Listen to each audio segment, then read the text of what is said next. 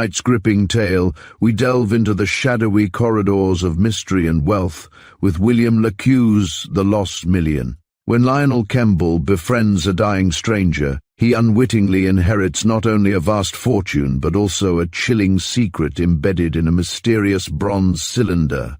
What begins as an act of compassion soon spirals into a dangerous quest through London's darkest alleys and society's most powerful circles.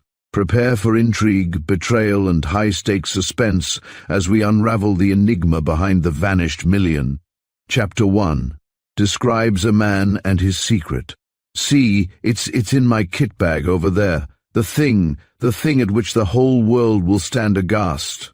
The thin, white-faced, grey-bearded man lying on his back in bed roused himself with difficulty, and with skinny finger pointed at his strong but battered old leather bag lying in the corner of the small hotel bedroom. "The keys, on my chain, Mr. Kemble," he gasped faintly, his face slowly flushing. "Open it, quick! Ah, no, you can't deceive me, my dear fellow. I'm dying.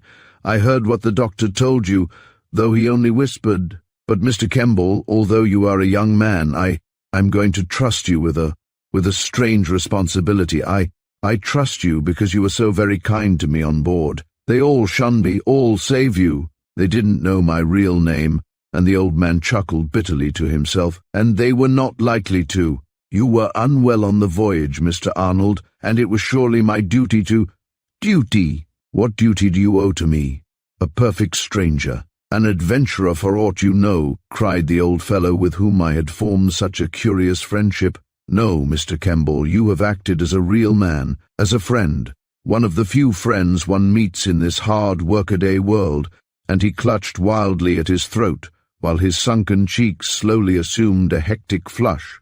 "Unlock the bag, get it out, before I lose my senses," he added. I took from the dressing table the bunch of keys attached to his steel watch chain, and was crossing the room towards the bag when he exclaimed, "Listen, Mr. Kemble, I'm a dying man. Will you make a solemn promise to me? Will you grant me one last earnest request? In half an hour, perhaps before, I shall be lying here dead. But I'm still alive, a man who has seen much, who knows strange things, a man who has lived through much, and who has stood by and seen men die around him like flies. God, if I dare only tell you half, but—" "Well, Mr. Arnold," I asked quietly, returning to the bedside and looking into the pinched grey face, "how do you wish me to act? I have already written it here. I wrote it on board ship after my first seizure," he said, slowly drawing a crumpled and bulky envelope from beneath his pillow and handing it to me with trembling fingers. "Will you promise not to open it until after I have been placed in the grave, and to act as I have requested?" "Most certainly, Mr. Arnold," was my reply. "A promise given to one who is about to pass to the beyond is sacred." His thin fingers gripped my hand in silent acknowledgement. He did not speak, but the expression in his eyes told of his profound thankfulness. I placed the letter in my breast pocket. Something seemed to be enclosed within. "Go and open the bag," he whispered, after a brief silence. I did so, and within, to my great surprise, found 2 huge bundles of 50 and £100 Bank of England notes, each packet several inches thick and tied with faded pink tape. He beckoned me to bring them to him, and when I again stood near the bed he selected one note and then said, "I wish you to destroy all of them, burn them there in the grate, so that I can watch you," and he gave vent to a harsh, unnatural laugh, a hideous laugh of despair. I looked at him in hesitation. The poor old fellow was surely mad. In my hands I held notes to the value of an enormous sum, and yet he wished to ruthlessly destroy them. He noticed my hesitation, and in a quick, impatient tone, asked whether I would not carry out his wishes, at the same time handing me the note he had taken, telling me that it was to pay for his interment. "As you desire," I said with some reluctance, "but is it just, with so much distress here in London, to deliberately destroy money like this?" "I have a reason, Mr. Kemble, a very strong reason," he answered in a low tone, so I was compelled to untie the bundles, and separating the notes, placed them in the grate and commenced a fire, which I fed on and on.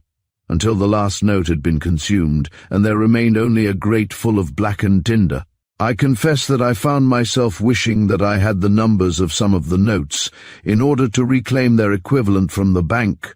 The old man's wild eyes, full of unnatural fire, watched the flames die down, and as they did so he gave a sigh of distinct relief. Then with difficulty he turned to me and, putting out his hand, said, "In the bag, at the bottom, you will find a sealed cylinder of metal." I searched as he directed, and drew forth a heavy ancient cylinder of bronze, about 1.5 feet long and 3 inches in diameter. The top had, I saw, been welded down, but a long time ago, because of the green corrosion about it. When I had carried it across to him, he looked me straight in the face with those deep-set glassy eyes which haunted me for long afterwards, and said, "I trust you with that, Mr. Kemble, because I feel assured that you will act as I direct. Do not attempt to seek to discover what is within. That secret must be withheld from you. In this I hope that you will respect my desire. I hope so for your own sake." I held the mysterious cylinder in my hand in wonder. Evidently he treasured it even far greater than his riches, and had brought it to London with some distinct purpose which he was now, owing to his heart trouble, unable to accomplish. "There are other things in the bag. Bring them to me," he said in a low, weak voice, speaking with the greatest difficulty. I brought the bag over to him and turned its contents pell-mell upon the floor. Among the several articles of clothing were a few old letters which, at his direction, I burned amid the tinder of the banknotes. Then, on searching further, I found a small, and evidently very antique, statuette of a figure standing, holding a kind of spear. It was about 7 inches high, much worn, with a square base, and of solid gold. Around it I noticed an inscription in hieroglyphics. That, my dying friend managed to gasp, is an ancient image of the Egyptian god Osiris, son of Seb and Nut, or heaven and earth, and married to Isis. He was held to have gone through sufferings, to have died, to have risen again, and finally to have become the judge of the dead. His mysteries and rites were the most important part of Egyptian wisdom. The inscription upon it shows that it was made by one Merciker in the reign of King Rediscover in the 4th dynasty, or about 3,500 years before the Christian era. "Take it for yourself, Mr. Kemble," added the old man, his voice distinctly weaker. "It will serve as your mascot, and will perhaps remind you of the friendless man whom you have today befriended." I stood by in silence, for I saw a distinct change had crept over him. I took a glass in which the doctor had placed some drug, giving me instructions to administer it to him, and I forced a few drops of it between his teeth. The evening was warm and oppressive, twilight was just falling, and through the open window came the low hum of the motor traffic a few hundred yards away in the Strand. The hotel in which we were was a quiet, unostentatious little place in Surrey Street, to which, on leaving the ship 2 days before, he had persuaded me to accompany him.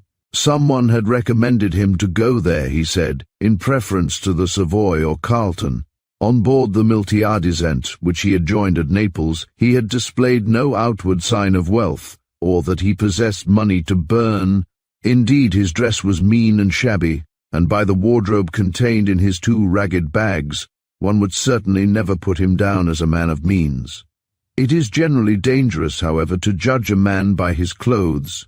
The old clock of St. Clement Danes struck 8, and a few moments later there came a low tap at the door, and the doctor again reappeared and bent over his patient anxiously.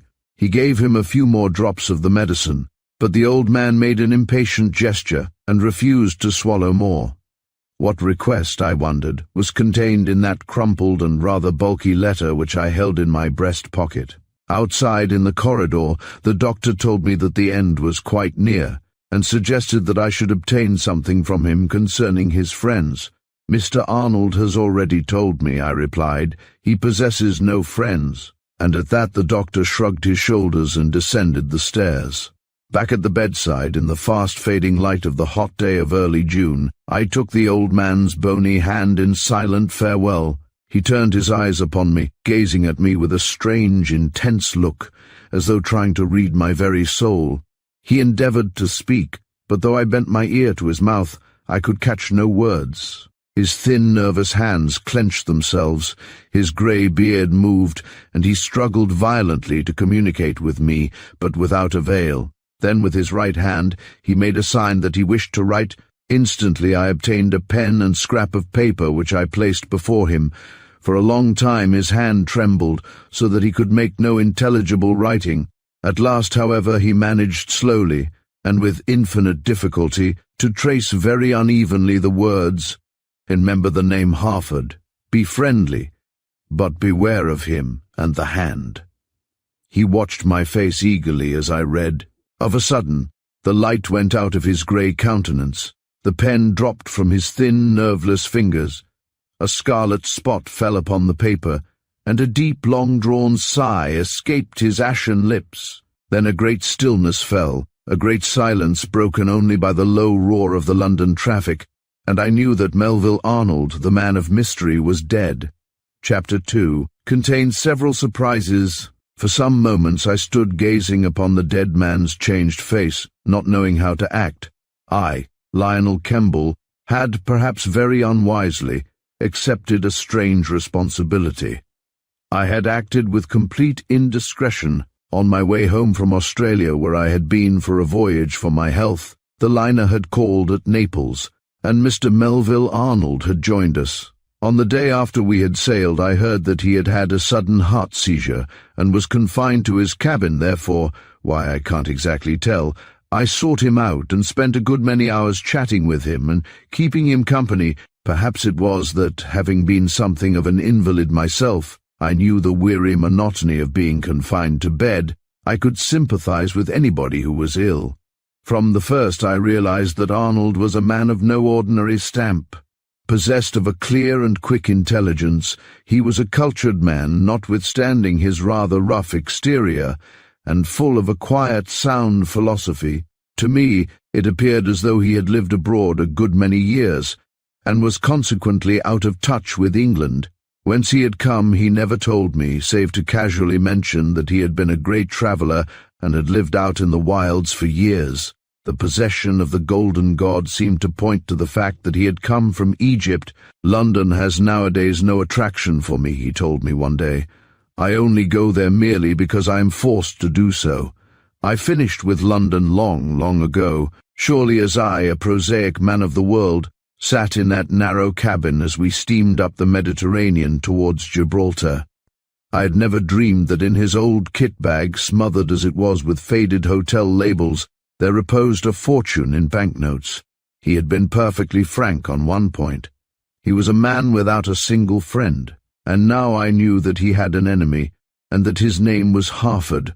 Presently I bent to the dead man's bag, and examining it thoroughly discovered that one letter had remained unburned. A letter which, by the London postmark upon it, had been written 2 years ago. It was addressed in a fine, angular woman's hand to Arnold Edgecombe, Esquire, Post Office, Kingswear, South Devon. The name caused me to ponder. Had not he admitted that Melville Arnold was not his real name? Was it not to be supposed that his actual name was Edgecombe? The letter was, to say the least, a curious communication. It bore no address, but on the half-sheet of paper was written, in the same feminine hand, the words, "You, no doubt, saw the newspapers of 6th September, and the sentence of the court upon the person they know as Lancaster. Rest assured that her betrayal will not go unrevenged by her friend." I stood gazing at the missive which the dead man had evidently believed that I had burned. It would not be difficult to search the files of the newspapers for September 6, 1908, and ascertain for what crime a prisoner named Lancaster had been sentenced.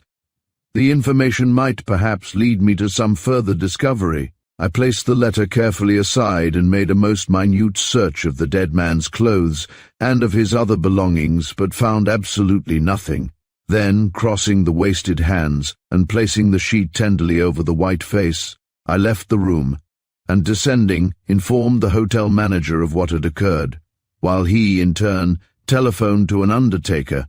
The effects of the deceased were taken possession of by the hotel manager pending the opening of the letter of instructions, while I conveyed to my own room the ancient bronze cylinder and the golden image that was to be my mascot. Death in an hotel is always the cause of unpleasantness with the management, who declare it to be injurious to the reputation of the establishment. Hence the body was conveyed away by night to await interment while I moved to the Cecil. But that same night a man from the undertakers came to me and asked me somewhat mysteriously what I knew concerning the dead man. "He was my friend," I replied. "Why do you make this inquiry?" "Well, sir," he answered, "the governor sent me round to say that he's found he wore a false beard. It fell off." The man's statement mystified me, more especially when he added, "The body is that of a much younger man than the gentleman appeared to be. The governor fancies there's a bit of a mystery about him." "Probably he's right," I said, but the judicious administration of a golden coin quickly put matters straight, and my visitor bowed himself out. Sorely was I tempted to tear open that letter which the mysterious man, now dead, had with calm forethought prepared. Yet on the envelope was boldly written the words, "Not to be opened until after my burial." That plain injunction deterred me. Yet on the following morning I went down Fleet Street to the office of the Daily Telegraph, and there asked to see the file of the paper for September 1908. It was not long before I was turning over the pages of the news of the day in question. For some time I searched, until my eye at last caught the name of Lancaster in the report of a trial at Old Bailey. The report was headed, "Lady Lettice Lancaster, Amazing Life Story of an Adventuress." The story of a woman adventuress is always interesting, and that of Lettice Earnshaw, et alias Lady Lettice Lancaster, is no exception. She is a woman of mystery. Born 34 years ago in the west of England, she has lived the greater part of her life more or less by her wits. Always a woman of mystery, she has used many names and lived in many districts, generally changing her name and abode. When the attentions of her creditors became too pressing, many attempts have been made to trap her, but she has always escaped until yesterday, when she was convicted at the Old Bailey of removing furniture in order to cheat her creditors, and was sent to gaol for 9 months. The discoveries made by the police reveal a remarkable romance. Her birth has always been shrouded in mystery, but it is probable that she was to a certain extent entitled to use the name Lancaster. Her father, believed to have been a distant relative of a well-known man of title, married an actress. Needless to say, trouble was occasioned by the advent of a child. The family naturally attempted to hush up the marriage, and the little infant was sent to Camborne in Cornwall, where her mother had a brother who was a policeman. Lettice grew up into a knowing and pretty child, looking much older than her real age, and in 1890 she met a medical student who was staying in the neighbourhood. Although at this time she was only 15, she looked some years older, and on 9th April she was married at Exeter to the student, whose name was given as Henry Earnshaw. At this youthful age the young bride started her long list of aliases. According to the marriage register, she was 19 years of age, a jump of 4 years, and her name was given as Edith Jane Lucy Haddon, the surname being that of her nurse's daughter. Her actual life immediately after marriage is not known, but about a year later she was living at Manchester, where, according to the prosecuting counsel in the case heard yesterday, she was obtaining her living by acting in a pantomime. Her stay in that city was perhaps her longest in any one district, and she did not obtain notoriety until some years later. In Manchester she was known as the Honourable Lucy Huntingdon, and also as Lady Ella Earnshaw. The Honourable Lucy was unmarried, but Lady Ella had entered the bonds of wedlock, with her many aliases and a husband and foster brother, who conveniently changed places as the occasion demanded. Lady Lettice Lancaster, to give her the name by which she is best known, has nearly always contrived to enjoy life at the expense of others. When the bills began to arrive, she denied responsibility. The husband or brother to whom the creditors were referred was not to be found. And yet, when a suitable opportunity occurred, she herself disappeared, only to bob up elsewhere and continue the same game. The story of this amazing woman's extraordinary life has never been published. but we are now in a position to give many interesting facts as to her career. The name Lady Lettice Lancaster was not used until about 6 years ago, when she blossomed out in London, took a flat in Hyde Park Court, and was frequently seen driving in the West End. She then started a more clever system of defrauding her creditors. Here is a list of some of her abodes, each of which she left somewhat hurriedly. 1903, Tufnell House, Teddington. 1903, Skelton, York. 1903, Duts T. Catherine's, Guildford. 1904, Hackthorne, Lincoln. 1904, Kiln, Athlone. 1905, Saham, Tony, Thetford. 1906, Gloucester Terrace, London. 1907, St. John's, Woking. 1907, Stuston Hall, Chelmsford. 1908, Totfortham Mansions, Maida Vale. 1908, Brancaster, Norfolk. It was while golfing at Brancaster that Lady Lettice was arrested and brought to London under the Debtors Act in connection with her stay at Maida Vale. While she had many residences, they were few in comparison to her different aliases. Here are some of the names by which the extraordinary woman has been known: Lady Lettice Lancaster, Lady Ella Earnshaw, Honourable Lucy Huntingdon, Honourable Mary Trelawney, Mrs. Emily Dewar, Mrs. Gertrude Curtis, Mrs. Evans, Mrs. Shaw, Lettice Leighton, Alice Lethbridge, Grace Fane, Grace Fitzjames. Each of these names was used by her, while she had a habit of giving one of the other names as reference. In the case for which she has now been convicted, she was using the name of Mrs. Gertrude Curtis, and had given Lady Ella Earnshaw as a reference. The report then went on to give an example of the clever way in which this extraordinary woman escaped paying her creditors, which showed what a remarkable adventuress she was. Early last year, the journal continued, she took a fine furnished mansion, Stuston Hall, near Chelmsford, in the name of Mrs. Gertrude Curtis. And almost immediately afterwards a man who was known in the village as Whore, and was thought to be her groom, arrived on the scene.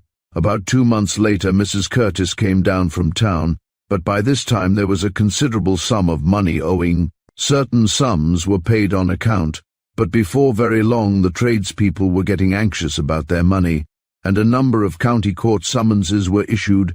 These were allowed to go by default, and after judgment had been given, the woman and a man, who was known as Ralph Lancaster, and was said to be her foster brother, were found to have removed the furniture and antiques to London, where it was sold.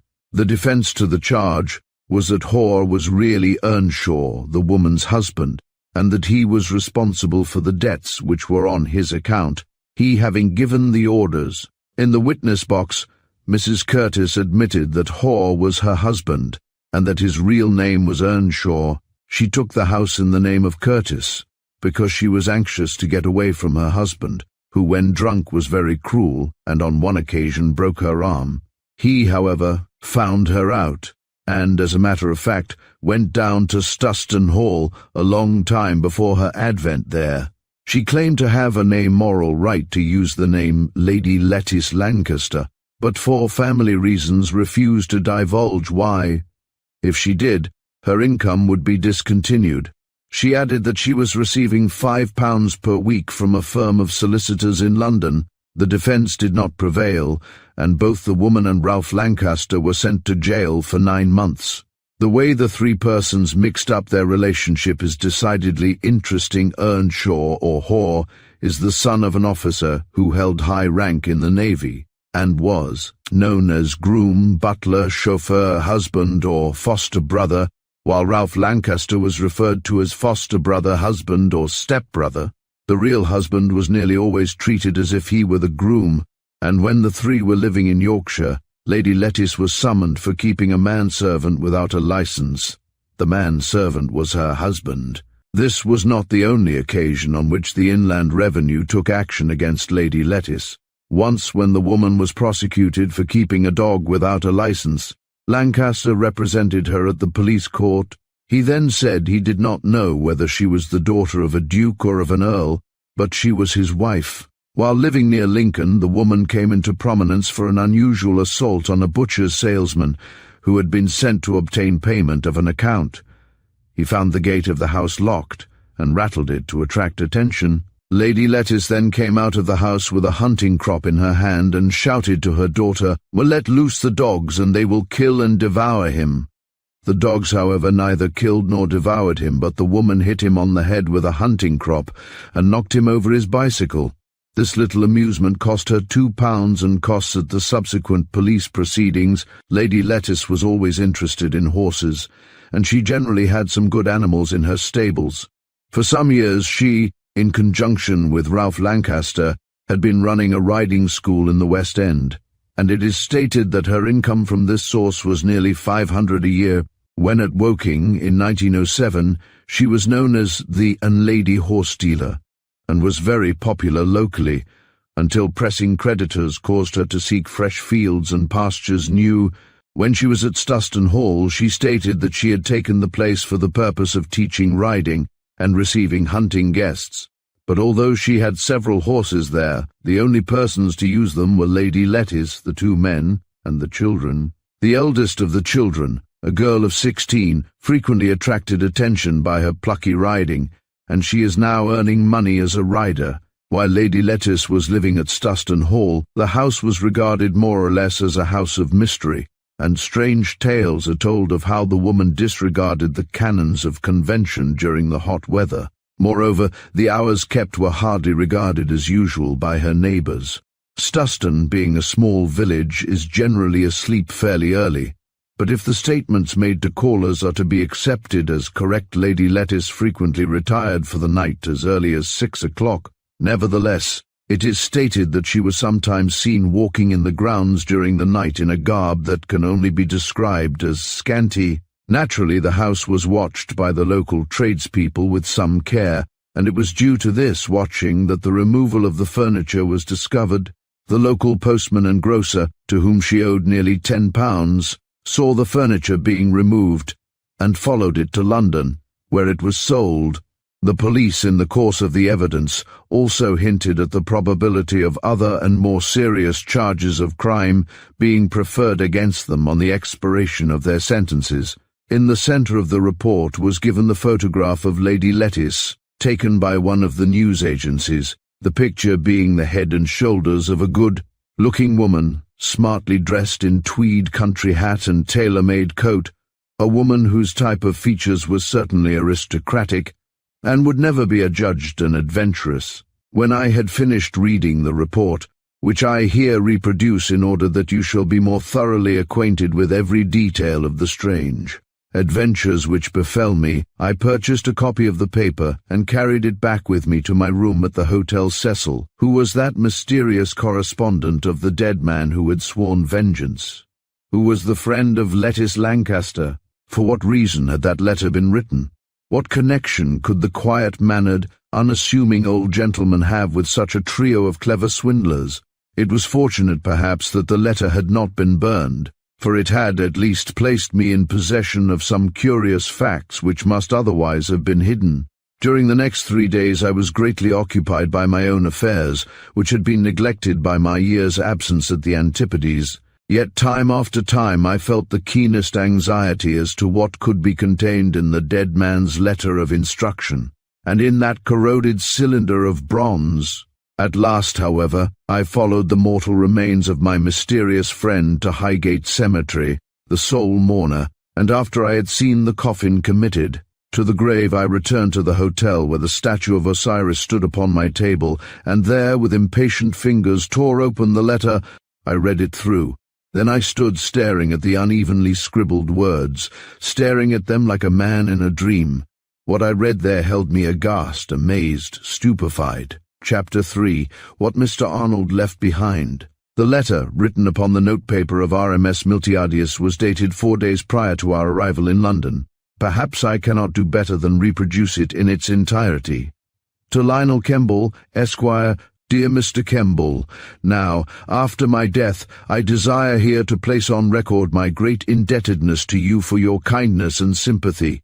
You knew nothing of me, yet you took pity upon my lonely and unfortunate self.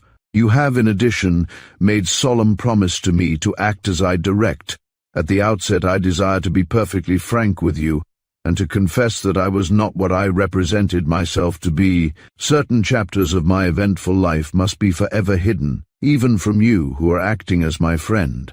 This I greatly regret, but to reveal all must only bring unhappiness upon one who is innocent. For that reason I die, carrying my secret with me. How long I shall continue to live after penning this request I cannot know. Therefore I will make matters as plain as possible, and earnestly request you to act as follows: to be present at the railway station of Totnes in Devon, at 5 o'clock on the evening of the 20th of June next, and there meet a certain man who will come in secret in search of you. He will wear a red tie, a carnation in his coat, and will carry an ebony walking stick. He may be watched, therefore do not approach him unless he unbuttons his gloves and removes them.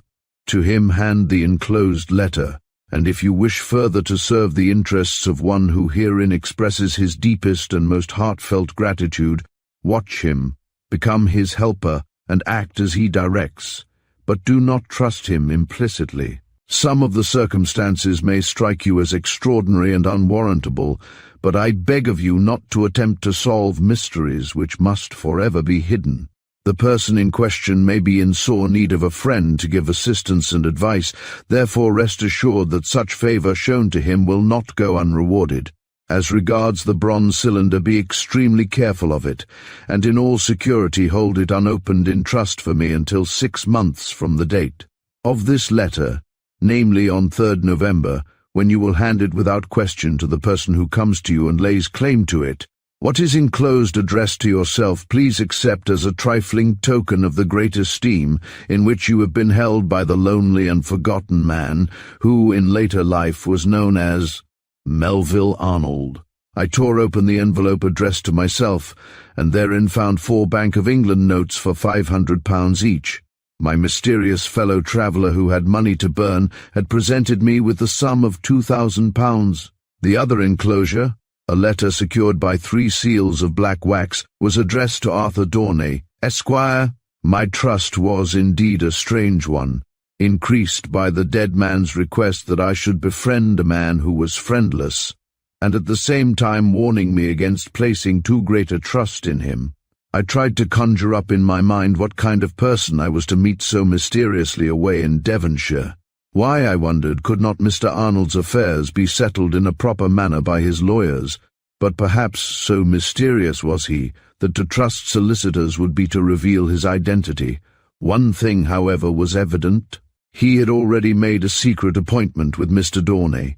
In all probability he had travelled to England expressly to see him. From him I should probably learn something concerning the man from nowhere who had made me that very welcome present of £2,000, that the grey beard was not his own, and that he was somewhat younger than the age he had assumed, were in themselves facts which caused me a good deal of deep reflection.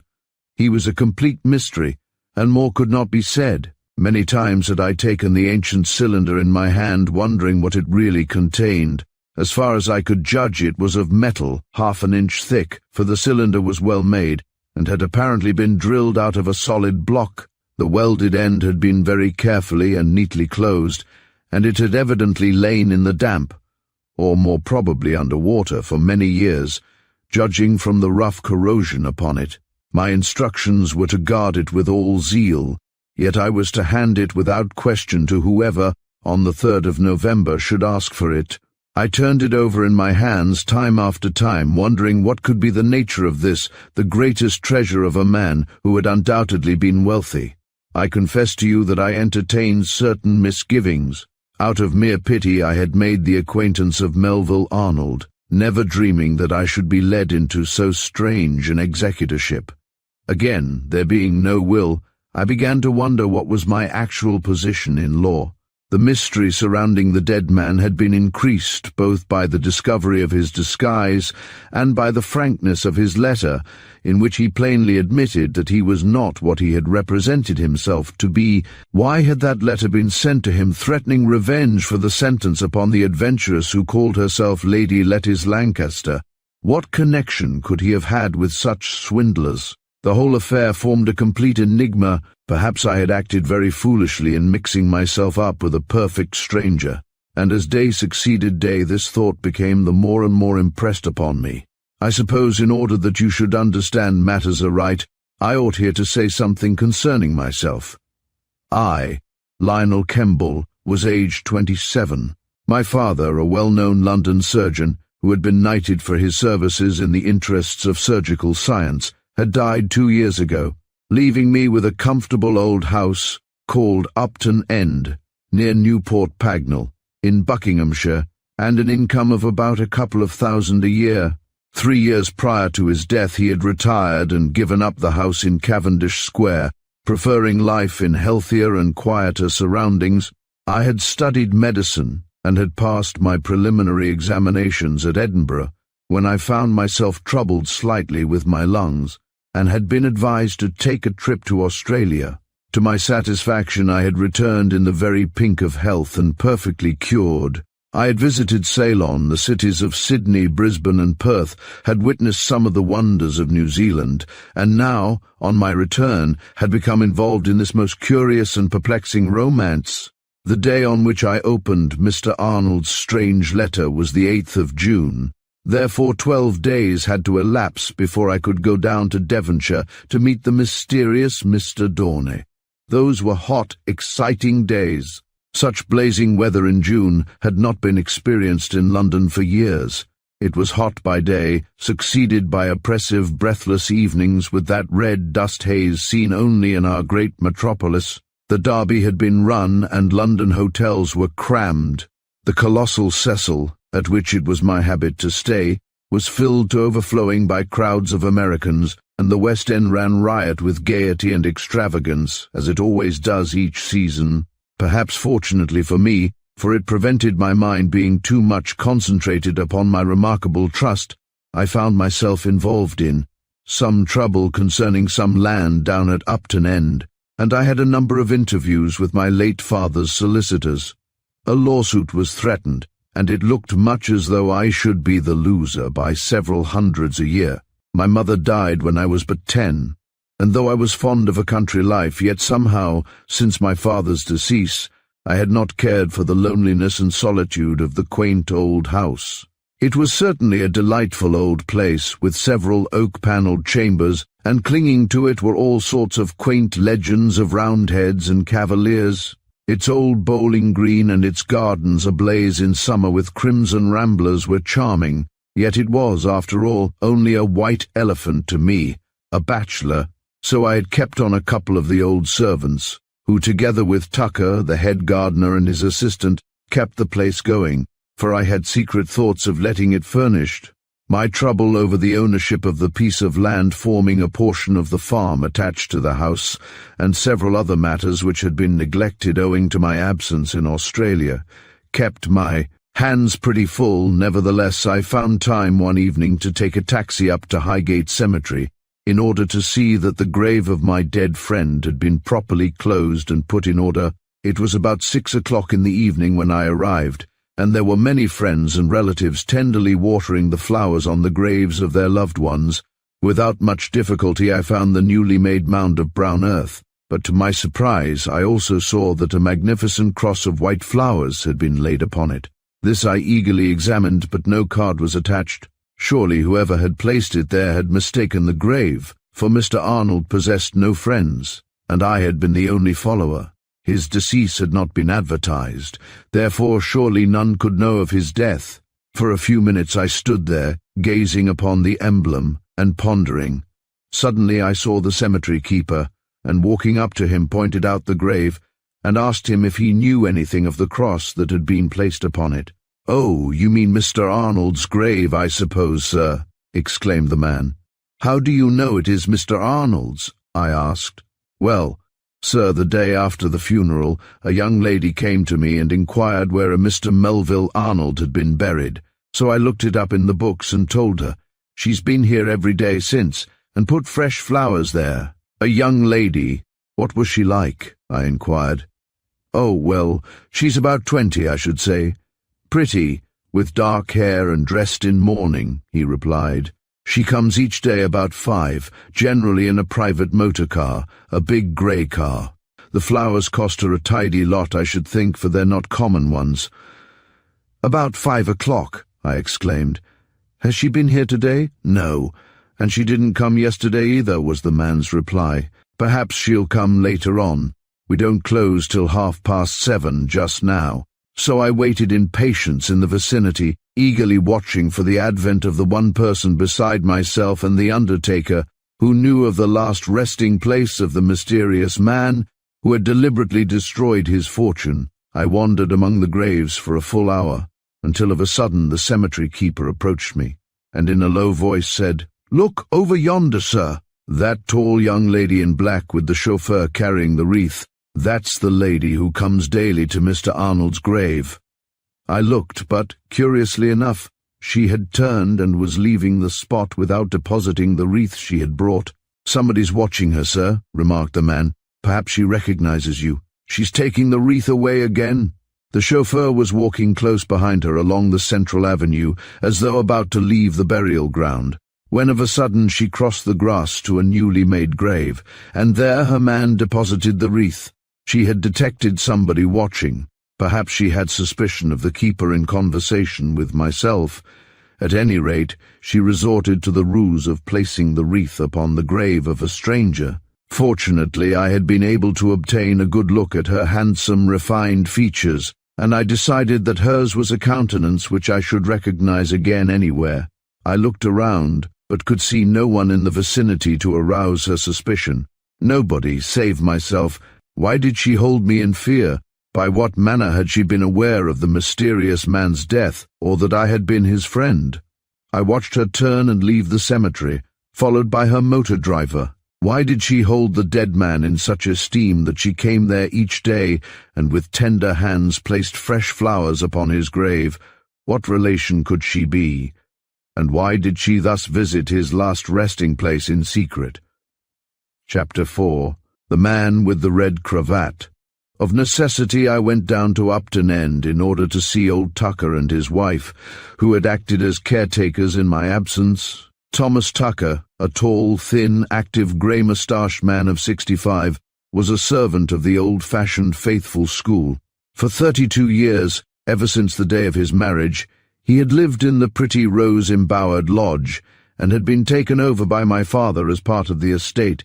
Indeed, in such high esteem did the governor hold him, that he was given an entirely free hand in all outside matters, while his wife, a well-preserved, round-faced woman, equally devoted to her master, was entrusted with the care of the servants and other domestic affairs. Hence, when I found myself possessor of the place, I too reposed the same confidence in the faithful pair as my father had done. But now that he was dead, and I was alone, Upton End seemed, alas, very grim and silent. True, the old place, with its quaint corners and historic associations, its dark panelling, polished floors and antique furniture, its high box hedges, level lawns, and wealth of roses would have delighted the artist or the antiquarian, but modern man that I was, I failed to find very much there to attract me. It was a house built for entertainment, and was only tolerable when filled by a gay house party. The lawns, gardens, and park were looking their best in those balmy days of June, yet as I walked about listening to Tucker as he showed me some improvements in tree planting and in the greenhouses, I found myself already reflecting whether, after all, it was worthwhile keeping the place up further. Now that I scarcely ever visited it, the rural quiet of the place palled upon me, so much so, indeed, that while sitting on the wide veranda smoking in the sunset on the third evening after my arrival, I made up my mind to leave again next day. This I did, much to Tucker's regret. The old fellow watched me climb into the dog-cart and touched his straw hat in respectful silence. I knew how the poor old fellow hated his master to be absent. Again in London, I waited in eager impatience until the 19th of the month, when I left Paddington for Totnes, in Devon.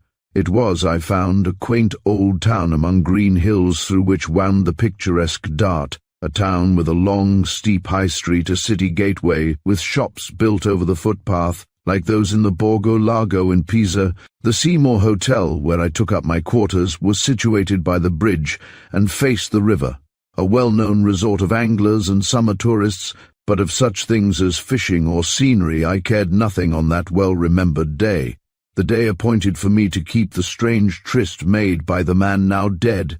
The wording of Mr. Arnold's injunction was to be present at the railway station of Totnes at 5 o'clock.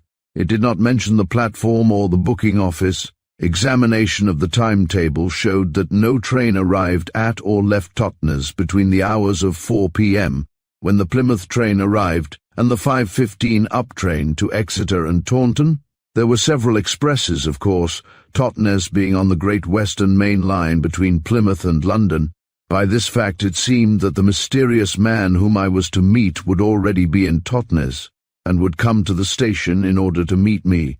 All day, therefore, my eyes were open for sight of a man wearing a red tie or a carnation in his coat. Mr. Arnold had held suspicion that he might be watched. Why? What did he fear? I was not to approach him unless he unbuttoned his gloves and removed them. All that well-remembered day I idled by the cool, rippling river, lingered by the rushing weir, watching the fishermen haul in their salmon nets, and strolled about the quiet old-world streets of the rather sleepy place, eager for the arrival of 5 o'clock. The station being some distance from the town, I walked down to it about 4:30. The afternoon was blazing hot, and scarcely anyone was astir. Even the dogs were asleep in the shadows, and the heat slumber was over everything. 100 times had I tried to picture to myself what Mr. Arthur Dawnay could be like. In the High Street earlier in the day I had seen a young man in tweed Norfolk jacket, obviously a tourist, wearing a red tie but no carnation, and had followed him unnoticed to a house out on the outskirts of the town, where he was evidently lodging. Was his name Dawnay, I wondered?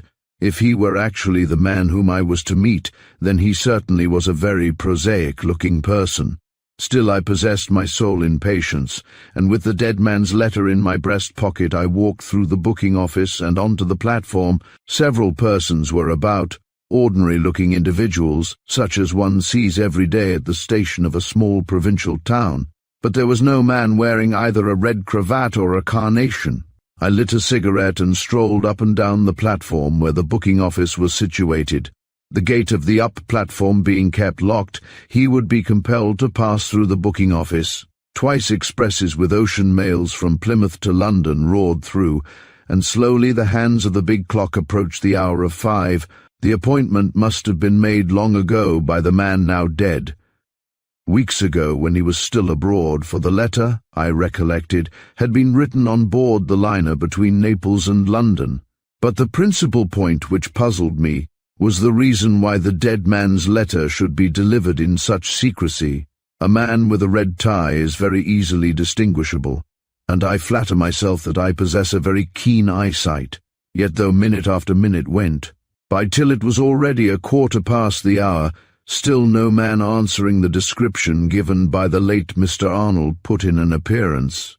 Presently, on the opposite platform, the express from Plymouth to Bristol came in, and suspecting that he might arrive by it, I dashed up the stairs, 2 steps at a time, and across the footbridge. When halfway down the stairs I halted, for I could see all over the up platform. Few passengers had alighted, but among them I instantly discerned a man wearing a cravat of scarlet satin. He was smartly dressed in a grey lounge suit, and in his coat he wore a pink carnation. In his hand was an old-fashioned black ebony cane with silver knob. He was standing looking up and down the platform as though in search of somebody. Therefore I sped down the remaining stairs and quickly approached him, though I had not seen his face distinctly. Suddenly, as I was within 6 yards of him, I recollected the dead man's written words and halted short. He was still wearing grey suede gloves. He had not removed them, therefore he was suspicious of being watched. I lit another cigarette, and with careless air sauntered past him in order to gain a good view of his features. He was, I saw, of middle height, and aged about 50. His clean-shaven face, with heavy square jaws, was pimply and rather bloated, a face which somehow filled me with repugnance, for it was the countenance of one who was a fast liver and who indulged a little too freely in alcohol. His grey suit, grey soft felt hat, and grey gloves gave to him a certain air of smartness and distinction, yet those small brown eyes, with a peculiar, indescribable expression searching up and down the platform, were the eyes of a man full of craft and double cunning. From the first moment I turned my gaze upon him, I held him in distinct suspicion, while he, it appeared, in turn held somebody else in suspicion. I looked around, but could not discern anybody who might arouse his misgivings. About us were all honest Devon folk. The fact that he had not taken off his gloves still remained. My injunctions were not to approach him if he failed to remove them. He had the air of a bon vivant, even to the manner in which he tucked his ebony cane beneath his arm in order to light a choice cigar. Most of the passengers crossed the bridge on their way out, while others made their exit by the little wicket, some of them entering the dusty motor bus which plies to Paynton. Once, only once, his small, narrow brown eyes met mine, and I saw in them a look of quick inquiry and shrewd cunning. Then, still wearing his gloves as sign to me to hold aloof, he leisurely crossed the bridge to the down platform and strolled along the hot, dusty road into the town.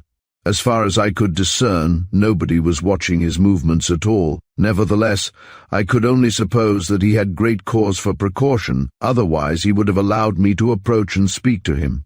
True, there was a queer, insignificant-looking old lady in rusty black, who had been on the platform when I had arrived, who had crossed the bridge and waited for the train from Plymouth, and who was now making her way back into Totnes in the direction we were walking.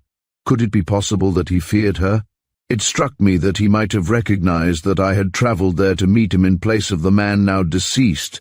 Therefore I hurried on and got in front so that he might, if he so wished, follow me to the Seymour Hotel. But judge my chagrin when at last we entered the main street, and while I turned down towards the bridge, he turned in the opposite direction, thus showing that he had not detected my anxiety to speak with him, and the old lady had followed in his footsteps. Suddenly a thought occurred to me. It was surely more than probable that Mr. Dawnay was there to meet the man Arnold, in ignorance of his death. Therefore, having allowed him to get on some distance, I turned upon my heel and followed him. His movements were certainly curious.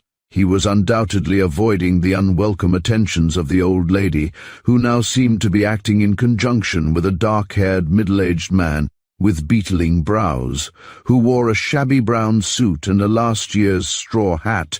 The man with the red cravat entered an inn in Fore Street, and remained there a full hour, the other man watching in the vicinity. Then, on emerging, he went to a chemist's, and afterwards turned his footsteps back towards the station. I saw that his intention was to leave Totnes. Therefore, in preference to following on foot, I drove to the station in a fly. He had never once removed those grey suede gloves, though the day was so hot, for on the up platform the man in the straw hat was still idling behind him. A number of people were waiting for the train, and I, discerning Mr. Dawnay's intention of travelling, entered the booking office and bought a ticket for Exeter. At last the London Express came roaring into the station, when the man whom I was there to meet quickly entered a first-class corridor compartment, and while I remained vigilant, I saw the mysterious watcher enter a carriage a little way behind. Then, just as the train was leaving, I sprang into the compartment next that of Mr. Dawnay. I allowed the train to travel for about 10 minutes, and as we slowly ascended the steep incline to Stony Combe, between Totnes and Newton Abbot, I passed along the corridor and entered the compartment of the fugitive. His quick, wary eyes were upon me in an instant, and I saw him start visibly in alarm as I shut the door behind me leading to the corridor. "I believe," I exclaimed next moment, "that you are Mr. Arthur Dawnay."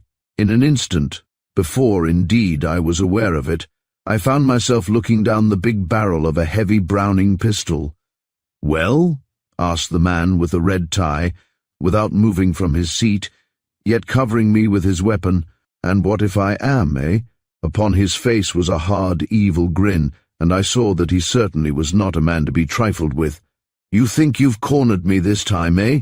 he said in a hard, dry voice. "But raise a finger and, by gad, I'll put a bullet through you.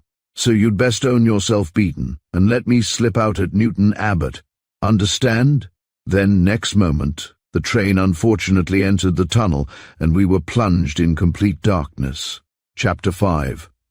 The sign of the gloves. Those moments of security seemed hours as I sat there with the pistol turned upon me. Truly his was a strange greeting. At length, however, daylight showed again as we commenced to descend the incline towards Newton Abbot, yet I saw that his hand, practised no doubt with a weapon by the manner he had whipped it forth, was still uplifted against me. "Really, sir, you have no cause for alarm," I assured him with a laugh. "I could not approach you openly, so I adopted the ruse of travelling with you in order to speak. You came to Totnes today in order to meet me, did you not?" "No, I certainly did not," he said, the expression upon his countenance showing him to be much puzzled by my words. "Then perhaps you came to meet Mr. Melville Arnold," I suggested. "And why do you wish to know that, pray?" he asked, in the refined voice of a gentleman, still regarding me with antagonism. His small, closely set eyes peered forth at me with a ferret-like expression, while about his clean-shaven mouth was a curious hardness as his hand still held the weapon pointed in my direction. "Because you are wearing the signs, the scarlet tie, the carnation, and I see that you carry the ebony walking-stick," was my cool reply. I was trying to prevent myself from flinching before that grim, business-like weapon of his. "And what if I am? What business is it of yours?" he asked resentfully, and in evident alarm. "My business is with you if your name is Alfred Dawnay," I said. "Mr. Melville Arnold is, I regret to say, dead, and—" "Dead," he gasped, lowering his weapon and staring at me, the colour dying from his face. "Arnold dead. Is this the truth? Are you quite certain?" "The unfortunate gentleman died in my presence." "Where?" "Abroad, I suppose." "No, in a small hotel off the Strand," was my reply. The news I had imparted to him seemed to hold him amazed and stupefied. "Poor Arnold, dead," he repeated blankly to himself, sitting with both hands upon his knees, for he had flung the pistol upon the cushion. "Ah!" he exclaimed suddenly, raising his eyes to mine. "Forgive me for receiving you in this antagonistic manner, sir, but you don't know what Mr. Arnold's death means to me. It means everything to me, all that." But his lips closed with a snap without concluding his sentence. "A few moments before he died he gave me this letter, with instructions to meet you at Totnes today, and I handed him the dead man's missive. Eagerly, with trembling fingers, he broke open the black seals, but the letter was in a second envelope, also carefully sealed with black wax. This he also tore open, and breathlessly read the closely scribbled lines which it contained, the message from the dead. He bit his full red lips, his cheeks went ashen pale, and his nostrils dilated.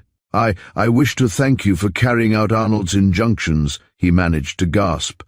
"I went to Totnes for the purpose of meeting him, for he had made the appointment with me 3 months ago, yet it seemed that he must have had some presentiment that he could not keep it himself, or he would not have suggested me wearing a red tie, a carnation, and carrying this old-fashioned ebony stick which he gave me long ago.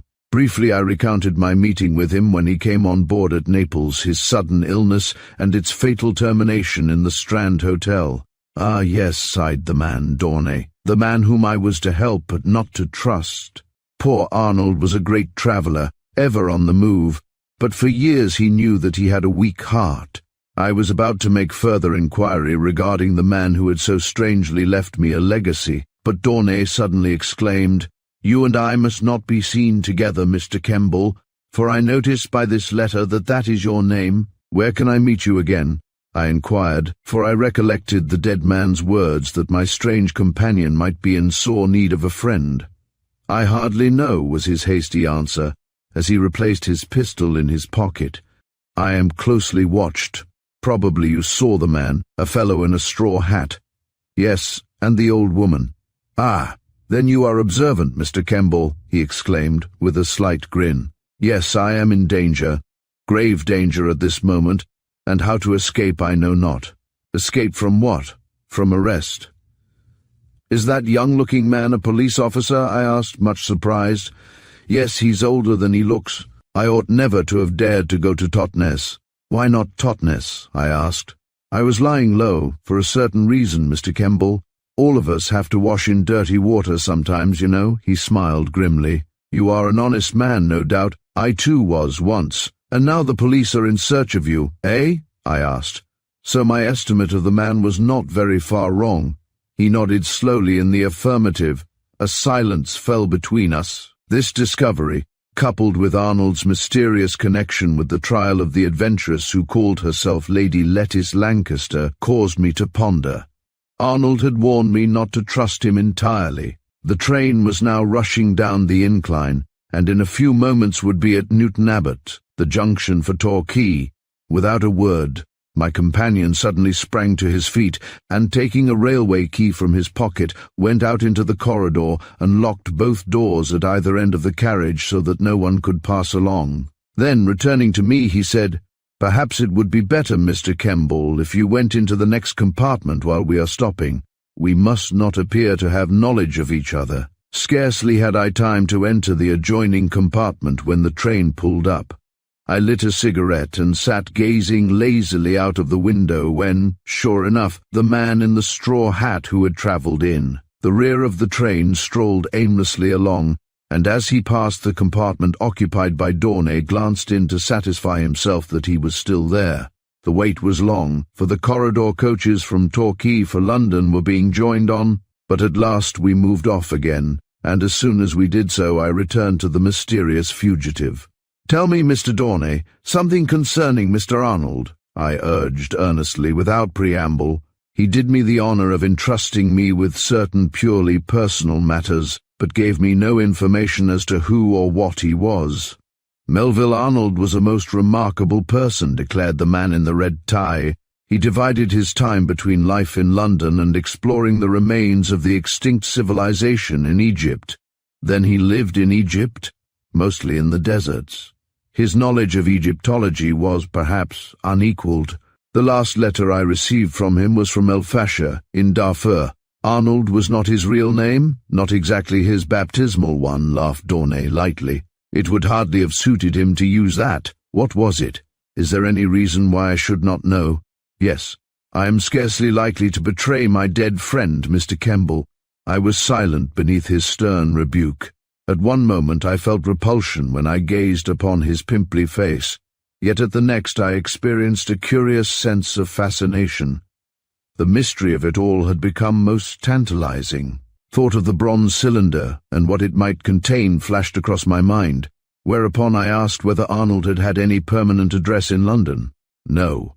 I usually wrote to him to the poste restante at Charing Cross. He was an elusive man always, and when in London, which was on very rare occasions, seemed to change his abode each day. He boasted that he never slept 2 nights running in the same bed. He had reasons for that, the same reasons, truth to tell, that I had. He feared the police, eh? Dornay's fat face relaxed again into a grim smile. "But now that Arnold is dead, I have to secure my own safety," he exclaimed quickly. "I'm in an infernal trap here in this train. I may be arrested when I step out of it, who knows? And would arrest entail serious consequences?" I asked slowly, my eyes fixed upon his. "Yes, very serious consequences. For myself I don't care very much, but for another, a woman, it would, alas, be fatal," he added hoarsely. "A woman? Did he refer to that remarkable adventuress, details of whose strange career I had read in that old copy of the newspaper? I remembered that Arnold, in his letter to me, had appealed to me to assist this man, who was evidently his very intimate friend. "You must evade this person who is watching," I said. "How can it be done?" He shrugged his shoulders with an expression indicative of bewilderment.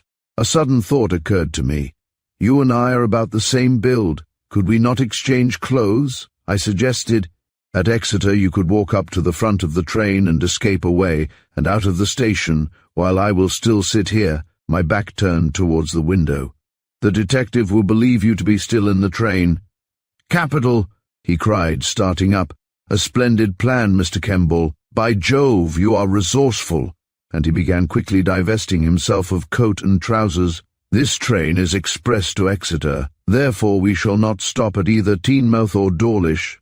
I threw off my coat, vest, cravat, and trousers, and in 5 minutes had exchanged my garments for his, and had assumed the scarlet tie in place of my own, while he, on his part, got into my suit, which, however, seemed slightly tight for him. He laughed heartily as we stood regarding each other so quickly transformed. I assumed the grey suede gloves, slightly large for me, tilted the smart grey hat a little over my eyes, and then ensconced myself against the corridor, so that my back only could be visible when the train drew up at St. David's Station in Exeter. Dawnay went out into the corridor to observe the effect critically. "Capital," he cried. "Capital! Won't the fellow be done in the eye?" "Yes," I laughed, "it will be really amusing to watch his face when he comes to arrest me.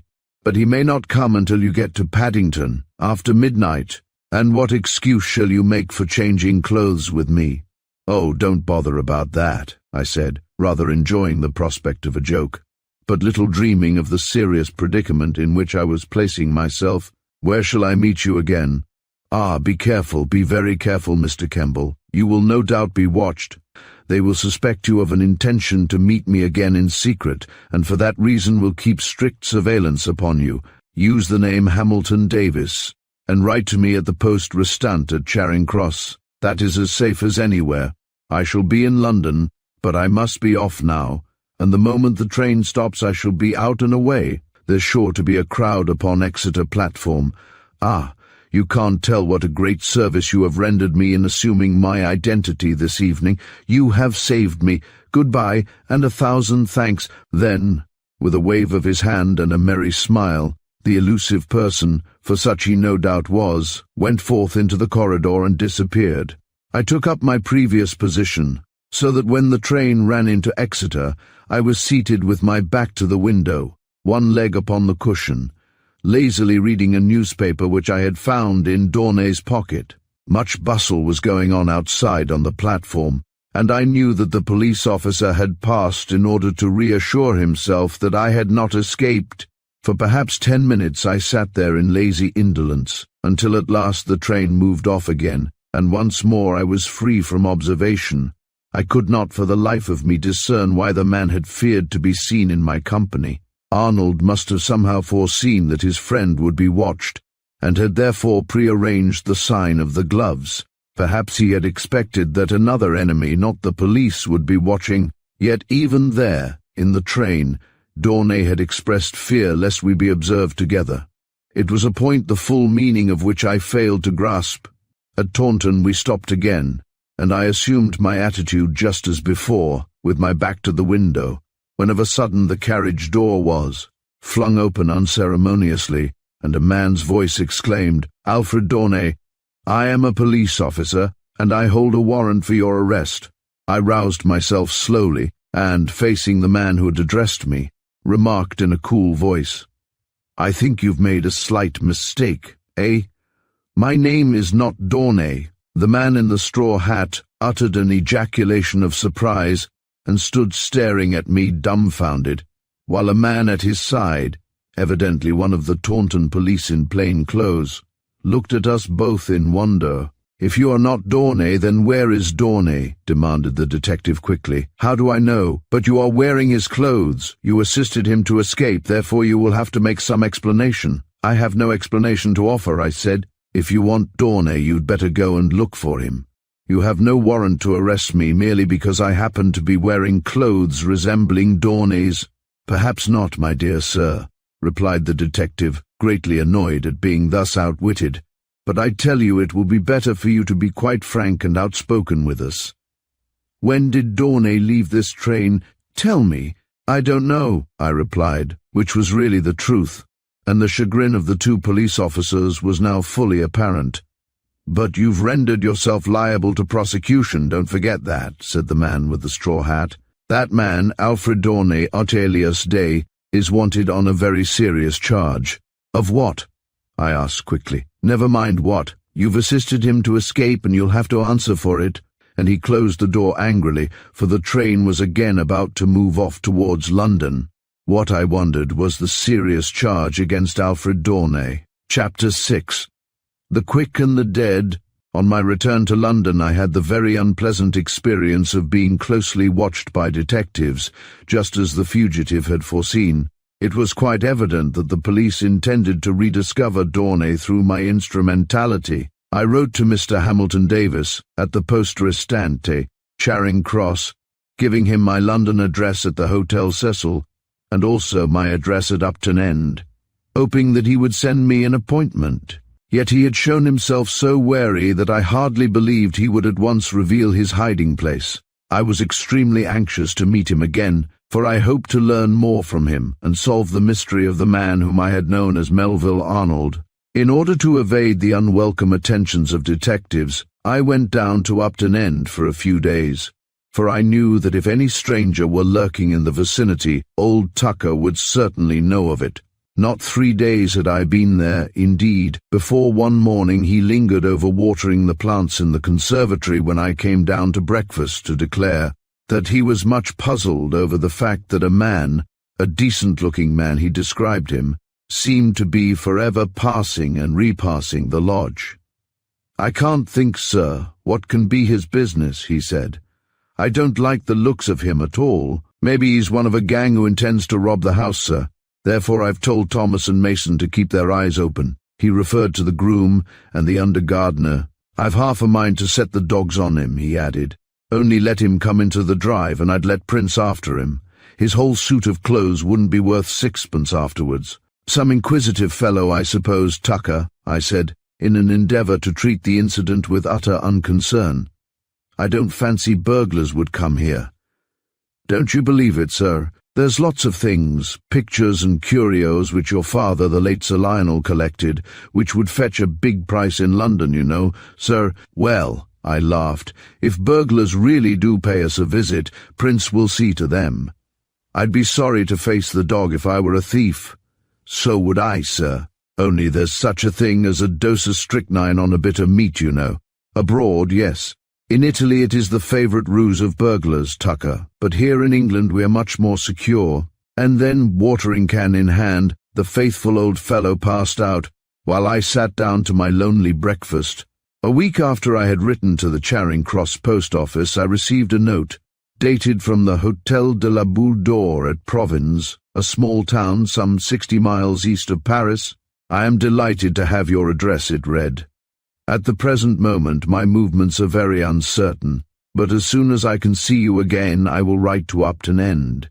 Be careful, however, that when you meet me you are not watched. I fear you may be troubled by unwelcome watchers. If you are, pray forgive me, and recollect how grateful I am to you for the service which you have rendered me, and which one day I hope to repay."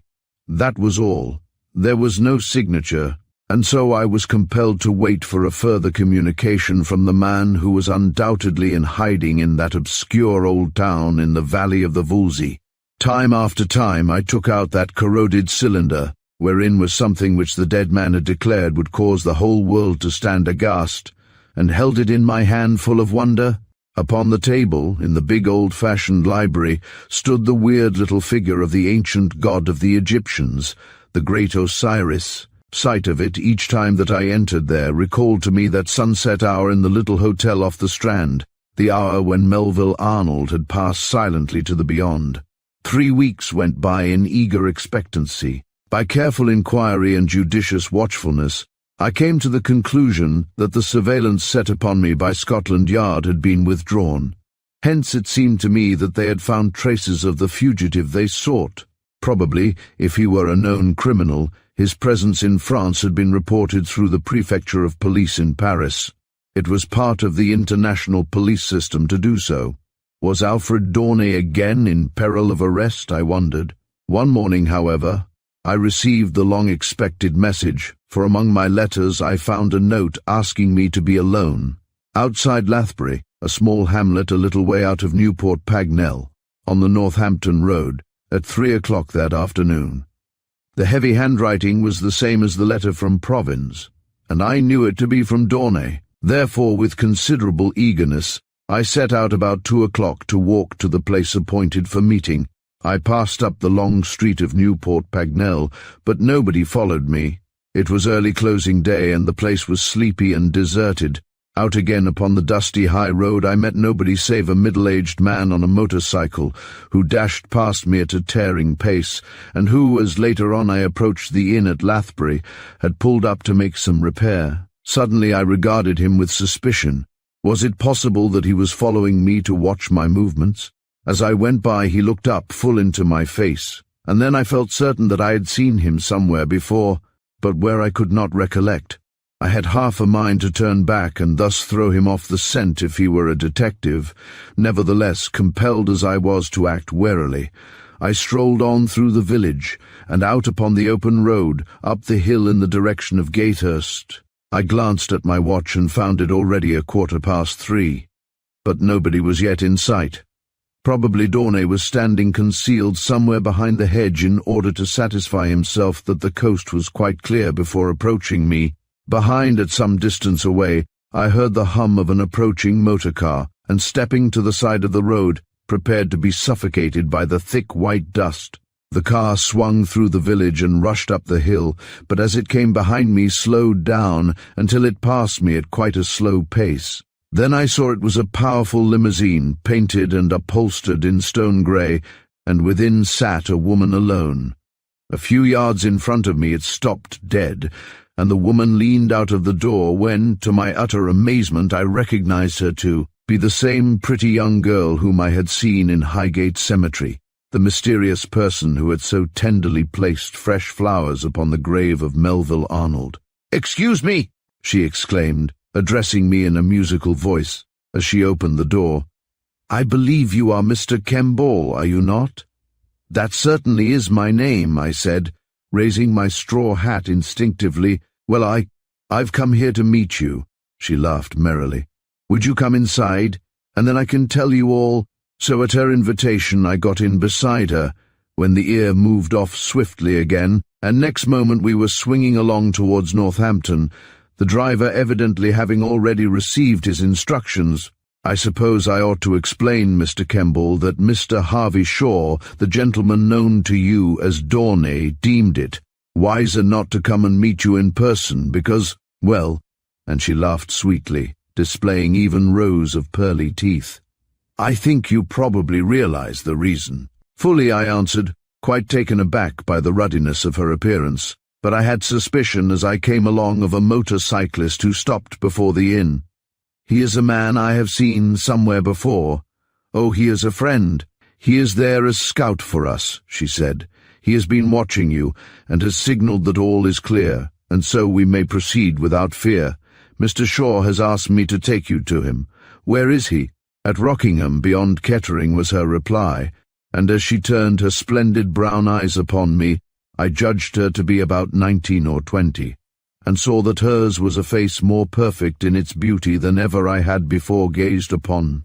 Her sombre black heightened the pallor of her complexion, yet her lips were full and red, her soft cheeks dimpled and perfect in their contour, while her large, splendid eyes revealed an inexpressible sweetness and charm. From the first moment I realized that she was full of good humor, with a bright, cheerful disposition, and yet quiet of manner and full of exquisite refinement. The expression in her great wide-open eyes was perhaps just a trifle too shrewd, and she seemed, as I began to chat with her, possessed of a ready wit and a quaint philosophy. Of her wondrous and striking beauty there could be no two opinions. She was perfect, from the crown of her neat little straw motor bonnet to the top of her brown glace shoe. Her hands were small and well-gloved, and her pointed chin gave to her sweet, delicate face an air of piquant irresponsibility that added greatly to her attractiveness. Between the smart chauffeur and ourselves the window was closed, therefore we could converse without being overheard. "Mr. Shaw told me how generously you assisted him when you met at Totnes," she exclaimed at last. "Ah, Mr. Kemble," she added, suddenly growing very serious. "You cannot tell how great a service you rendered us then." "Us?" I echoed. "Then I presume you are a relation." "His daughter," she replied, or, to be quite correct, his adopted daughter. "My name is Asta Seymour. So perhaps I may be permitted to thank you, Mr. Kemble, for the generous assistance you gave in securing my foster father's escape." "No thanks are needed, Miss Seymour, I assure you," I declared. "But tell me, why is he in dread of the police?" "Of that you will learn soon enough, I fear," she replied in a hard, changed voice which had a distant touch of sadness in it. "Yes. But is there not a grave danger in returning to England?"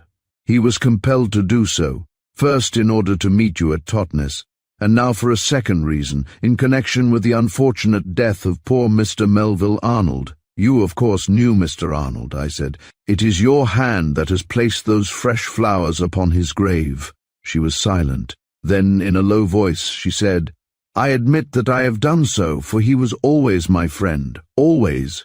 But please say nothing to my father regarding what I have done. To me a great mystery enshrouds Mr. Arnold, I said.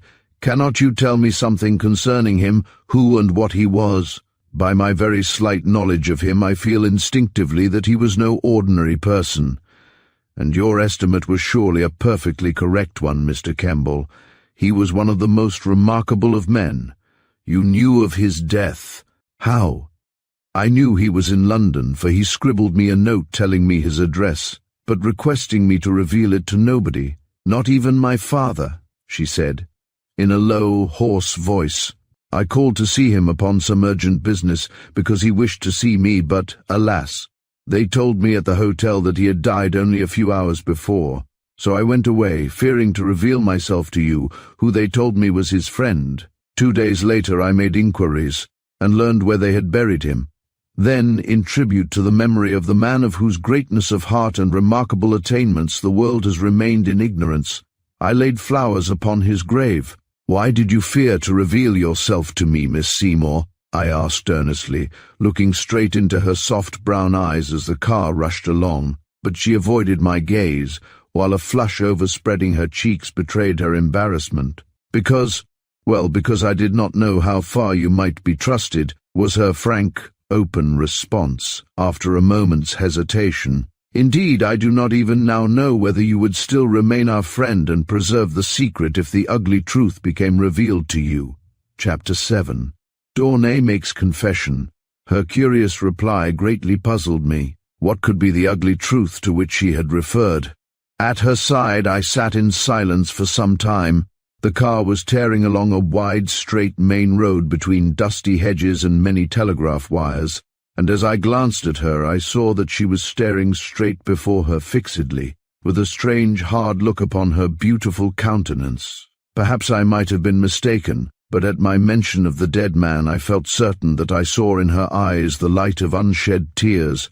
Through the busy town of Northampton we went, and out again on the road to Kettering, a road I knew well, having motored over it many times. In the centre of the latter town we turned sharply to the left, and taking the Oakham Road, soon passed through the village of Great Oakley, and, suddenly descending a very steep hill, on the summit of which a castle was perched, we found ourselves in the wide, straggling main street of Rockingham village. My fair companion spoke but little. She seemed suddenly to have become strangely preoccupied. Indeed, it struck me as though she had been seized by some sudden apprehension, by a thought which had crossed her mind for the first time. Her manner had completely changed. "Your father has been away in France since I met him?" I remarked, for want of something else to say. "Yes," she responded. "He has been moving rapidly from place to place for reasons to which I need not refer." "But why has he returned if there is still danger?" I queried. "I scarcely think there is further danger, at least at present," she answered. I was puzzled at her reply, but not for long, as I will relate. The car slipped through Rockingham, and when about 2 miles farther on, swung abruptly through a handsome pair of lodge gates and into a broad, well-timbered park. At last pulled up before a long, old-fashioned Jacobean mansion, which commanded from its grey stone terrace fine views of the green undulating hills and rich pastures around. The old ivy-clad place, with its pointed gables and mullioned windows, was a good type of the stately English home, and as the car drew up at the porch the great door was flung open by a neat man-servant, who bowed low as we entered the fine hall, where the stone slabs were, I noticed, worn hollow by the tread of generations. The place was built in a quadrangle, 2-storied, with handsome heraldic devices in the stained windows. There seemed to be roomy corridors, leading by stout oak doors to roomier apartments within, some oak-panelled, others with moulded ceilings and carved stone fireplaces. The whole place had a cloak and rapier look about it, built probably when the old cavalier was poor and soured and had sheathed his sword, but nevertheless was counting the months when the king should come to his own again. I followed Asta Seymour along the hall, and turning into a corridor on the left, suddenly found myself in a pleasant sitting room wherein the man I knew as Dawnay stood, his hands behind his back, awaiting me. As we entered, she closed the door behind us. The room bore an old-world air, with chintz-covered furniture and filled with the perfume of potpourri. "At last, Mr. Kemble, at last!" cried the fugitive, crossing quickly to me and taking my hand in warm welcome.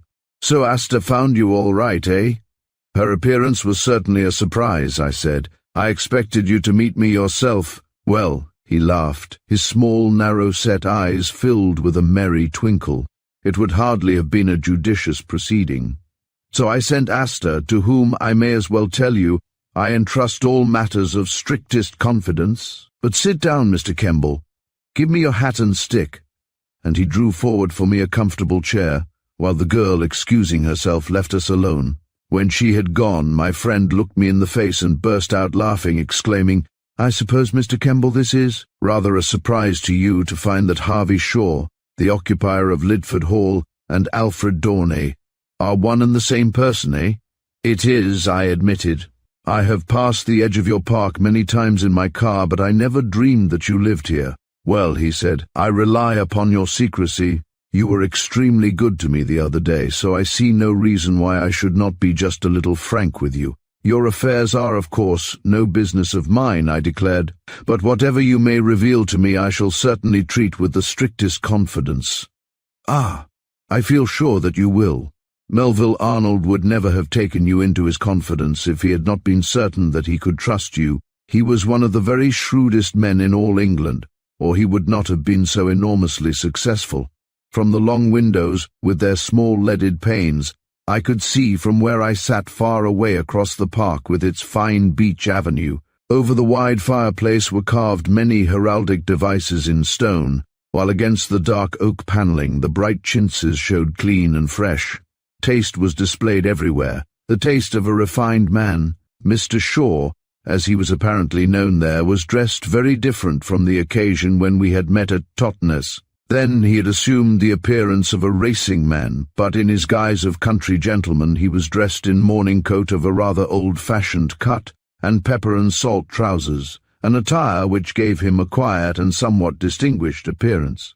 I sat before him, wondering at his remarkable dual personality, the man hunted by the police and the wealthy occupier of that fine country mansion. His small, shrewd eyes seemed to realize the trend of my thoughts as he lounged back in his chair near the window, regarding me lazily.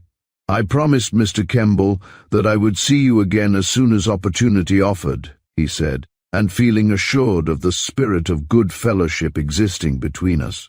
"I have this afternoon let you into the secret of my double life.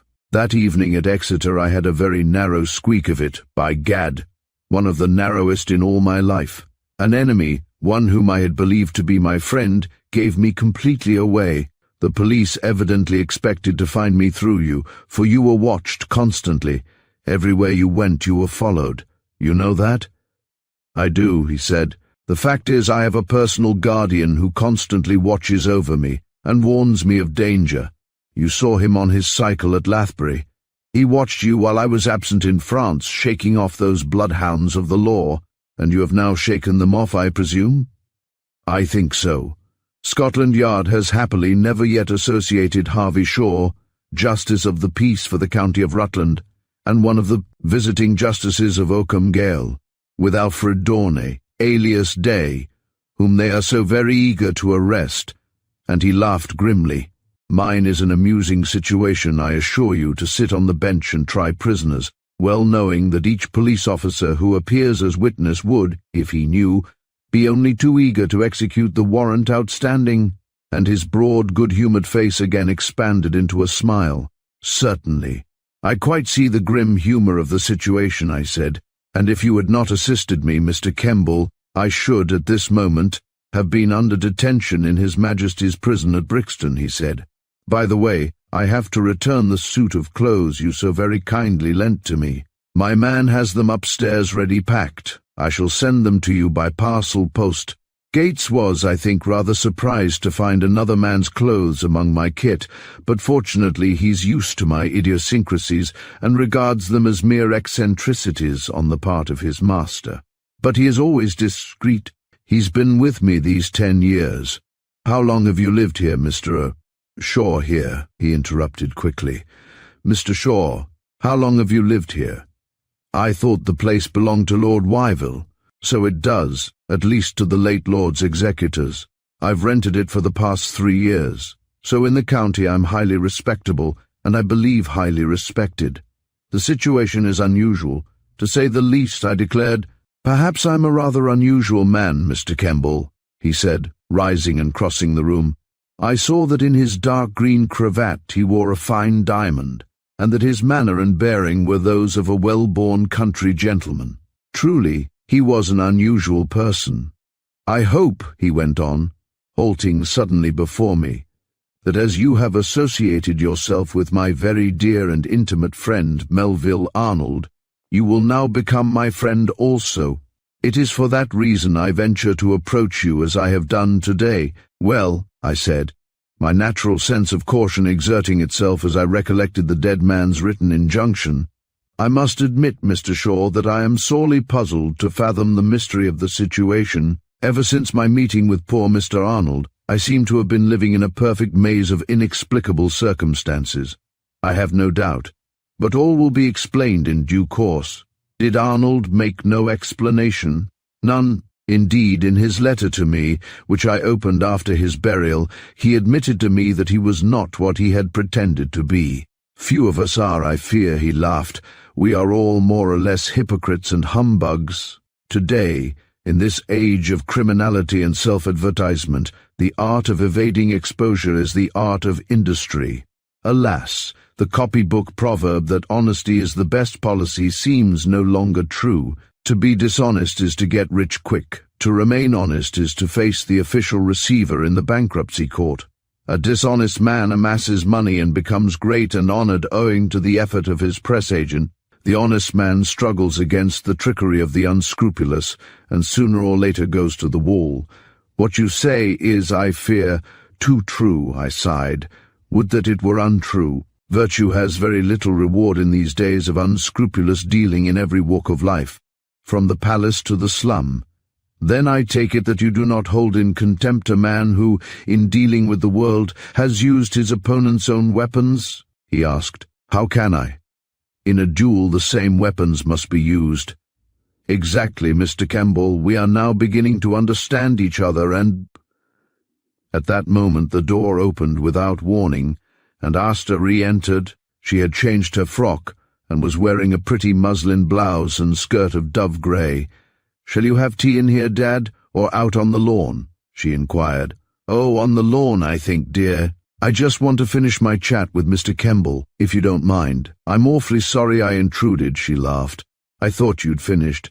And with a sweet smile to me she closed the door and again left us. How very dainty she looked, how exquisite was her figure. Surely her grace was perfect.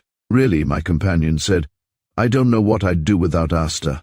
She's all I have in the world, and she's a perfect marvel of discretion and diplomacy." "She's indeed very charming," I said, perfectly frankly. "I'm glad you find her so. She has plenty of admirers, I can assure you, and I fear they are spoiling her. But as I was saying, Mr. Kemble," he went on, "I hope we now understand each other perfectly. Poor Arnold was such a dear and intimate friend of mine, and we were equally interested in so many financial schemes that it has puzzled me greatly that he should have sought an obscure burial as he has done, and that his affairs are not in the hands of some responsible lawyer. Did he mention anything to you concerning the terms of his will?" "He never breathed a word regarding it. Indeed, I have no idea whether he had made one." "Ah," sighed my companion, "so like poor Arnold. He always was fond of postponing till tomorrow what could be done today. His will, if he made one, would be interesting, no doubt, for his estate must be pretty considerable. He was a wealthy man. I recollected the incident of the burning of the banknotes, and that set me pondering. "Do you anticipate that he made a will?" I asked. "I think not," was Shaw's answer. He had a strong aversion to making a will, I know, because he feared that after his death the truth might be revealed. The truth concerning what? Concerning a certain chapter of his life which for years had been very carefully hidden. The fact is, Mr. Kemble, that he feared exposure. Of what? Of some rather ugly facts, and for that reason he carefully avoided making much explanation to you as to who he really was. He had reasons, very strong reasons, for concealing his actual identity. May I not know them? I asked very slowly, fixing my eyes upon his. Someday was the rather strained reply. Not now. Someday, someday. I hope to be in a position to explain all to you, to reveal to you certain matters which will hold you utterly dumbfounded and amazed. Chapter 8. The Story of the Cylinder. I was taking tea beneath the trees with my host and Asta, when there approached a tall, dark-haired, athletic young fellow in grey flannels and straw hat. He was smiling merrily, and the sudden light in the girl's eyes when she saw him was sufficient to reveal to me that they were intimate friends. They grasped hands, while Shaw exclaimed in his slow, deliberate drawl, "Hulloa, Guy! I thought you had gone up to town?" "No. I had a wire which put off my appointment until Thursday, so I've come over for a cup of tea." Then she introduced the young fellow to me as Guy Nicholson. He seated himself in one of the long cane deck chairs, and as Asta handed him some tea, the pair began to chat about a tennis tournament which was to be held at a neighbouring house. Presently he turned to me and we had a long conversation. He had the distinct bearing of a gentleman. Smart, spruce and upright, his handsome smiling face bronzed by the sun, while he seemed brimming over with good humour. From the first I instinctively liked him. Shaw explained that the young fellow was a near neighbour, whose father, an ironmaster in the north, had died a couple of years ago, leaving him a handsome fortune. "He's always about with Asta," he added confidently in a low voice, "and I have suspicion that she has grown very fond of him." As I glanced across at the pair, I saw how well suited they were to each other. She looked the personification of all that is lovely. Her cool muslin blouse and grey skirt fell to her young form prettily. Her dark, wavy hair shadowed the great brown eyes now that she had removed her motor bonnet, making them seem to hold in their depths a vague knowledge that should never come to the ken of man, save perhaps at that moment when love would drag from them their slumbering secrets. But that was only one of Asta's moods, and almost before I had taken notice of it she was laughing merrily with her companion as she handed him the cake. I saw that her eyes did not flinch from the steady gaze of those others, but I knew that there was a certain quick thumping beneath the pretty blouse that made her realize she was not quite so adamant as she had believed. She believed that her secret was her own.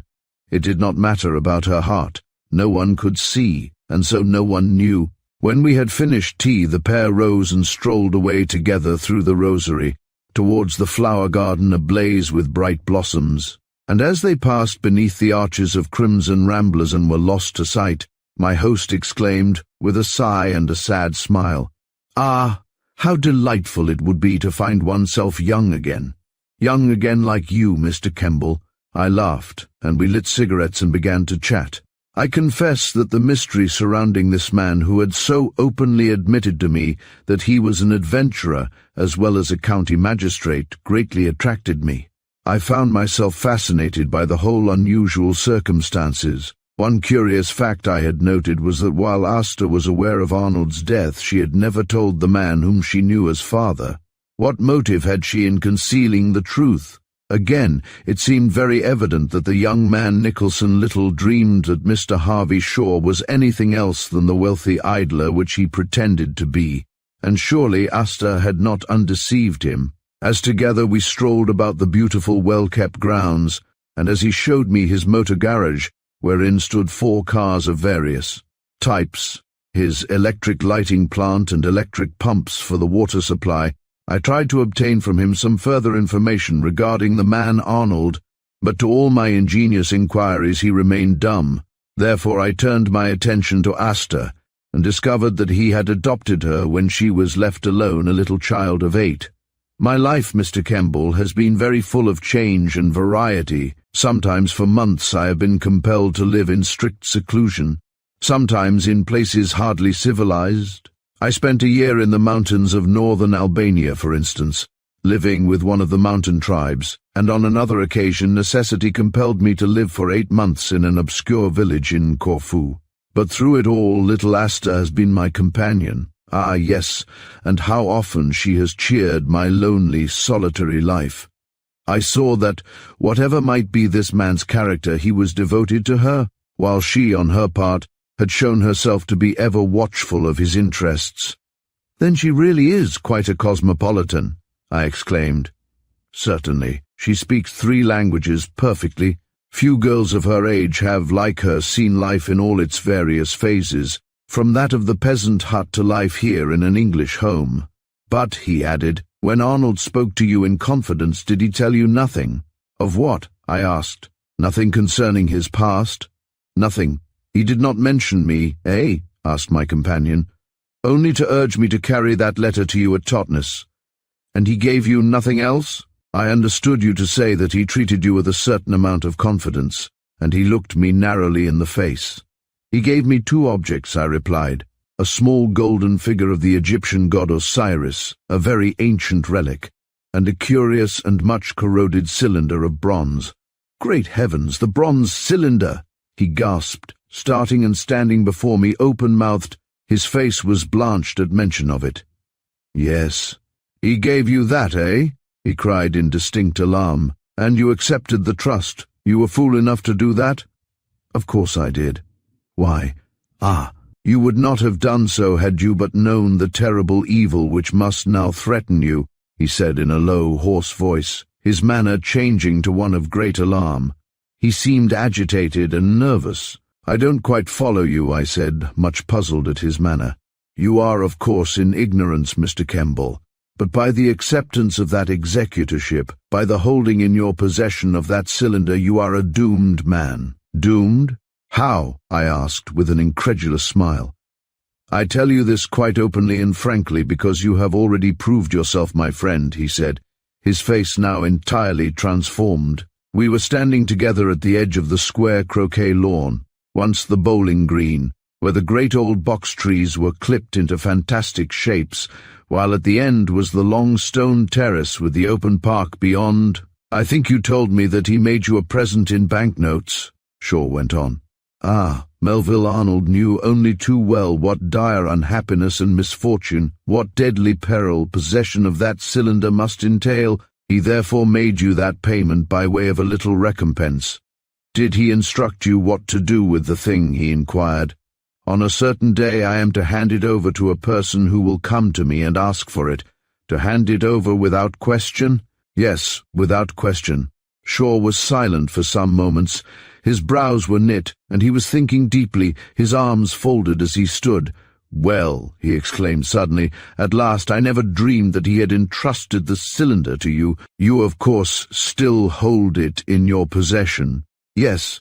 "Then, if I were you, I should be very anxious for the arrival of the appointed day, when you are to be relieved of its heavy responsibility. The history of that metal tube is a record of ruin, disaster, and death, for misfortune in one form or another always overtakes its possessor. Its story is surely the weirdest and most terrible that could be related. I knew that Arnold was in Egypt, but I never dreamed that he would dare at last to take the cylinder from its hiding place and convey it here, to England. I recollected how my friend had just before his death declared that its contents would amaze the world, and I made quick inquiry concerning it. "What it contains I do not know," he replied. "Only Arnold himself knows, and he has unfortunately carried his secret to the grave. It was found, I believe, in the tomb of King Meremptah, the pharaoh under whom the exodus of the Israelites took place some 1200 years before the Christian era. Arnold himself discovered it at Abydos, but on opening it, dreaded to allow the thing to see the light of day, and in order to preserve its influence from mankind, he again buried it in a certain spot known only to himself, but no doubt somewhere near the great temple of Amun-Ra, at Karnak." "Why did he wish to preserve his discovery from mankind?" I asked, much interested. "How can I tell? After his discovery he returned post-haste to England, an entirely changed man. He would never reveal to me, his most intimate friend, what the cylinder actually contained, save that he admitted to me that he held it in awe, and that if he allowed it to go forth to the world it would have caused the greatest sensation in our modern civilization, that the world would stand still in amazement. What could he have meant by that? "Ah," replied my companion, "I cannot tell. All I know is that together with the cylinder he discovered some ancient papyri recounting the terrible fate which would befall its possessors, and warning anyone against handling, possessing, or opening it, a favorite method of the ancients to prevent the rifling of their tombs," I remarked with a laugh.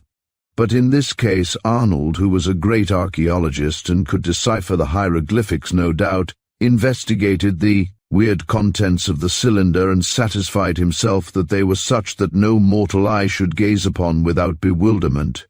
Those were the very words he used in describing them to me. "And did anything terrible happen to him as a result?" I asked. From the moment of that investigation misfortune dogged his footsteps always. His friends died one by one, and he himself was smitten by that infection of the heart, which, as you know, has terminated fatally. "How long ago is it since he made this discovery in King Meremta's tomb?" I asked.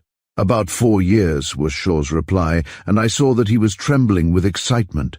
And from that day until the day of his death, poor Melville Arnold was, alas, never the same man. What he found within the thing, as he used to call it, made such a terrible impression upon him that he, bold and fearless, and defiant as he used to be, became suddenly weak, timid, and nervous, lest the secret contained in the cylinder should be revealed. That message of the hieroglyphics, whatever it was, haunted him night and day, and he often declared to me that in consequence of his foolish disobedience of the injunction contained in the papyri, he had become a doomed man, doomed, Mr. Kemble, he added in a low, strange voice, looking straight and earnestly into my face. "Doomed, as I fear, alas, that you too are now doomed." Chapter 9 reveals Guy's suspicions. All endeavor to discover from Shaw something further concerning the mysterious cylinder proved unavailing. Apparently he was entirely in ignorance of its actual contents, of the thing referred to by the man now dead. Later I had an opportunity of chatting with Guy Nicholson as we strolled about the beautiful gardens in the sunset. He was a bright, merry, easy-going fellow, who had been a year or two in a cavalry regiment, had retired on the death of his father, and who now expressed an ambition for foreign travel. He lived at Titmarsh Court, between Rockingham and Corby, he explained, and he invited me over to see him. Long ago I had heard of old Nathaniel Nicholson, the great Sheffield ironmaster, who had purchased the place from a bankrupt peer, and who had spent many thousands on improvements. My father had known him but slightly, for they met in the hunting field, and now I was much gratified to know his son.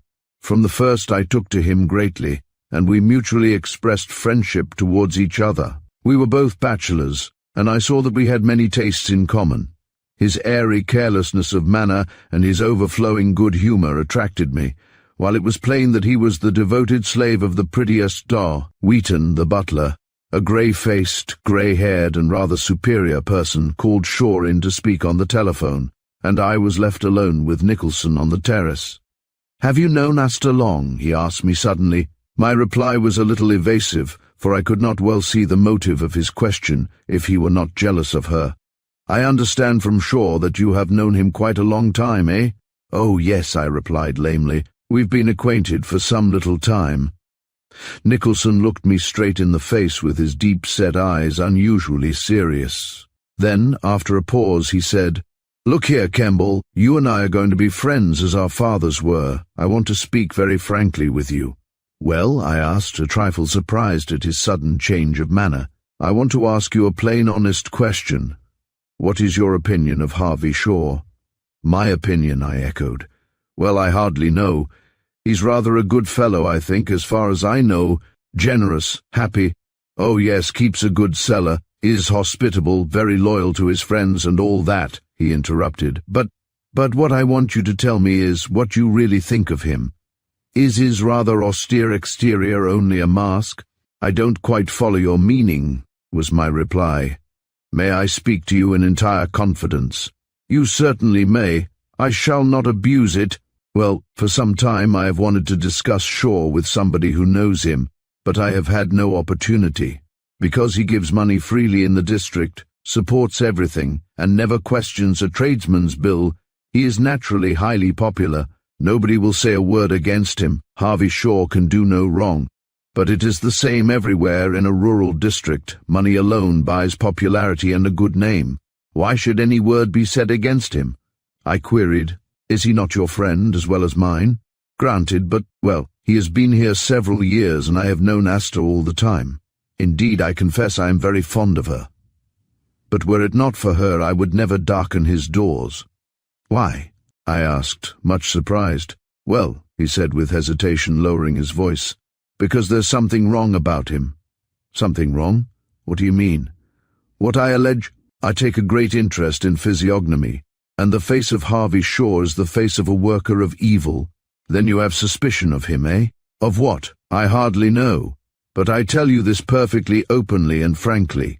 I do not like those covert glances which he sometimes gives Asta. They are glances of hatred." "My dear fellow," I laughed, "you must really be mistaken in this. He is entirely devoted to her. He has told me so." "Ah, yes. He is forever making protestations of parental love, I know, but his face betrays the fact that his words do not come from his heart. He hates her. Why should he? She has, I believe, been his companion for years, ever since her childhood. I know. You are Shaw's friend, and of course pooh-pooh any suspicion there may be against him. Asta is devoted to his interests and hence blind to the bitter hatred which he is so cleverly concealing. But what causes you to suspect this?" I asked, looking at him very seriously, as he stood leaning upon the old lichen-covered wall, his dark, thoughtful face turned towards the setting sun. "Well, I have more than suspicion, Kemble. I have proof." "Of what?" "Of what I allege," he cried in a low, confidential tone. "This man Shaw is not the calm, generous, easy-going man he affects to be." I was silent. What could he know? Surely Asta had not betrayed her foster father. Of that I felt confident. "But you say you have proof. What is the nature of the proof?" "It is undeniable. This man, under whose guardianship Asta has remained all these years, has changed towards her. There's evil in his heart. Then you fear that, well, that something may happen, eh? That he might treat her unkindly. Surely he is not cruel to her." "Cruel? Oh dear, no, not in the least. He is most indulgent and charming always. That is why she believes in him." "But you say that you have actual proof that he is not the generous man he pretends to be." "Yes, I have. My suspicions were aroused about 2 months ago, for behind his calm exterior he seemed ever nervous and anxious about something, as though he were concealing some great secret. I held my breath. What could he know? "Well?" I asked, with an effort to restrain my own anxiety. I watched, and my suspicions were more than ever confirmed. His frequent and mysterious absences had long ago puzzled me, more especially when Asta refused to give me any reason for them. Sometimes for months at a time she has been left in this big place alone, with only the servants. Why did he disappear and reappear so suddenly?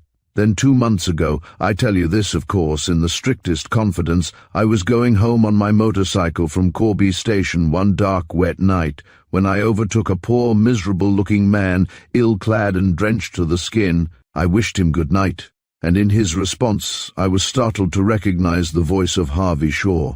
So presently I dismounted to repair my machine, so that he might again approach, but he held back, yet near enough for me to recognize his features, as I turned my acetylene lamp back along the road. Next day I made casual inquiry of Asta as to his whereabouts, but she told me he was in Paris on business, and he certainly did not return here until a fortnight afterwards. "Well, and what do you make out from that incident?" I asked. "That he visited the place in secret that night, though Asta believed him to be on the continent. But the disguise? Ah! There you are. Surely a gentleman doesn't go about in shabby clothes and trudge miles through the mud and rain without some sinister motive. The express from London had stopped at Corby 20 minutes before. Therefore I concluded that he had arrived by that, and was making his way to pay a secret visit. Are you quite sure that Asta was in ignorance of it? Quite confident? You told her nothing? Of course not. I have kept my own counsel and remained with my eyes very wide open. Every day has rendered it more plain that our friend is not what he pretends to be. The situation was, I saw, a most critical one. The young man loved Asta very devotedly, and, suspecting some undefined evil of Shaw, was now watching his movements as narrowly as a cat watches a mouse. This was curious, having regard to Arnold's written words of caution. The latter's suspicion seemed to have been aroused after his arrival in London. "Have you mentioned this to anybody?" I asked him. "Not to a soul." "Then, if I may be permitted to advise," I said, "I should say no word to anybody, not even to Miss Seymour. I will assist you, and we will continue to watch and act together." "Good," he cried.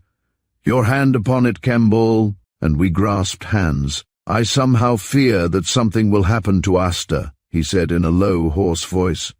"I may be foolish and unjust in my suspicions, yet I seem to have a distinct presage of evil. Personally, I don't think you need have any uneasiness upon that score," I said. "Miss Seymour is his sole companion, probably his confidant, for he has but few friends." "Exactly. But perhaps she knows just a little too much, eh?" I had not looked at the matter in that light. My companion's discovery was certainly one that must cause anybody to pause and think, but suspicion of Shaw's hatred of Asta was, I felt, too absurd. But when a man is in love, he is very prone to jump to hasty conclusions.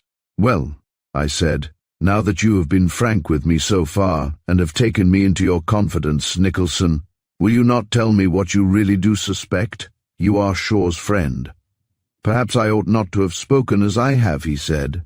"I am no more his friend than you are," I replied, recollecting Arnold's warning regarding the hand, whatever that might be. "Have I not agreed with you that the circumstances are suspicious, and have I not promised to help you to watch? What actual conclusions have you formed?" "HSSH," he said, and next moment I heard a light footstep behind me, and turning, found myself face to face again with Asta. "They're worrying Dad on the telephone from London," she exclaimed, laughing merrily. "He gets so out of patience with it. But really it is awfully trying sometimes. They ring you up and then keep you half an hour waiting." "I know," laughed Guy. "My own experience is exactly the same. Why, only the other day I wanted to ring you up, and it took nearly half an hour." As she stood there with the sunlight full upon her face, she looked inexpressibly dainty and charming. Truly, Guy Nicholson was a lucky man. They were not actually engaged, it seemed, for he had not yet asked Shaw for her hand. Probably Guy hesitated because of the dark suspicion which had entered his mind. I saw the love light in her magnificent brown eyes. She stood laughing with him, while he took from his case a cigarette, tapped its end lightly, as is the habit of some men, and lit it. A few moments later Shaw joined us, smiling merrily, and as he came up he clapped Guy on the back heartily, saying, "You two fellows will stay and have dinner, won't you? I'm glad you are friends, as you ought to be." "I really think I must go," I said. "It will take me hours to get home by train."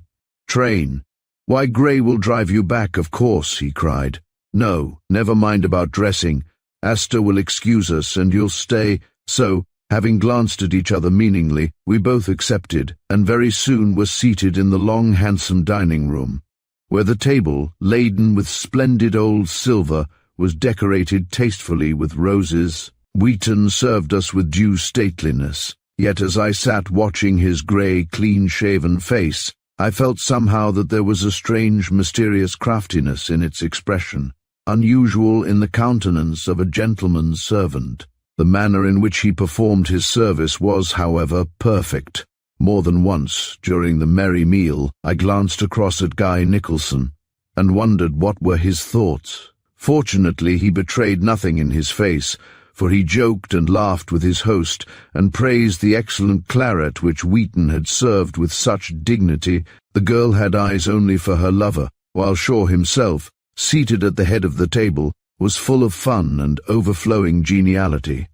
How very strange was the situation! After dinner we took our coffee and liqueurs on the veranda, for the night was breathless and balmy, and the air full of the sweet scent of the flowers. Then, after a long gossip alone with Shaw, at 10:30 the car was ordered for me and came round to the front entrance. Before leaving I managed to obtain a word alone with Nicholson. "You'll come over and see me?" I asked. "Now don't disappoint me, will you?" "No, I won't." Then he whispered quickly, "I told you that I had certain proofs. I've been upstairs. When I come I will show them to you. They will astound you, and they are fully corroborated by what I have noticed tonight. Perhaps it escaped you. Beware of Wheaton. He's only been here 6 months, but I know something, have seen something," and we shook hands and parted. Chapter 10. The evil of the 10 plagues. In the days that followed, I was intensely anxious to visit Lidford Hall again, but I had received a warning note from Shaw, urging me not to do so without taking every precaution. I might be followed, for the danger of detection was not yet at an end. Therefore, I remained in eager expectancy of Guy's visit. He had vaguely promised to come over in a day or two, but as a week passed and I heard nothing from him, I wrote, and by return of post received a reply that he would motor over and lunch with me on Sunday. "I have something of greatest importance to tell you," his letter concluded, "so I hope you can make it convenient to be in on that day." I received the letter on Thursday morning and at once replied that I would be at home. I would await his visit with keenest impatience. The warm, breathless days at Upton End passed but slowly. Truth to tell, I found life there extremely dull. I had many friends in the neighbourhood, but they were mostly elderly persons, or angular girls of superior education. I had little in common with them, and already found myself longing to travel again. More than once, when smoking my lonely cigar before going to bed, I had taken out the mysterious cylinder from the big safe built in the wall of the library, and held it in my hand, pondering, what could be the thing it contained, the thing which would amaze the world? The weird story told to me by Shaw concerning it haunted me, yet what evil could its possession bring upon me? I had heard, of course, of authenticated stories of certain Egyptian mummies which have brought disaster and death to those who disturbed their long sleep. Yet in my case I had become the unwilling agent of another. On the night of receiving Nicholson's letter, after everyone had retired, I was sitting as usual smoking, with the long window open to the veranda, for the air was close and oppressive. Outside the night was glorious, the moon shone brightly, and not a breath of wind stirred. I opened the steel door in the wall by the fireplace, and from the safe took out the dead man's letter to me with the heavy cylinder. It was a curious fancy of mine to handle and examine it. I read and reread that letter traced by the hand of the man whom I had known as Arnold, but whose real name seemed most probably to have been Edgecombe. Then I read that strange letter threatening vengeance, and held in my hand the old copy of the newspaper, which told the curious story of Lady Lettice Lancaster. It was all mysterious, but surely most mysterious of all was that bronze cylinder. Why should the dead man have feared to expose its contents to the world?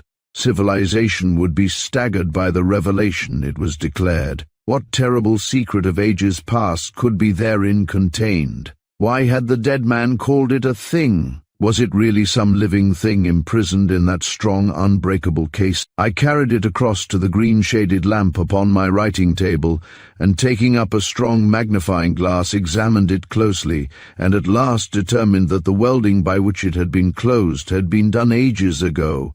As far as I could detect, it had never been opened. How, therefore, could Arnold have known what it contained? Unless the papyri that had been discovered with it had given an explanation. Suddenly it occurred to me that the existence of any papyri of great interest would probably be known in the Egyptian department of the British Museum. Therefore, by inquiry there I might perhaps learn something, so I resolved, after Guy's visit, to run up to London and see one of the officials. As Arnold was an Egyptologist, he would no doubt be known and his discoveries noted. I was holding the cylinder in my hand, carrying it across the room to replace it in the safe, when my eye caught a dark shadow thrown across the lawn. So quickly, however, did it disappear that I stood half inclined to believe it to exist only in my imagination. It seemed to be a long shadow, as though some person had crossed in the moonlight the high bank on the opposite side. Yet my collie, who would bark at the slightest sound in the night, lay near and uttered neither bark nor growl. I went out to the veranda and looked about me, but all was perfectly still. The world lay asleep beneath the great full moon. For a few moments I stood puzzled. No intruder should be there at that hour. Yet the fact that Prince had not been disturbed reassured me. So I closed the window, locked the cylinder and the correspondence carefully in the safe, and then went upstairs to bed. My room was directly over the library, and something prompted me to watch, so I extinguished my light and sat peering through the gap between the blind and the window sash. For nearly half an hour I waited, my eyes fixed upon the great wide moonlit lawn. Suddenly I saw the shadow again, plainly and distinctly. The dark silhouette passed by again. It was probably a poacher from the wood beyond. I knew that my rabbits were being trapped with wires, therefore resolving to tell Johnson the keeper in the morning, I retired to bed. Next day among my letters I found one from my solicitors, which made it necessary for me to go at once to London, and after doing my business in Bedford Row, I strolled along to the British Museum. I had but little difficulty in discovering Professor Stewart, whose knowledge of Egyptology is probably the widest of any living man. Without telling him too many details, I related the story I had heard of the finding of a bronze cylinder in the tomb of King Meremptah, and that certain papyri were discovered with it. Could he give me any information upon the subject? Well, a little, replied the tall, grey-bearded, bald-headed man, looking at me through his spectacles with great deliberation. It is true, I believe, that an interesting cylinder of metal was found in the tomb of Meremptah, coeval with Moses, and with it were some fragments of papyri fairly well preserved, but on examination they were found not to be of the 19th dynasty, as would have been expected. Who examined them? I asked eagerly. I did myself about 2 years ago, if I recollect aright, replied the professor. They were brought to me one day for my opinion by a man whose name I now forget. He was elderly, grey-bearded, and apparently possessed considerable knowledge of Egyptian subjects. He left them with me, so that I might decipher them, as he wished to compare his own decipher with mine, but, curiously enough, I have never seen him since. The papyri I have still locked away, awaiting his return. Then they are here? I cried eagerly. Certainly. Would you like to see them? I replied eagerly in the affirmative, and he left me for some minutes, returning with a big cardboard portfolio, which he opened, showing half a dozen pieces of brown crumbling paper-like substance covered with puzzling hieroglyphics. With them were several sheets of blue foolscap, upon which he had written his translation.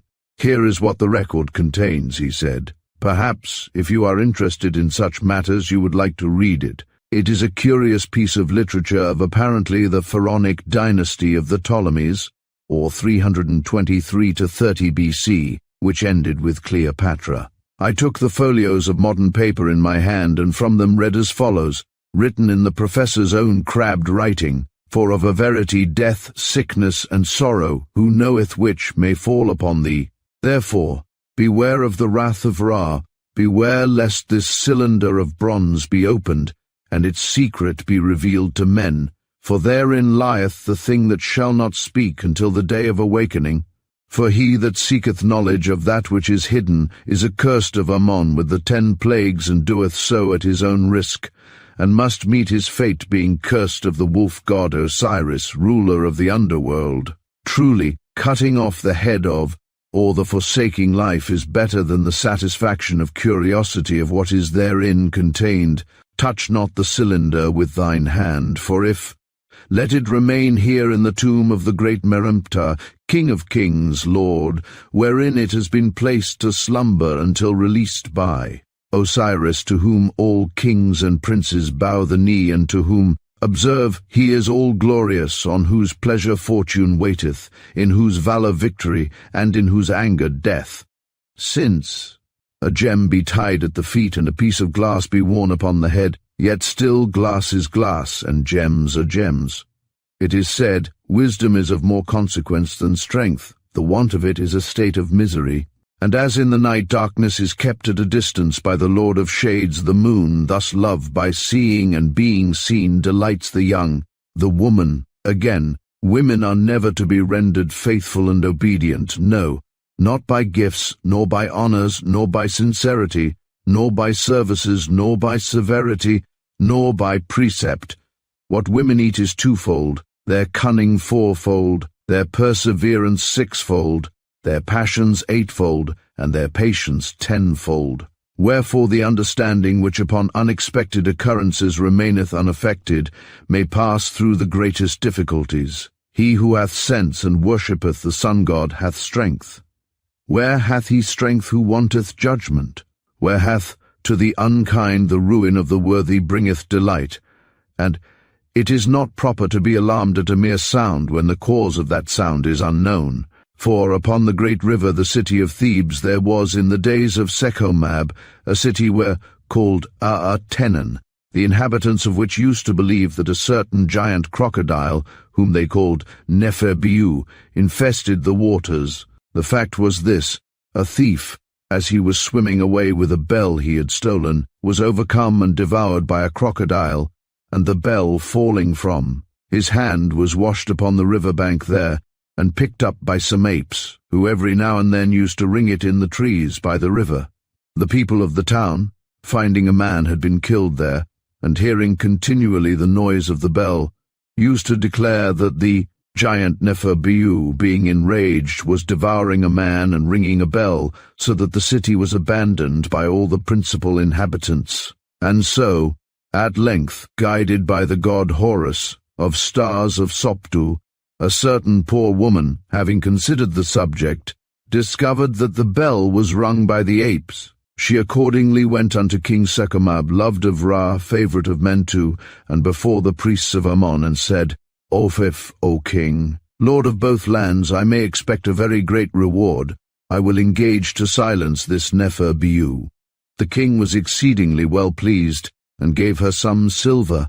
So having described some circles and exhibited the worship of strange gods in a conspicuous manner, she secretly provided such fruits as she conceived the apes were fond of, and went unto the river, where strewing them about, they presently quitted the bell, and attached themselves to the fruit.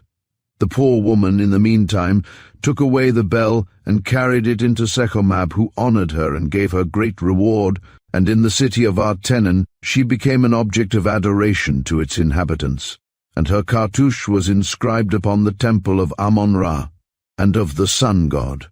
Wherefore I say that it is not proper to be alarmed at a mere sound, when the cause of that sound is unknown, and wherefore I repeat that, for fear of great disaster to thyself, let not thine hand touch this brazen cylinder which containeth the thing which shall remain imprisoned therein in the realms of Tuat, the underworld, until released by Osiris on the day of awakening, this 25th of the month.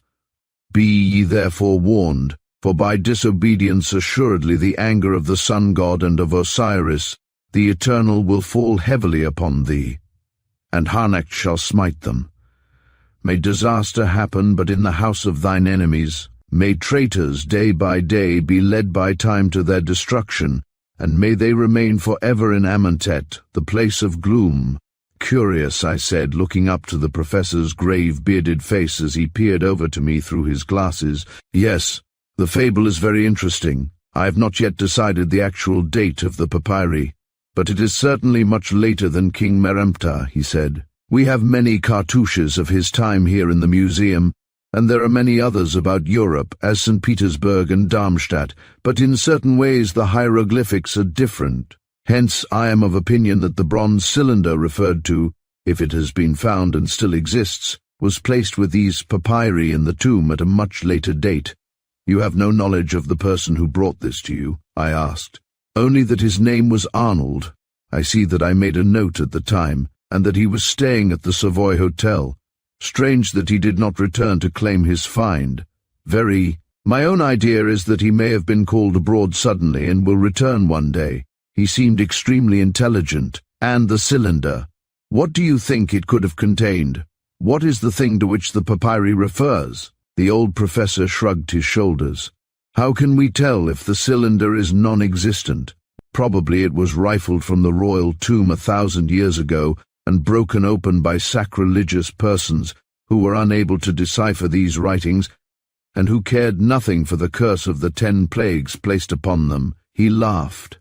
Then Mr. Arnold had evidently not revealed to the professor the existence of the cylinder. Why? Because he had already again hidden it in fear. We have many records of objects concealed, but most of the things referred to in the papyri have disappeared ages ago, added the great Egyptologist, who, taking me along the gallery, showed me the mummy of the great pharaoh Merumta himself, in whose tomb the fragments of papyri were found. The professor was extremely kind, and lent me his decipher to copy them. After finding that I could obtain nothing further concerning the man Arnold, and that he was not known as an Egyptologist, I thanked him and left without telling him of the existence of the cylinder. That same night, I returned to Upton End with intention to show Guy Nicholson the curious record when he visited me on Sunday. Next morning, which was Saturday, I opened my newspaper, which, as usual, I found on the library table after breakfast, when my eyes fell upon a heading which caused my heart to stand still. The printed words danced before my bewildered eyes. For a second I stood like a man in a dream. I held my breath and eagerly read the 6 lines of brief announcement, a report which caused me to clap my hand to my fevered brow, and to involuntarily ejaculate the words, "My God! It can't be true! It can't be true!" Chapter 11. A sensation in the county. The paragraph I read was truly a startling one, brief but amazing.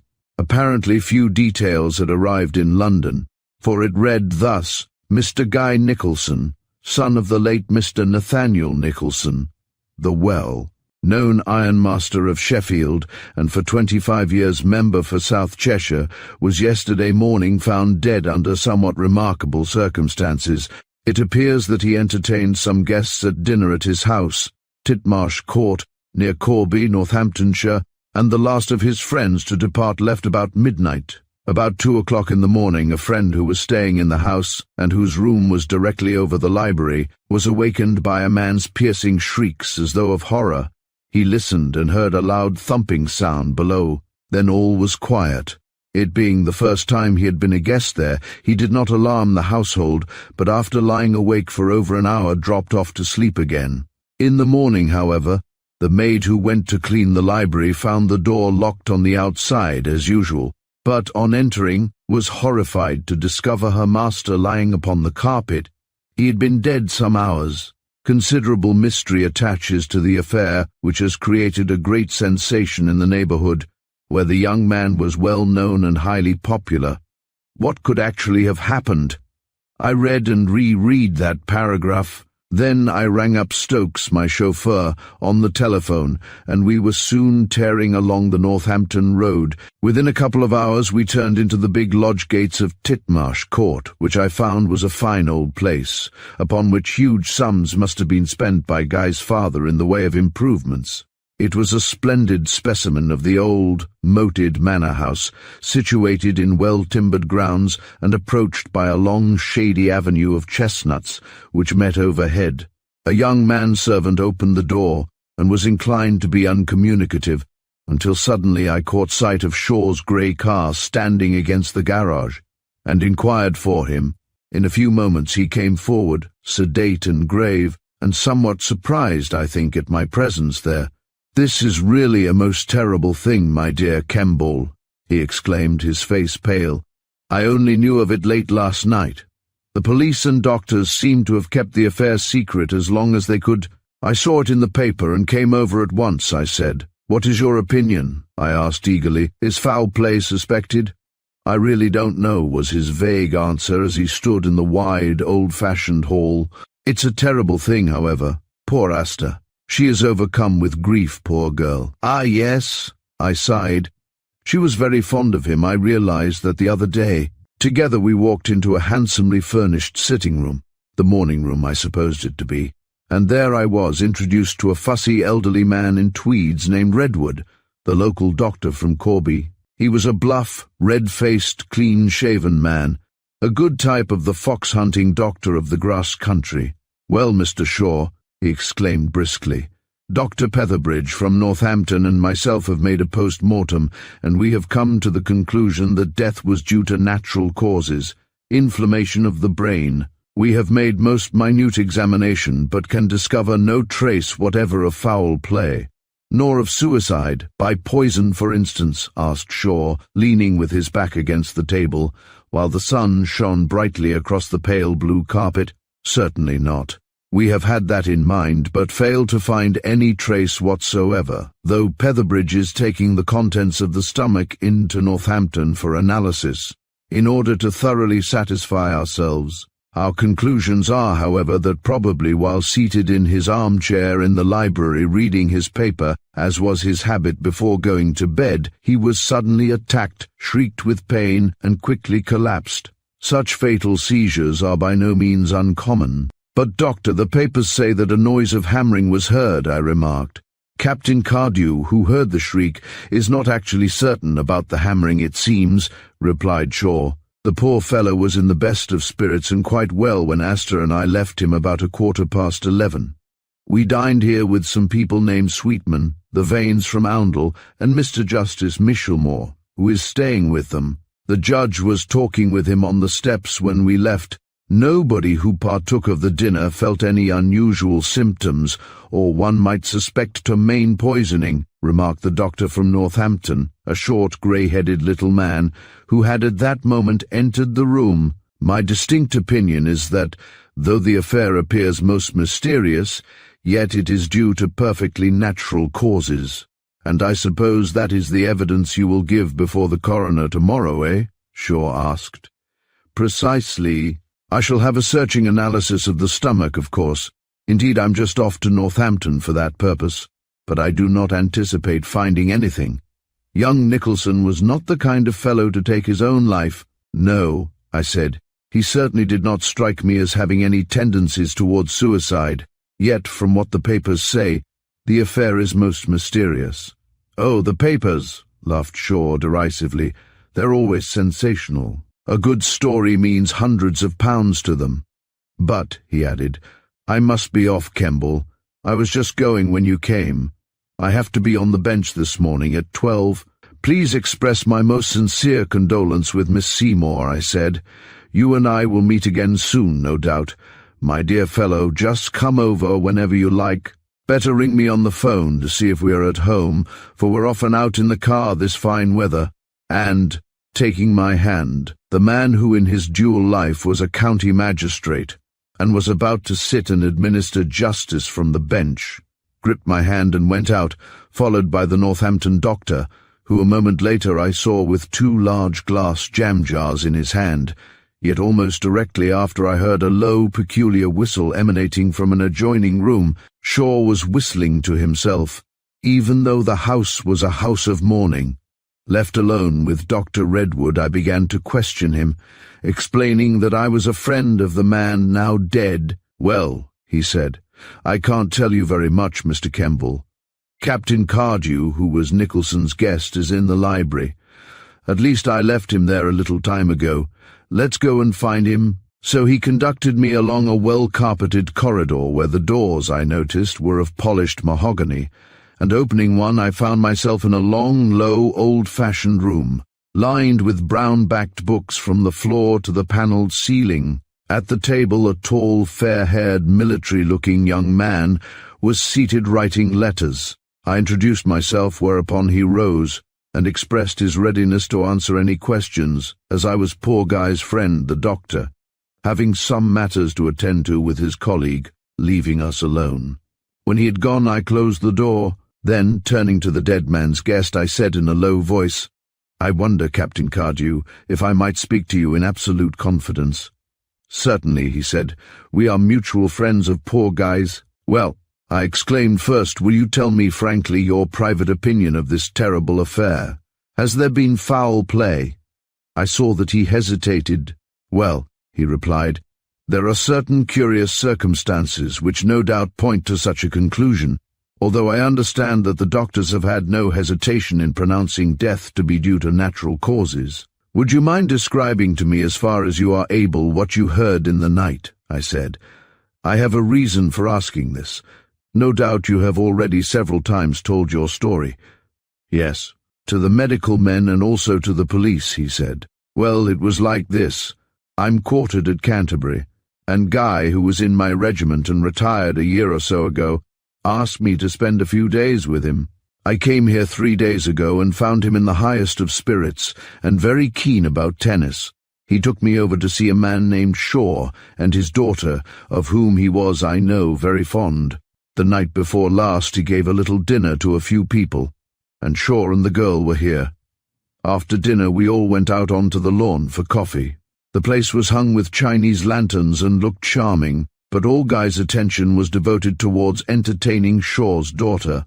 I saw them cross the lawn in the moonlight and stroll into the grounds together, and when they came back I overheard Shaw expressing his annoyance to her at her absence.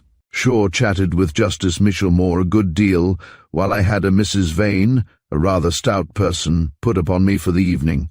I tell you I envied Guy, for the girl is really delightful." "Was there any bridge?" "Yes, for about an hour in the drawing-room. Shaw and the judge did not play. Before 11 the guests began to depart, and the Vanes, the last to leave, went about midnight. After they had gone I sat in the library with Guy for half an hour, and had a cigar. He was full of Asta Seymour, and when I asked him why he did not propose to her, he reflected a moment, and then told me in strict confidence that he would do so at once, but for a certain circumstance." "Did he explain that circumstance?" I asked eagerly. No. I pressed him, but he refused to tell me. "It is my secret, Teddy," he said, "a secret which, alas, bars my happiness forever." As we smoked I noticed that, contrary to the rule, the long window yonder was open, and remarked upon it. He rose, and saying that the servant had probably forgotten it, closed it himself and barred the shutters. "You'll see they are strong shutters, and they were found in the morning closed and barred just as he had left them. Indeed, I unbarred them myself." "Then you left him here?" I asked. "No. He turned off the light and came out with me, locking the door after him, for it seems he's always careful to have every door on the ground floor locked at night.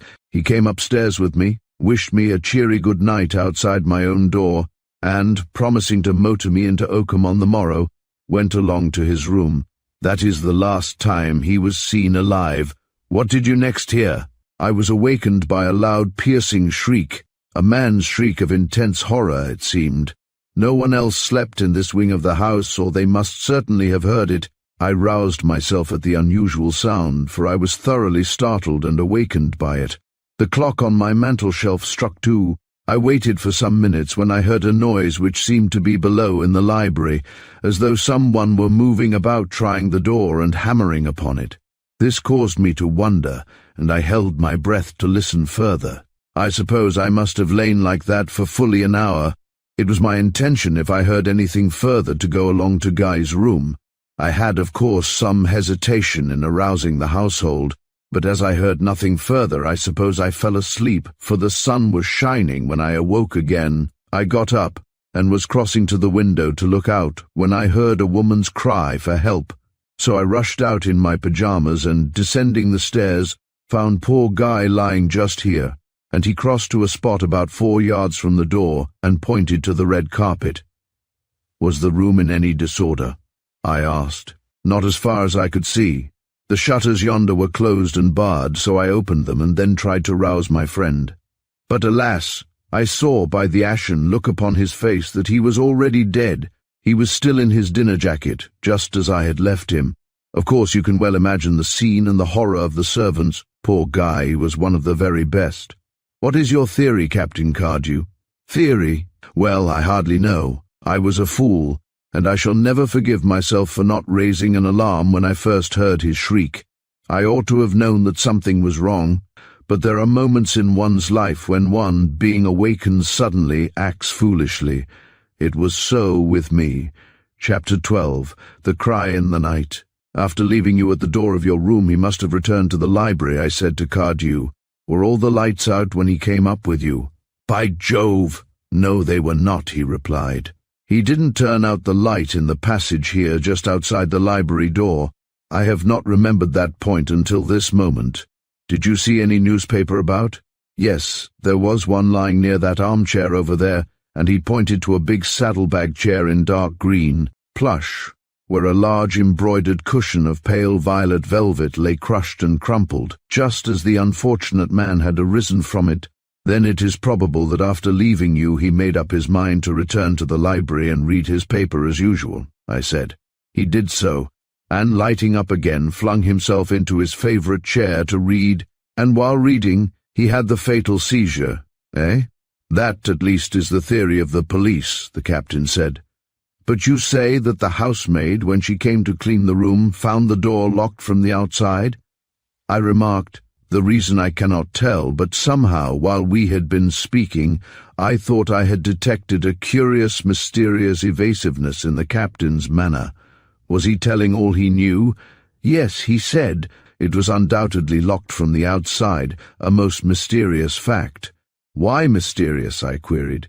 If Nicholson wished to commit suicide in mysterious circumstances, he could easily have arranged that he should be found behind locked doors. He had only to pass out by the door, lock it, and re-enter by the library window again, and bar that.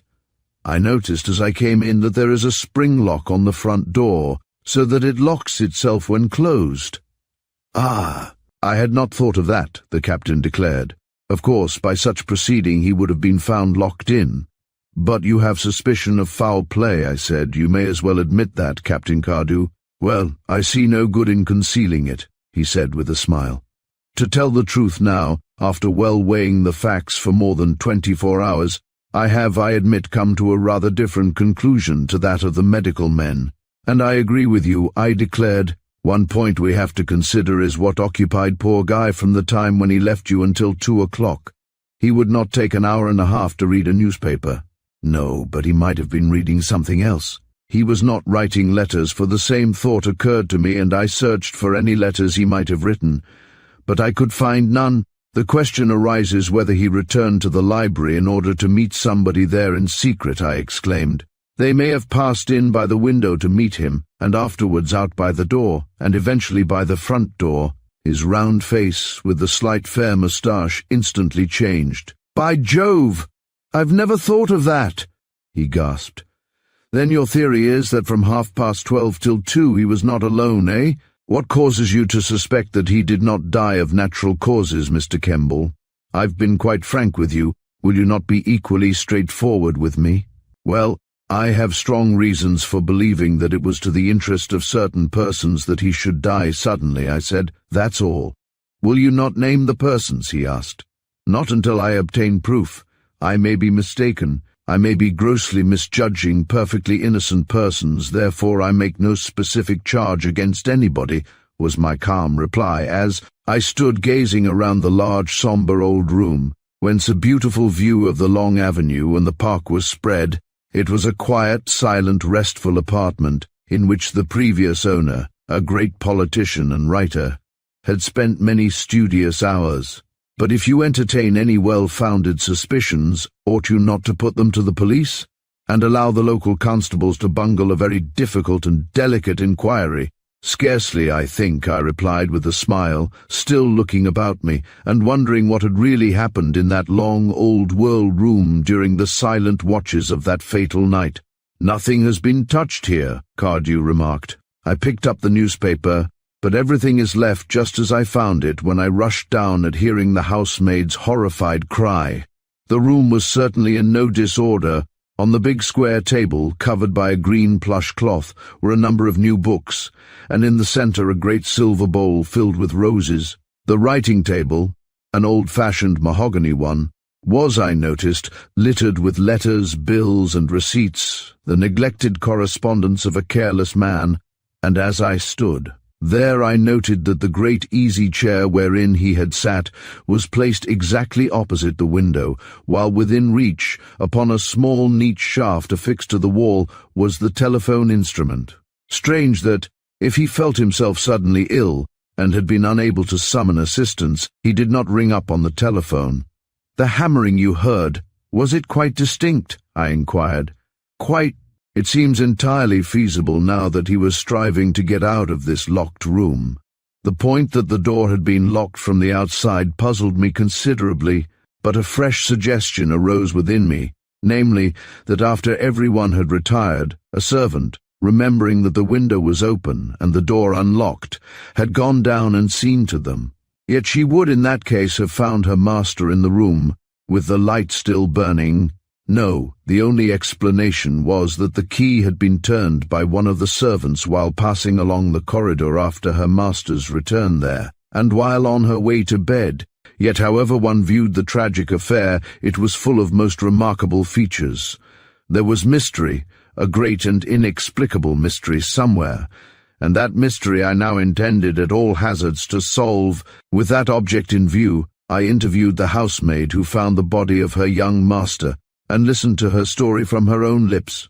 Probably the whole household considered me to be highly inquisitive. Nevertheless, I pointed out to them the earnest necessity of clearing up the matter to everybody's satisfaction, and both to the housekeeper, a witty woman, and to the other servants I declared that the facts were full of grave suspicion. The inspector of county constabulary was not highly intelligent, and as soon as the medical men had given their opinion, he ceased to take any further professional interest in the affair. It was a sudden death, and with such occurrences the police have only to attend the inquest and formally report. The officer was, I think, rather piqued at the persistency of my inquiries, for when I pointed out to him the suspicious circumstance of the locked door, he point-blank told me that the medical declaration was quite sufficient for him. The girl, Kate Hayes, who discovered her master, a dark-haired, good-looking maid about 26, had been 8 years at Titmarsh Court. It was Mr. Guy's habit always to read his paper before going to bed, she told me, as we stood in the long servants' hall. I often find the library door unlocked before I go to my room, sir, and the night before last it was unlocked. Did you lock it? I asked quickly. No, sir. I once locked Mr. Guy in, so I always look inside now. Before securing it, she replied. I looked inside, and found Mr. Guy there. He was then taking a book down from one of the shelves near the window. I apologized for intruding and wished him good night. Good night, Hayes, he replied, and I closed the door and left him. I heard nothing in the night. But when I went to the library door next morning, I found it locked. I recollect it was locked, because at first the key would not turn. At last I succeeded in opening the door, when the first sight that met my eyes in the faint grey light through the gaps of the shutters was poor Mr. Guy lying crouched up, his knees nearly touching his chin and quite dead. You are absolutely certain that the window was quite securely closed? I asked. Captain Cardew opened it, sir.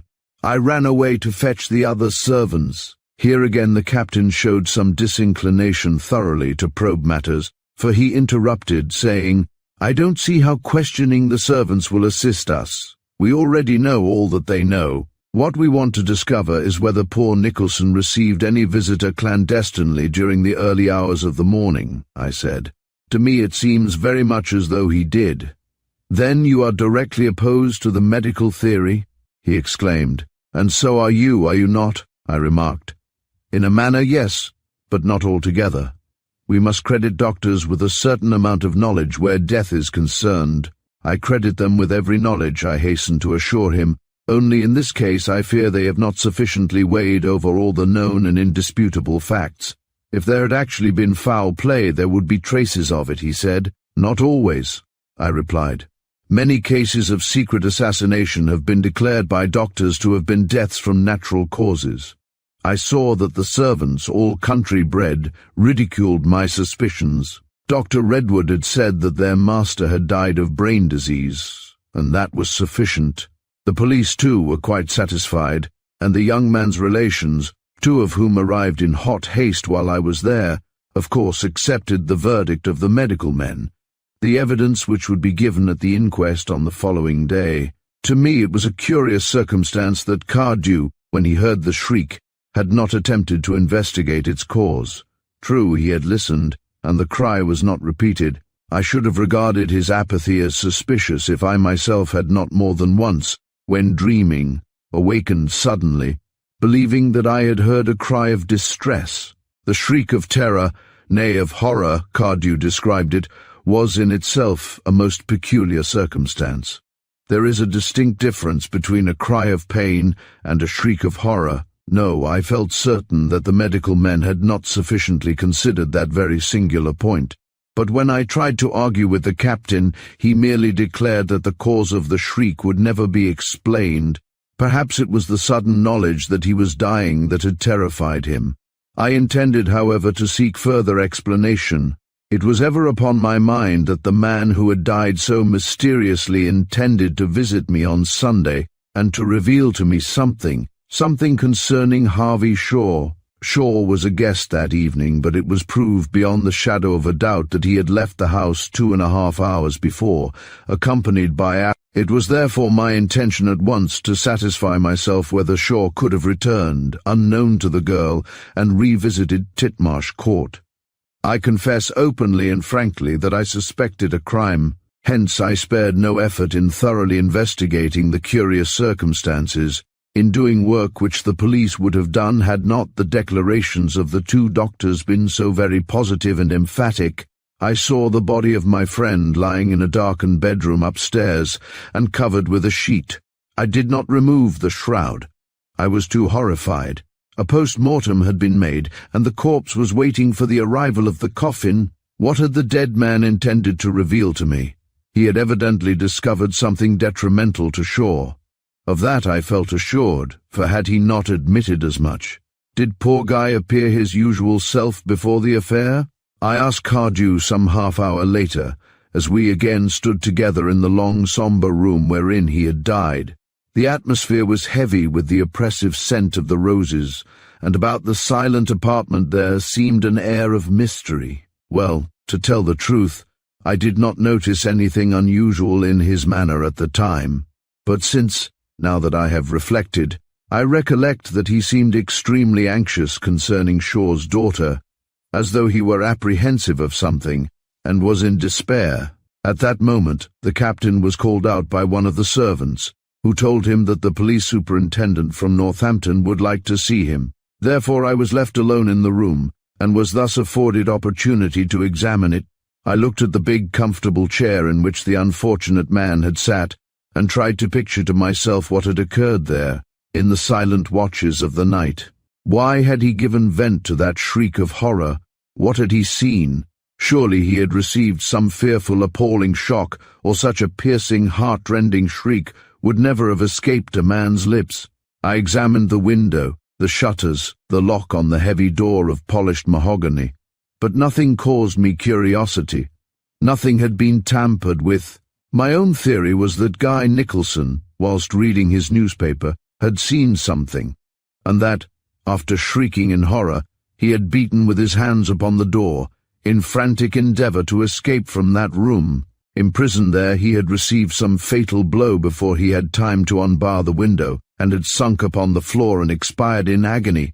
But what was the something which had cost a man his life? Chapter 13. One point Ice made clear. On the following day, 12 respectable inhabitants of Corby and the neighbourhood assembled around the long dining table at Titmarsh Court, and decided upon the evidence of the 2 doctors that its young master had died of natural causes. I was present, and heard a solicitor representing the relatives put a query to the coroner regarding that cry in the night, but the official coldly declared that the jury were there only to decide the cause of death, and that, whatever the circumstances might be, they could only weigh the medical evidence. Dr. Petherbridge of Northampton, assisted by the county analyst, had, it seemed, examined the contents of the stomach and made the Dragendorf test. For strychnine applied the Stairs process for alkaloids and the Pettenkofer test for mineral acid, as well as searching for arsenic with the Marsh apparatus. The result in all cases had been negative. Mr. Guy Nicholson had certainly not died of poison. After the verdict of death from natural causes, I drove Shaw, who had also been present, back to Lidford, and there saw poor Asta, looking wan and pale in her deep mourning. She was seated in a low chair in her own pretty room full of books and flowers, an artistic, cosy little apartment leading from the big drawing-room and upholstered in pale blue. The blind was down, for the sun was blazing hot outside, but as she took my hand I saw that her eyes had dark rings around them, and that she had recently been crying. I hardly know what words of sympathy and condolence I uttered as I held her small hand in mine. Her heart, however, was too full for words, and she burst into a flood of tears. Shaw, unable to bear the sight of her grief, placed his hand tenderly upon her shoulder and urged her to bear up, but she only shook her head sadly in her profound sorrow. I stood there, not knowing what to say, but a few moments later, when Shaw had left the room and we were alone, I too placed my hand upon her shoulder and strove to calm her. "You have all my most heartfelt sympathy, Miss Seymour," I said. "I have ventured to come here today to see if I could be of any service to you." "Ah, what service can you render me, Mr. Kemble, now that poor Guy is, alas, dead, dead!" she cried hoarsely, staring straight before her. "The inquest was held today. What have they decided? That the poor fellow died of natural causes. He suffered from an unsuspected disease of the brain." "Ah, yes," she sighed. "I expected they would say something like that, but—" and she broke off short without concluding her sentence. "You dined with him only a few hours before," I remarked, for I had gone there on purpose to question her, and I hardly knew how to commence, fearing lest in my anxiety I might blunder. "Yes. Who would have thought that when I parted from him I should never see him again?" "You left before the veins, did you not?" "Yes. My father, just before 11, told me that he was not feeling very well, so I ordered the car, and we came home after a most delightful evening. The weather was bright, and everything had been done to perfection. On the way home, Dad complained of bad pains in his head, and I became alarmed. Indeed, when we got here he seemed so very queer that I tried to persuade him to let me telephone for Dr. Redwood. But he would not hear of it. He begged me to go to bed, but I remained with him in the smoking room until nearly 3 o'clock. "Until 3 o'clock?" I echoed. "And you did not leave him at all?" "No, because he seemed so very queer. I mixed him some brandy and water several times, and he tried to smoke, but could not." "What was his objection against summoning the doctor?" "Oh, he said that he would be all right presently, and that it was only a bad headache. Long ago, when he was abroad, he had been subject to such attacks, he said, but he had not had one for years past." "And after 3 o'clock you retired to bed?" "It was 3:30, and getting quite light when I saw him as far as his room. He looked fearfully pale and worn, quite unlike his usual self. He said he had fits of extreme nervousness, and I noticed that at times his limbs were trembling. I remarked upon it, but my comments seemed to irritate him, so I said nothing further. At 9 o'clock next morning he came down to breakfast quite well. Then, just after 10 o'clock last night, Captain Cardew telephoned to him telling him of the awful discovery at Titmarsh." Her story made one fact entirely plain, namely that Shaw, whatever he might be, was perfectly free from suspicion. "Is it not curious that your father was taken ill?" I asked. "Did he not tell the doctors?" "No, because long ago, when he was in South America, he was subject to such attacks, and his illness could not have had any connection with poor Guy's death," he said. She spoke very gravely, her sad, tearful eyes fixed upon the blue carpet. A slim, pathetic little figure she presented in her deep black, which, however, only served to heighten her wonderful beauty. I questioned her further regarding the events of that fatal night, and convinced myself that Shaw had had no opportunity of returning to Titmarsh Court after he had once bade good night to poor Nicholson. Any suspicions I had entertained had now been swept away. Her statement, plain and straightforward, showed how solicitous she was of the welfare of the man whom she had always looked upon as her father. She had taken me into her confidence on the first day we had met, and she was certainly not deceiving me. As I stood near, watching her, I became bewildered by the strange circumstances of the death of the man who had promised to come to me, and in confidence make certain revelations. My feelings towards Shaw had been mixed ones. He had been open and straightforward with me, and had told me that he was leading a double life. Asta had treated me as a friend, therefore I had intended to protect their secret from Nicholson as far as possible. Nevertheless, I had been consumed by curiosity to know what he had actually discovered, how far he had ascertained the truth. His meaning words to Cardew on the night of his death showed that, owing to his discovery, he hesitated to ask Asta to become his wife. He loved her most passionately, and when a man loves as he did, then it must be a very serious bar which prevents him throwing prudence to the winds and marrying the girl of his choice. Shaw re-entered the room presently, asking me to stay to luncheon, which I did. But the meal was, alas, a very dismal one. Asta, full of thoughts of her dead lover, hardly spoke a word, while Shaw himself seemed preoccupied and thoughtful. The coroner was an idiot, I declared in the course of our discussion of the events of the morning. He would scarcely allow any mention of poor Guy's cry of horror heard by Cardew. "Ah, my dear Kemble," my friend replied, "in many cases inquests are worse than useless. Coroners so often override the jury and instruct them as to what verdict they should return. In almost every case you will find that the jury, ignorant for the most part, though perfectly honest in their meaning, return a verdict in accordance with the evidence of the local doctor, who, in so many cases, happens to be the man who attends themselves and their families. If they are ill, they call him in and accept his dictum. They do just the same at a coroner's inquest. They never analyze or weigh the facts for themselves. Asta has just been telling me that you too were very unwell that night," I said suddenly, and I noticed that on hearing my words he glanced across at the girl in annoyance. "Yes," he said with a light laugh, "I didn't feel over grand. A bad headache, just as I used to have years ago, but it was nothing. It didn't arise from anything I ate or drank. I knew that, and for that reason did not phone to Redwood. Yes," he added, "I spent a rather poor night." Asta became quite alarmed. "Well," I exclaimed, "what is your theory regarding the poor fellow's death?" "Theory? Well, after the medical evidence and the verdict of the jury, what can one think?" he asked. "There are certainly many curious points in the affair, and the chief one, to my mind, is the fact that he was found locked in the room. That's just my point. He could not have locked himself in. Yet, remember that we only have the evidence of the girl Hayes that he was locked in. In her hurry to enter the room, she seems to have fumbled at the lock, and of course, in her alarm at the discovery, may have been deceived, and thought the key had been turned. I had not before regarded her statement from that point of view, and his suggestion caused me to ponder. But next second I asked, if the door was not locked, then why should he have hammered to get out? "But did he hammer?"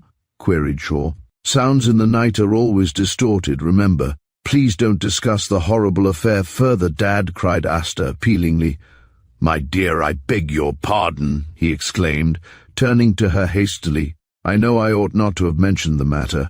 Both Kemble and myself deeply condole with you in your grief. You never mentioned to me your affection for Guy, but I had guessed it long ago. I told Kemble about it, didn't I?" And he glanced across at me. "Yes, you did," I said. "Our poor Guy." He sighed. "He was such a thorough sterling fellow, and I had hoped, Asta, that you would marry and be happy. But, alas, the fates have willed it otherwise. I feel bewildered, Dad," exclaimed the girl. "I can't believe that he is really dead," and rising suddenly, she again burst into tears, and with uneven steps left the room. "Poor child," remarked Shaw in a low voice when she had gone. "It is indeed a terrible blow for her. I had no idea that she was so devoted to him. She had many admirers in the neighborhood, but he was evidently the one to whom she was most attached, and, between ourselves, Kemble," he added, in a low voice, his wine-glass poised between his white fingers, "he was one of the most eligible young fellows in the whole county, 8,000 a year, as well as a half-share in Nicholson Brothers of Sheffield. I had dreams of seeing Asta mistress of Titmarsh Court, but of course I never told her so. I believe in allowing a girl to make her own choice in life. Love affairs, if interfered with by elders, invariably turn out badly." And so he chatted on as we smoked our cigarettes, and as I gazed into those small, queer eyes of his, I became more and more convinced that my suspicions of the previous day had been unfounded. He could not possibly have had any hand in the poor fellow's untimely end. He could not know of Guy's secret intention to make certain revelations to me, and even if he did, he knew quite well that I was already aware that he was leading a double life. No, when I carefully weighed over the whole of the facts, I came to the conclusion that the man before me, mysterious though he might be, had every motive that Guy Nicholson should live. I do not think my intelligence was much above that of the ordinary man, yet I felt that if he were an adventurer, as already seemed proved, then what more natural than that he should secure Nicholson as husband for Asta, and afterwards judiciously bleed him. It certainly was not to his interest that the fellow should die. The circumstances were full of suspicion, I admit, but the hard facts certainly disproved that Harvey Shaw had had any hand in the strange affair. Still, what was the something which had held poor Guy horror-stricken, and which had produced symptoms so near akin to the affection of the brain that the doctors had been deceived by it, and the coroner and jury misled? The opinion I still held was that Guy Nicholson did not die a natural death. Therefore I intended to leave no stone unturned in my endeavour to probe the extraordinary mystery, and to ascertain the truth of what had actually occurred in that long old room during the silent watches of that fateful night. Chapter 14 contains another suggestion. A week went by, a breathless, anxious week. I had attended poor Guy's burial in the pretty churchyard of Titmarsh village, and as I turned from the grave I could not help wondering about what he had intended to tell me, had he but lived to speak. Yet his lips were sealed. Someone had known of his intentions, and had forced silence upon him. My mind was ever full of dark thoughts and black suspicions, and yet I had so clearly proved that Harvey Shaw, against whom his intention was to speak, had had no hand in the matter. Of one thing, however, I was convinced. Poor Nicholson had been cruelly murdered. About 8 days after the funeral, Shaw, one hot afternoon, drove over alone in his car and found me smoking in a deck chair beneath a tree. The object of his visit was to tell me of Guy's will. It had been found, he said, that the young man had bequeathed the sum of £10,000 to Asta. He was infatuated with her, poor fellow, Shaw declared, in a tone of slight annoyance. Of course she will not touch a penny of it. How could she? When he made that will, only 2 months ago, he never dreamt that he would meet with such a sudden end. No, I sighed, my mind full of wonder. At that moment many strange things flitted across my brain. We all of us foolishly believe that we have many years to live. As soon as Asta heard of the legacy, she declared that she would not accept it, he remarked, but I suppose she must, even though she transfers it to some charity, as is her intention. I can quite understand her reluctance to take the dead man's present, I said. It is only natural. Is she still very upset? Very. I scarcely know what to do with her. She suffers from insomnia and sits for hours moping and sobbing. I've been wondering if a trip abroad would bring about forgetfulness, but she declared that she's had enough travelling and prefers her own home.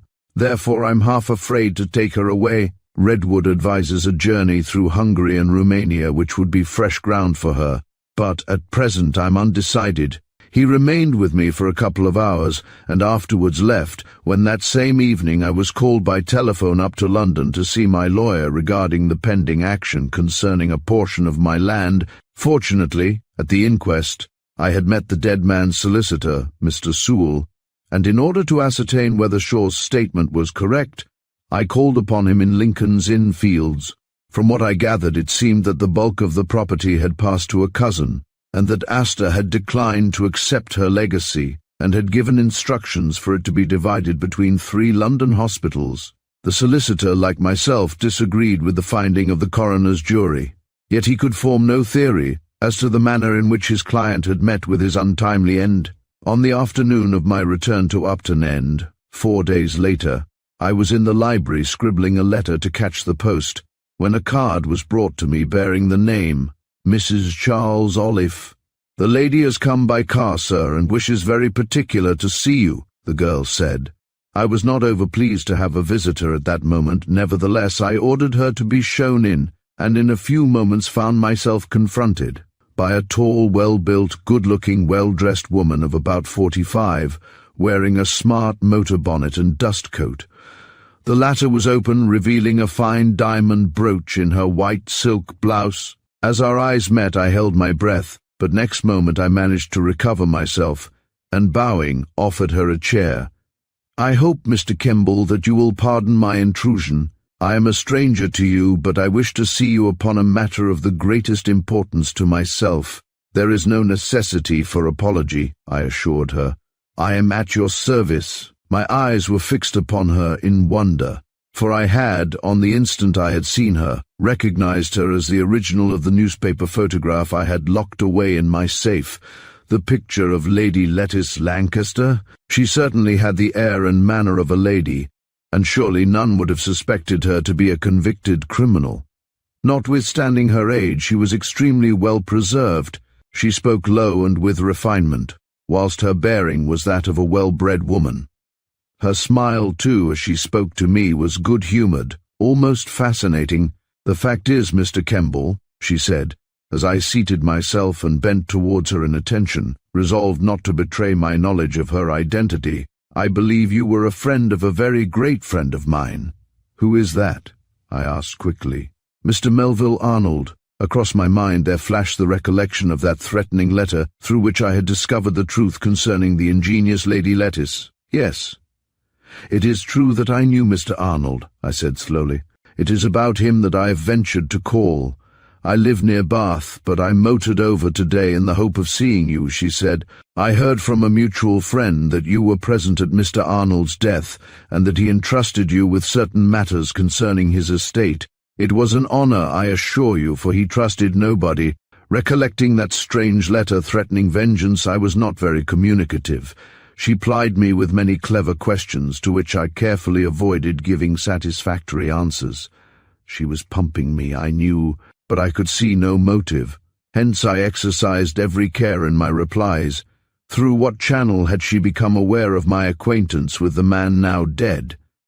I had believed that only Shaw and his daughter were aware of it, but she denied any knowledge of them. I, however, found myself compelled to describe the circumstances of his death, for, after carefully reviewing the situation, I saw that the most diplomatic course was to profess frankness, and by so doing I might be able to learn some further facts concerning the man whose past was so completely hidden. I recognized that she was an exceedingly shrewd and clever woman. The manner in which she put her questions, her well-feigned carelessness, and her deep regret at his death, all showed marvellous cunning. Yet from that letter it seemed to me evident that the man about whose end she was now so anxious had actually betrayed her into the hands of the police, and this refined, soft-spoken, elegant woman had spent some months in prison. It seemed utterly incredible. Like Shaw, she seemed extremely anxious to know if I were aware whether Arnold had made a will, but I told her that so far as I knew there was none, and further I was unaware of the name of his lawyer. "I fear that Mr. Arnold had no solicitors," she said. "He would not trust them." "Then who is in charge of the dead man's estate?" I asked, hoping for some information. "Ah, that's a complete mystery, Mr. Kemble," was her reply. "That Mr. Arnold was wealthy, tremendously wealthy, there is no doubt. Yet he was as mysterious himself as was the source of his enormous income. It was derived in the East somewhere, but of its true source even the commissioners of income tax are unaware. He was a complete mystery in many ways. In every way, I was one of his most intimate friends, but I confess that I was most puzzled always. He lived in secret, and it appears that he has died in secret," replied Mrs. Olive. "I had hoped, Mr. Kemble, that you could perhaps throw some light upon the manner in which he has disposed of his property." "Unfortunately, I know nothing," was my reply. "He merely asked me to perform several little services for him after his death, and having done them, there my knowledge ends." She looked me steadily in the face for a few moments with her shrewd, deep-sunken eyes, and then with a smile said, "I expect you think that I am hoping to benefit under his will, but on the contrary, I know full well that I should not. All I can tell you, Mr. Kemble, is that if you have accepted any trust of Melville Arnold's, then only evil can result." "Why?" I asked quickly, remembering the character of the woman before me. "Because Arnold was a worker of evil." "Then you were not his friend, eh?" "Yes, I was. Only I have warned you. was her quick reply. Curious that Harvey Shaw should have also made a similar assertion. Had he not told me that the bronze cylinder which reposed in the safe just behind where she was seated had brought evil upon those who had held it in their possession? I found Mrs. Olive distinctly interesting. As I sat chatting with her, I recollected the strange stories told of her at the Old Bailey, and of her curiously romantic life. Now that she was free, she was, without doubt, again carrying on her old game. Once a woman is an adventuress, she remains ever so until the grave. Though she had denied all knowledge of Shaw, it seemed to me that only through him could she have learnt of my existence and my acquaintance with the dead man Arnold. More and more it appeared plain that the man who had died in that hotel off the Strand was possessed of great wealth, yet the source of it was a mystery complete and profound. She had known him intimately, yet she would tell me very little concerning him. He was, of course, very eccentric, she declared. One of his fads was that he scarcely ever slept in the same bed twice in succession. He was constantly changing his address, and he preferred to present the appearance of being poor. Where did he live usually? I asked. Half his time he was abroad, in Tunis, Algeria, or Egypt. He seemed extremely fond of North Africa. Why I could never discover. I tried to turn the conversation upon Shaw and Asta, but she was far too wary to be drawn into an admission that she knew them, and presently, after she had taken tea with me, she left. Upon her card I found her address, and resolved to make a few inquiries concerning her. Therefore, 2 days later, I took train to Bath, and found that she lived in a fine old mansion called Ridge Hill Manor, near Kelston, about 3 miles out of the city. At the little old-fashioned inn at Kelston Village, I had tea in the best room, and began to chat about the people in the neighbourhood. Ah, yes, Mrs. Olive's a widow, said the stout, white-bearded landlord, when I mentioned the manor. She's been here close on 2 years now. Everybody likes her. Last year she kept a host of company always, lots of well-known folk, but this summer there haven't been very many visitors. Scarcely anybody except Mr. Nicholson, and he's always there, more or less. Nicholson? I cried, startled at mention of the name. Was he Mr. Guy Nicholson, from Titmarsh? I don't know where he comes from, sir, but his name is Guy, sir. He hasn't been here for a week or two now. He often comes over on his motorcycle. Sometimes he calls in here, for I do all the station work for Mrs. Olive. He's a very nice, affable young gentleman. I only wish there were a few more of his sort about. He's a friend of Mrs. Olive's, you say. Has he been coming here for long? Ever since she's been here? They used to say he came to see Miss Farquhar, a young lady who was staying up at the manor, but he comes just as much since she's left. Ah, he added, now I recollect. Only a week ago I took a parcel to the station from the manor addressed to Mr. Nicholson at Titmarsh, near Corby. I think it was. I asked the landlord to describe the young man we were discussing, and he gave me an exact description of Guy himself. When it grew dark, I trudged along the dusty high road up the hill for a mile, and obtained a good sight of the manor. It was, I found, a splendid old Tudor mansion, standing on the side of a hill in a finely timbered park, and in full view from the high road. Would the country folk have held its occupier in such high esteem, had they but known the curious truth? While standing there gazing across the broad park to the old gabled, ivy-clad house, with its pointed roofs and twisted chimneys, I heard the hum of an approaching motor car, and I was only just in time to draw back into a hedge. In it sat Mrs. Olive herself, but the discovery I had made had opened up an entirely new train of thought. Guy had been that undesirable woman's friend. Was it possible that she had been implicated in the poor fellow's mysterious end? That night I lay awake in the York House Hotel in Bath, thinking very deeply. Chapter 15 contains some fresh facts.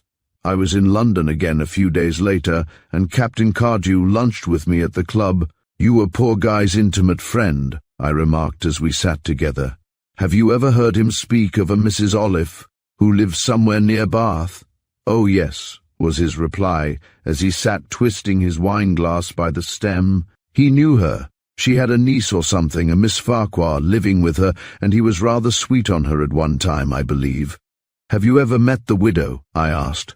Guy introduced me to them one night at the Savoy. Where is the young lady now? Somewhere in India, I think. Her father's a civilian out there. But this Mrs. Olive, I said, don't you know anything about her? Only that she is a widow and very well off, has some fine pheasant shooting, I believe, and gives some gay weekend parties. What was her husband? I fancy he was a banker or something. I smiled within myself at his reply. She's evidently in rather a good set, Cardew went on, for I've often seen in the Morning Post accounts of her parties, which seem to include quite a number of distinguished people.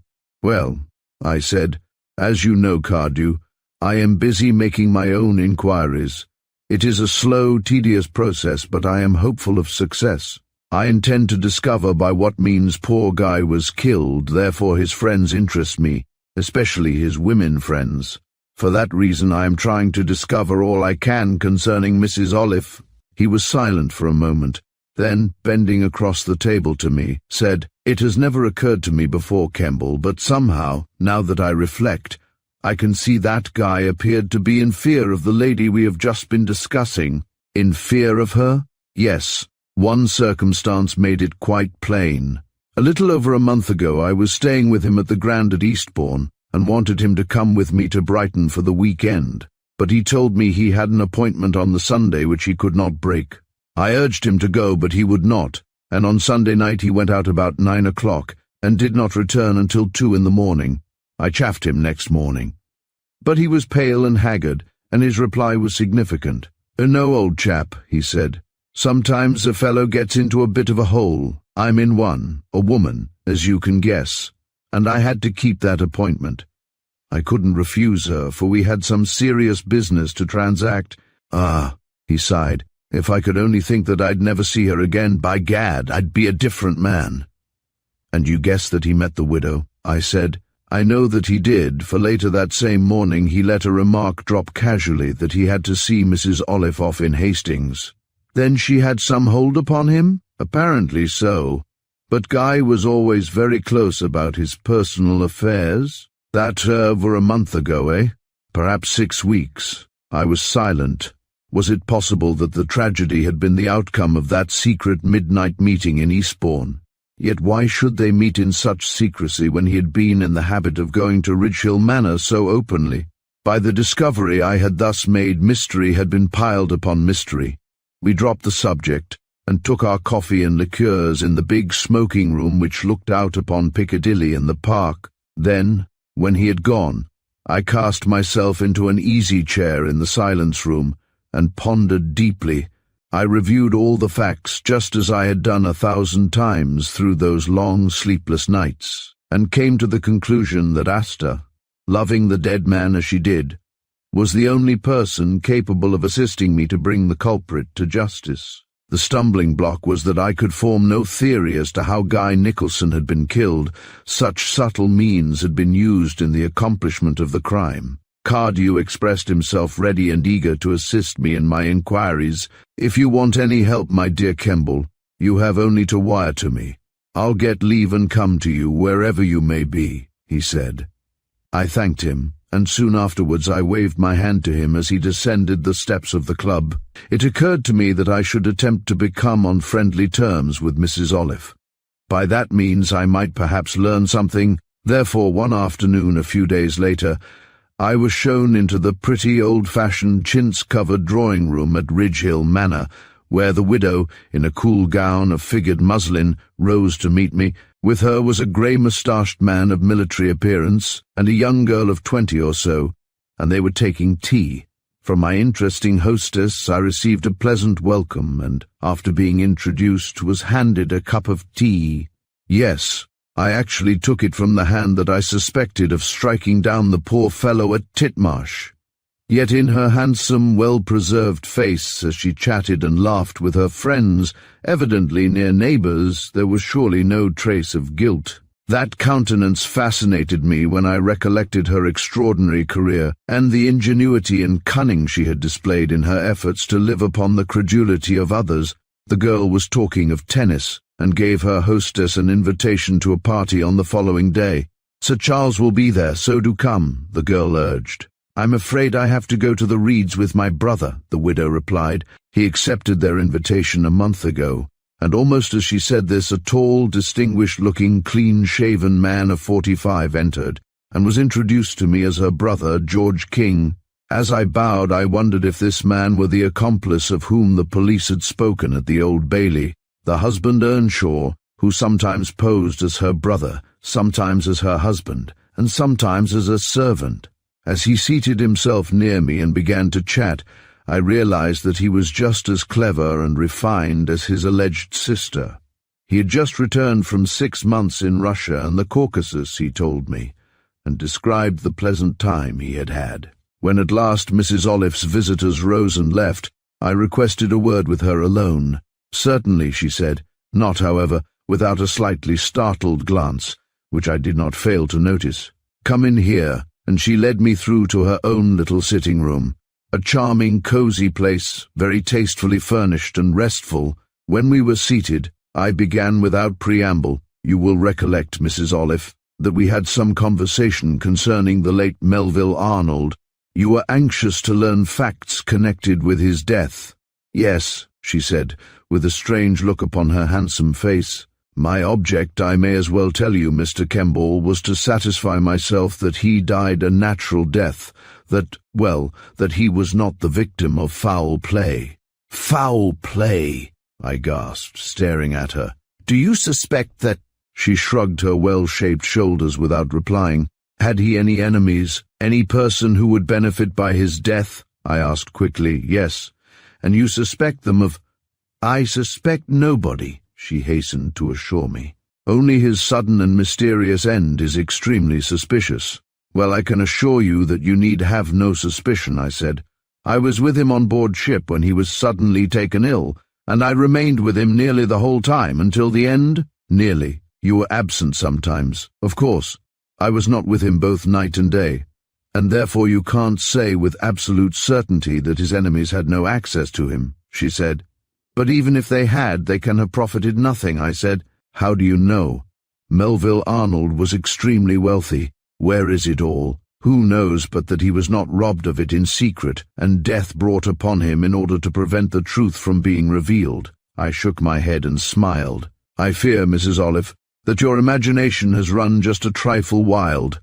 Arnold died a natural death, and the doctor gave a certificate to that effect." "I'll never believe it," she declared. "If there had not been foul play, the whereabouts of his great wealth would be known. He was a friend, a great friend of mine, Mr. Kemble, so please forgive me for speaking quite frankly. You are, of course, welcome to your own opinions, but I, who know the facts so well and who was present at his death, am able to state with authority that his end was due to natural causes. It is curious that he should have trusted you. A perfect stranger," she said with coolness. "You did not explain the nature of your trust." "It was upon that very point, Mrs. Olive, that I called to see you today," I said. "Mr. Arnold gave me a letter addressed to a certain Mr. Alfred Dawnay, and—" "To Alfred Dawnay!" she gasped, starting to her feet as all the colour faded from her face. "He wrote to him?"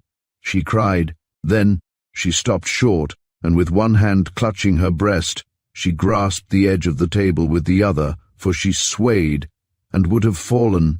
I saw that what I had told her revealed to her something of which she had never dreamed, something which upset all her previous calculations. "Tell me, Mr. Kemble," she exclaimed at last, in a hard, strained voice scarce above a whisper, "tell me, what did he write?" "Ah, I do not know. I was merely the bearer of the letter." "You have no idea what Arnold told that man, what he revealed to him?" "I have no knowledge of anything further than that. After Arnold's death I opened a packet and found the letter addressed to Dawnay." "To Dawnay? His worst enemy and his—" "Was Dawnay an enemy?" I asked. "I took him, of course, to be the dead man's friend and confidant." The woman laughed bitterly as she stood there before me with deep-knit brows, her mouth hard, and a determined look upon her cunning countenance. Poor fool, he believed Dawnay to be his friend. Ah! What fatal folly to have written to him, to have placed trust in him, and yet is not this my vengeance after all these years? She laughed hysterically.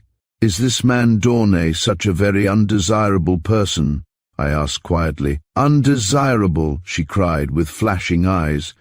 If Arnold had known but half the truth, he would never have reposed confidence in him. But the letter may not after all have been one of friendship, I suggested. It was. I can see through it now. Ah! Why did I not know a week or two ago? How very differently I would then have acted, she murmured in a tone of blank despair. Her face was deadly pale and her lips were trembling. Was Dornay aware of Arnold's identity? I asked. It was upon the tip of my tongue to speak of the mysterious cylinder of bronze, but I hesitated, recollecting that this woman was not a person to be trusted. How can I tell? She said hoarsely. Yet, from facts that have recently come to my knowledge, I now realize how Arnold must have foolishly disclosed the secret to his worst enemy. What secret? I demanded anxiously. But she was distrustful and evasive. An amazing secret which, it is said, if revealed to the public, would cause the whole world to stand aghast, replied the woman in a low, hollow voice. Strange. Arnold, I recollected, had himself referred to the precious contents of that ancient cylinder in almost exactly the same terms. What could that secret be? Chapter 16. The Sign of the Hand. The problem grew daily more intricate. Try how I would, I could obtain no knowledge of the identity of the man known to me as Melville Arnold. His name might be Edgecombe, as it seemed from the letter I found in his possession, yet in the learned circles of Egyptologists he was unknown. Certain facts were, however, plain, I argued. First, that he was wealthy was without doubt. Perhaps those big bundles of banknotes which he had compelled me to destroy before his death constituted his fortune. Perhaps he preferred to destroy them lest they fell into other hands. Secondly, it seemed certain that the woman now known as Mrs. Olive had been arrested and convicted through some revelation made by him. Thirdly, this same woman was in active search of the whereabouts of the dead man's riches. And fourthly, it was more than likely that Harvey Shaw was really Arnold's friend and not his enemy, as the woman had alleged. Had not Arnold written to him in secret? Ah, what would I not have given for knowledge of the contents of that letter? I called at Lidford Hall several times, and was gladly welcomed. Whatever Shaw might be, he was with me perfectly candid and straightforward, and gradually I became on most friendly terms with both him and Astar. Often they motored over to Upton End and lunched or dined with me, while I, on my part, became a frequent visitor in those long summer days. But I confess my friendship had for its object the elucidation of the strange mystery in which I found myself enveloped. Asta was, alas, still inconsolable. Poor child. Time, instead of healing the wound caused by Guy's sudden end, only served to aggravate it. She seemed to grow paler and more sad each day. Sometimes I endeavored to console her, but she only shook her head in grief and silence. To me she appeared unusually nervous and apprehensive. The least sound seemed to cause her to start and turn almost in terror. It appeared as though she had something upon her conscience, some secret which she feared moment by moment might be betrayed. One afternoon, while sitting by the open window of the smoking room at Lidford, I remarked upon her condition to Shaw. "Yes," he sighed, "you are quite right, my dear Kemble. I've noticed it too. Poor girl, it was a terrible blow for her. She wants a change. I urged her to go abroad long ago, but she would not hear of it. Now, however, I've induced her at last to go for a motor tour in France. We are starting next week, and go by Folkestone to Boulogne, thence by Beauvais, and avoiding the pavane of Paris, by Versailles, Melun, Joigny, Chagny and Lyons across to Aix-les-Bains. Have you ever been there? No, it must be a very fine run, I said. Then why don't you come with us, he suggested. I'm taking the 60 and there'll be plenty of room. I reflected. The days were warm and bright, and I loved motoring. My own car, being only a 15, was not capable of doing such a journey. Ah, he laughed, noticing my indecision. Of course you'll come. Asta will be delighted. Do keep us company, my dear fellow. Very well, I said. I'll come, if you really mean that there'll be room. And so it was arranged. When he told Asta a few minutes later, her face brightened, and she turned to me saying, "Well, this is really good news, Mr. Kemble. Dad has often been on the continent with the car, but he has never taken me before. He thought that the long runs might be too fatiguing. Anything, my dear, to get you out of this place, he said with a laugh. You must have a change or else you'll be ill. Later on, a young man and a girl called, and we played tennis for an hour. Then when the visitors had gone, I sat for a little while with Asta in the drawing room to get cool. She looked very sweet in her simple lace blouse, short white skirt, and white shoes. Exertion had heightened the tint of her cheeks, and something of the old expression had returned to her eyes. As we sat chatting, a peculiar low whistle suddenly reached our ears. I listened. The call was repeated and seemed to come from the room above. "It's Dad," the girl said. "Of late he seems to have taken to whistling like that. Why, I can't tell, for we have no dogs."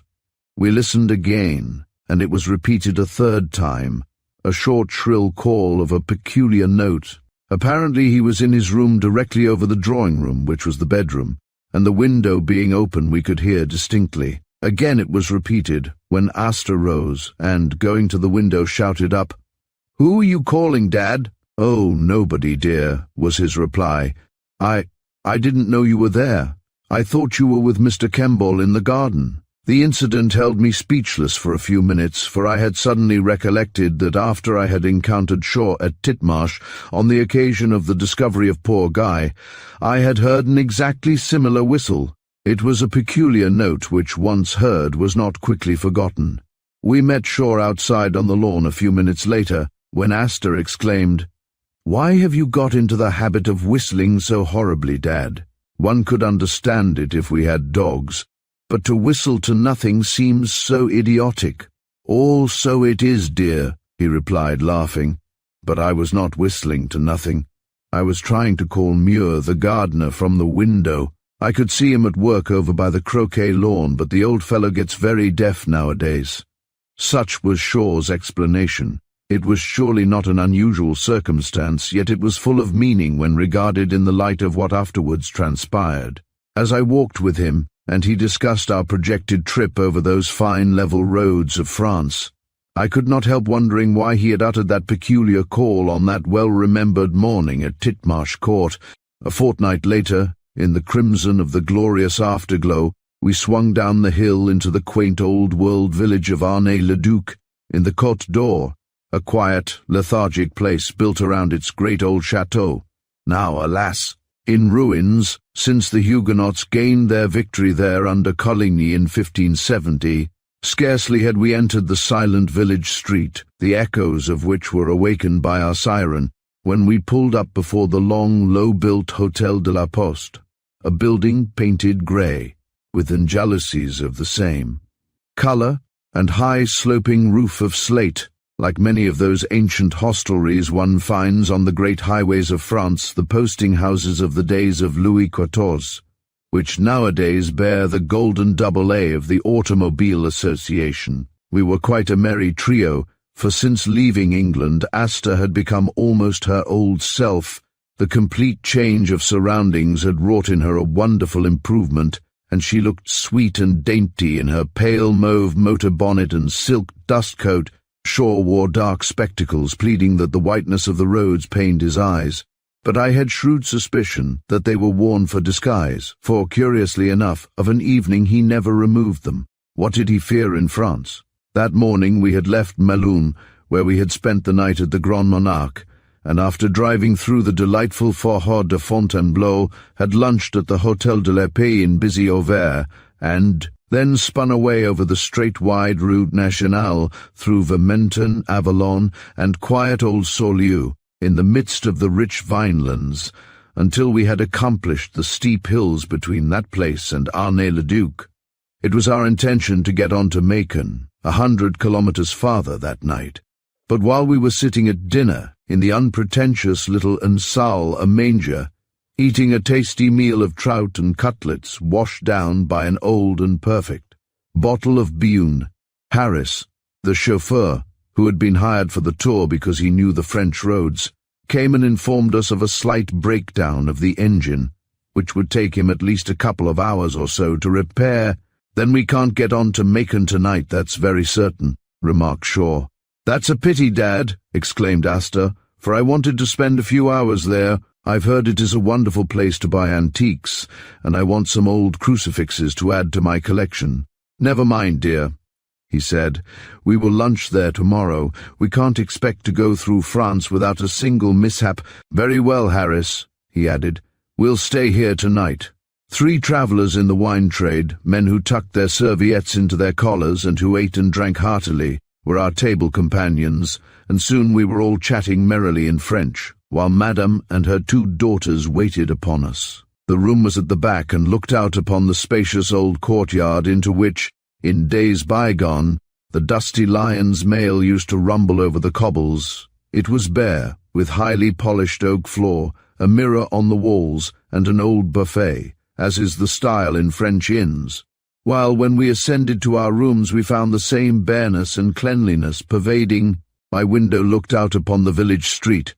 The floor was carpetless and polished, the bed an old-fashioned wooden one, and besides a chair, a chest of drawers and a washstand, the only other. Furniture was a japanned iron stand of hooks upon which to hang coats, that article which is common in every hotel from Archangel to Reggio, and from Ekaterinburg to Lisbon. After a wash we met below and strolled about the village, which 300 kilometers distant from Paris, and 200 from Lyons, was, we found, a charming old-world place, once important, but now, alas, decayed and forgotten in the mad hurry of our modern world.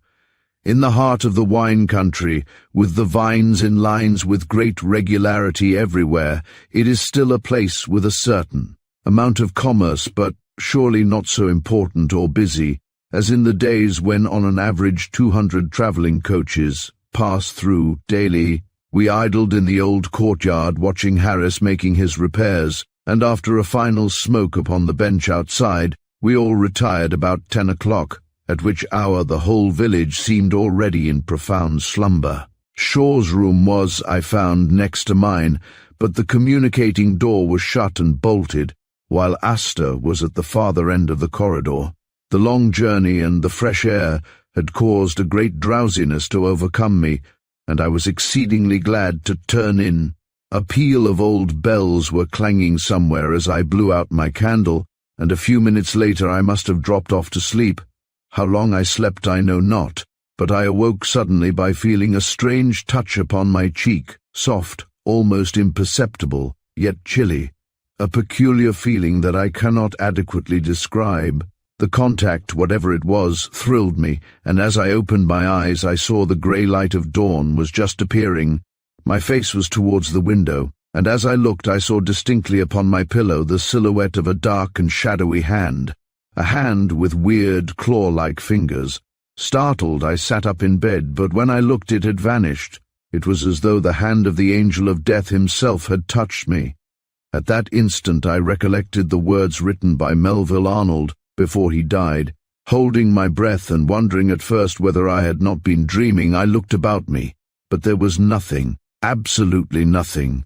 My first impulse was to shout, "Alarm, Shaw," and tell him of my uncanny experience, but I could hear him snoring soundly in the adjoining room. So I crept out of bed and examined the communicating door. It was still bolted, just as I had left it, yet I still recollected most distinctly the touch upon my cheek, and I still had the black silhouette of that phantom hand photographed indelibly upon my memory. I tried to persuade myself that the incident was but a mere chimera of my overwrought imagination, but, alas, to no avail. I had actually seen something with my own eyes. But what could that weird something have been? Of what evil had Melville Arnold desired to warn me when he had scrawled those curious final words before expiring? Chapter 17. A further problem. I had seen the sign of the hand against which Melville Arnold had warned me with final effort before he expired. I could not close my eyes again. Thoroughly awakened, I lay trying to convince myself that it was but a bad dream, yet so distinct had been that touch, that I still felt the repulsive contact that had thrilled me and left upon me such a lasting impression. In the uncertain light of early morning one's brain is often full of weird fancies, and as I lay there wondering, 1,000 curious unreal conjectures floated through my mind. I was not old, Yet in my life I had probably travelled more and seen more than most men of my age. Of little love affairs I had had, of course, one or two. None of them had been serious, none until the present. Yes, I may as well here confess it.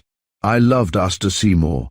From the first moment that she had met me in that lonely country road, and I had sat by her side in the car, she had exercised over me a strange and fatal fascination. I found myself beneath the spell of her bewitching beauty. I was drawn towards her by some strange, irresistible, unknown power, drawn to her as the moth is drawn towards the candle. Fascinated alike by the mystery surrounding her foster father and by her sweet, pensive face, I had been constantly in her company. My thoughts were ever of her, to the oblivion of all else in the world. She was all in all to me, and I was now involuntarily her slave. So entangled had I become in the net of her sweet and wondrous charm. Ah, yes, I loved her with all the strength of my being, with all the passion of my soul, but I had not spoken.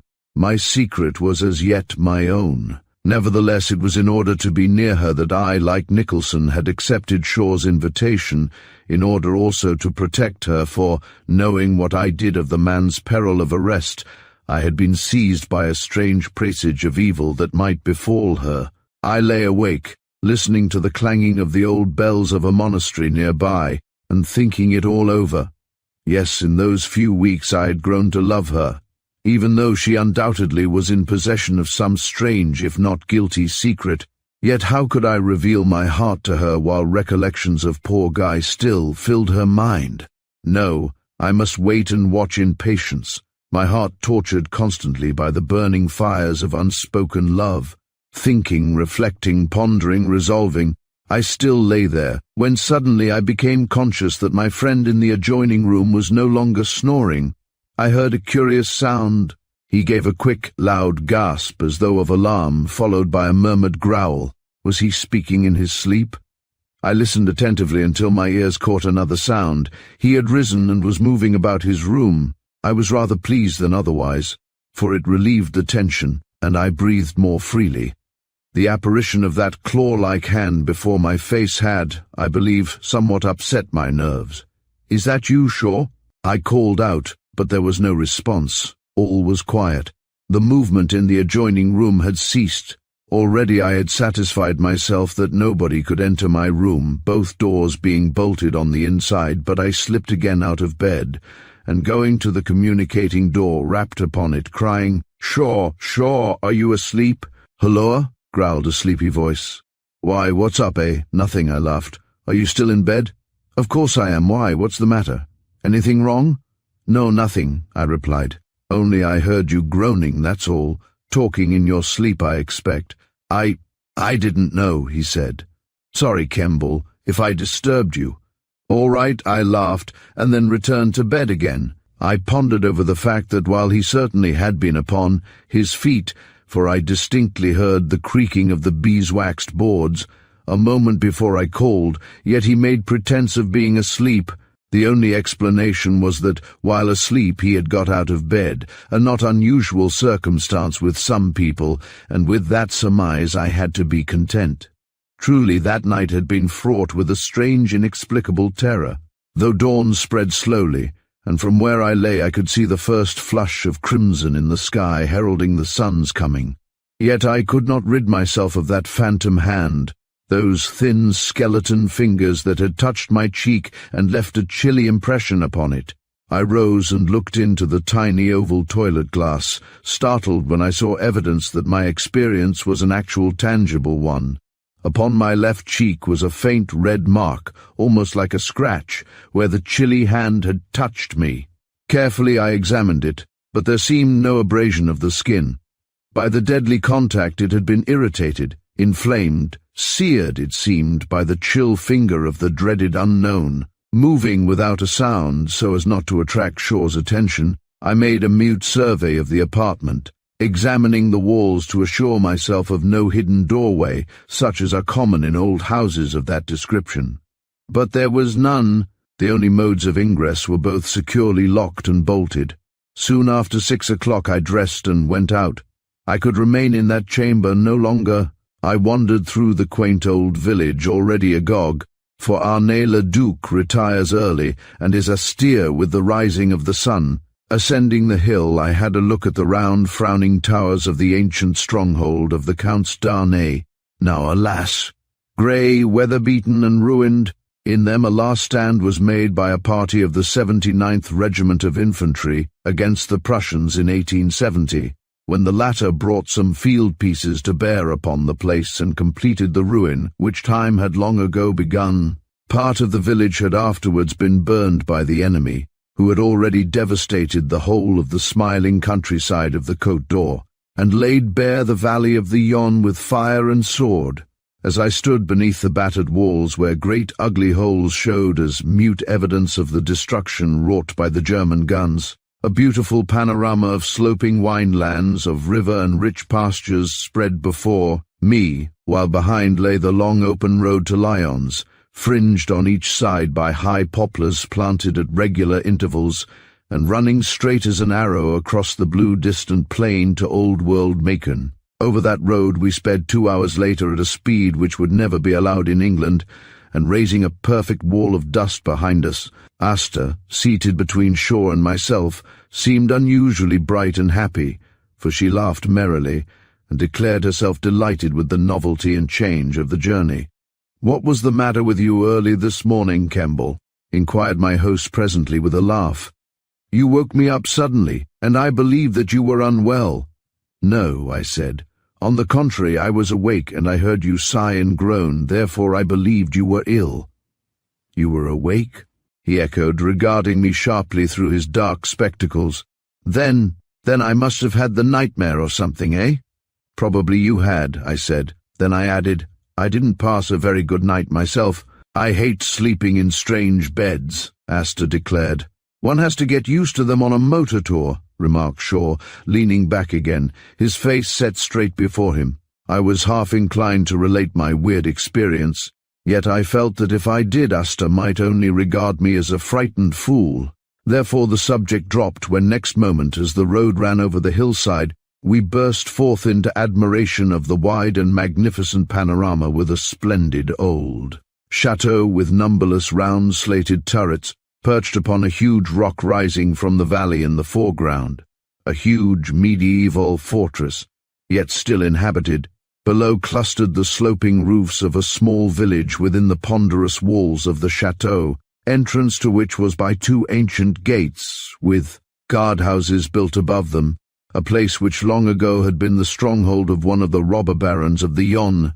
Truly the Lyons Road is full of variety and picturesqueness, running, as it does, through those rich vinelands and mountains of the Côte d'Or, before descending to the valley where the broad Saône flows south to join the mighty Rhône. Passing through the beautiful Saucy forest, where the thick trees met in many places overhead, we shot through Ivory Village and, 50 kilometers after leaving Arnay-le-Duc, were compelled to slow down on entering the busy agricultural town of Chalon-sur-Saône. There we came to the riverbank, following it through a number of villages well known in the wine country, Saint-Loup, Beaumont, Tournus, and Fleurville, until at last we found ourselves passing slowly over the uneven cobbles and among the curious high-gabled houses of old-world Macon. There, at the Hotel Terminus, we lunched, and afterwards, while Shaw sat smoking, I went forth with Asta to an antiquarian,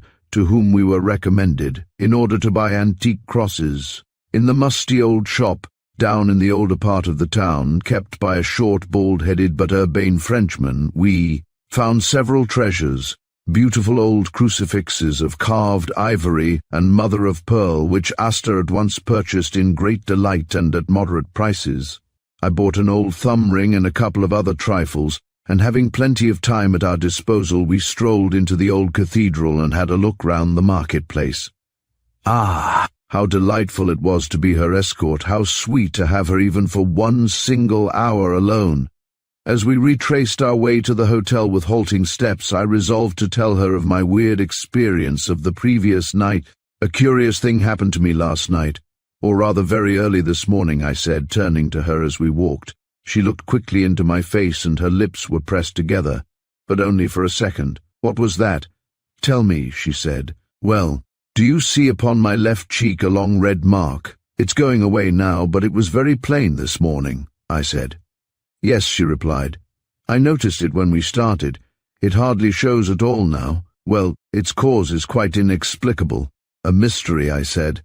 I am in no way superstitious, and I am no believer in the supernatural, but in that inn at Arnay-le-Duc there is a something uncanny. I was sound asleep when, just before night gave place to day, a cold hand touched my cheek, a phantom hand that left the mark which you see. A hand? She gasped, staring at me, her lips pale and cheeks suddenly blanched. Explain it. I can't understand. I awoke quickly at the chill death-like contact and saw the hand a few inches from my face, thin, claw-like, and yet a dark, shadowy phantom which disappeared in an instant, even before I, so suddenly awakened, could realize what it actually was. But it was a hand. Of that I am absolutely positive. Yes, she said slowly, in a low, hoarse voice, nodding her head and pausing as though reflecting deeply. Yes, Mr. Kemble, you were not mistaken. I too, strangely enough, had a very similar experience about 6 weeks ago, while staying up at Scarborough with Louise Oliver, an old schoolfellow of mine. I too saw the terrible thing, the hand. You, I gasped, staring at her. You have seen it. In response she nodded, her eyes set straight before her, but no word escaped her white pent-up lips. Chapter 18. I make a discovery. The Terminus Hotel at Lyons is, as you know, a large artistically furnished place at the Perrache station, an hotel with a huge and garish restaurant below, decorated in the style known as Art Nouveau. It is a busy spot, where rushing travellers are continuously going and coming, and where the excitable Frenchman, fearing to lose his train, is seen at his best. It was there we arrived about 6 o'clock. And at 7 we sat together, a merry trio at dinner. The cooking was perfect, the wines excellent, and after dinner Shaw mentioned that he had letters to write. Therefore, I seized the opportunity to stroll out with Asta, for it was pleasant to walk after so many hours in the car. She was dressed neatly in black coat and skirt and a small straw hat trimmed with black ribbon, mourning for Guy Nicholson, and as we wandered out our careless footsteps led us across that wide square called the Cours du Midi, and down upon the Quai de la Charite beside the broad, swiftly flowing Rhône, the water of which ran crimson in the brilliant afterglow, a hot, breathless evening in which half Lyons seemed to be taking an airing along the quays of that winding river-bank which traverses the handsome city. We had turned our backs upon the high railway bridge which spans the river, and set our faces towards the centre of the city, when I noticed that Asta seemed again very silent and thoughtful. I inquired the reason, when she replied, I've been thinking over your curious experience of last night. I've been wondering. Wondering what? I've been trying to discern what connection your experience had with my own up in Yorkshire, she said. I saw the hand distinctly, a thin, scraggy hand just as you saw it. But I have remained silent because I could not convince myself that such a thing was actually a reality.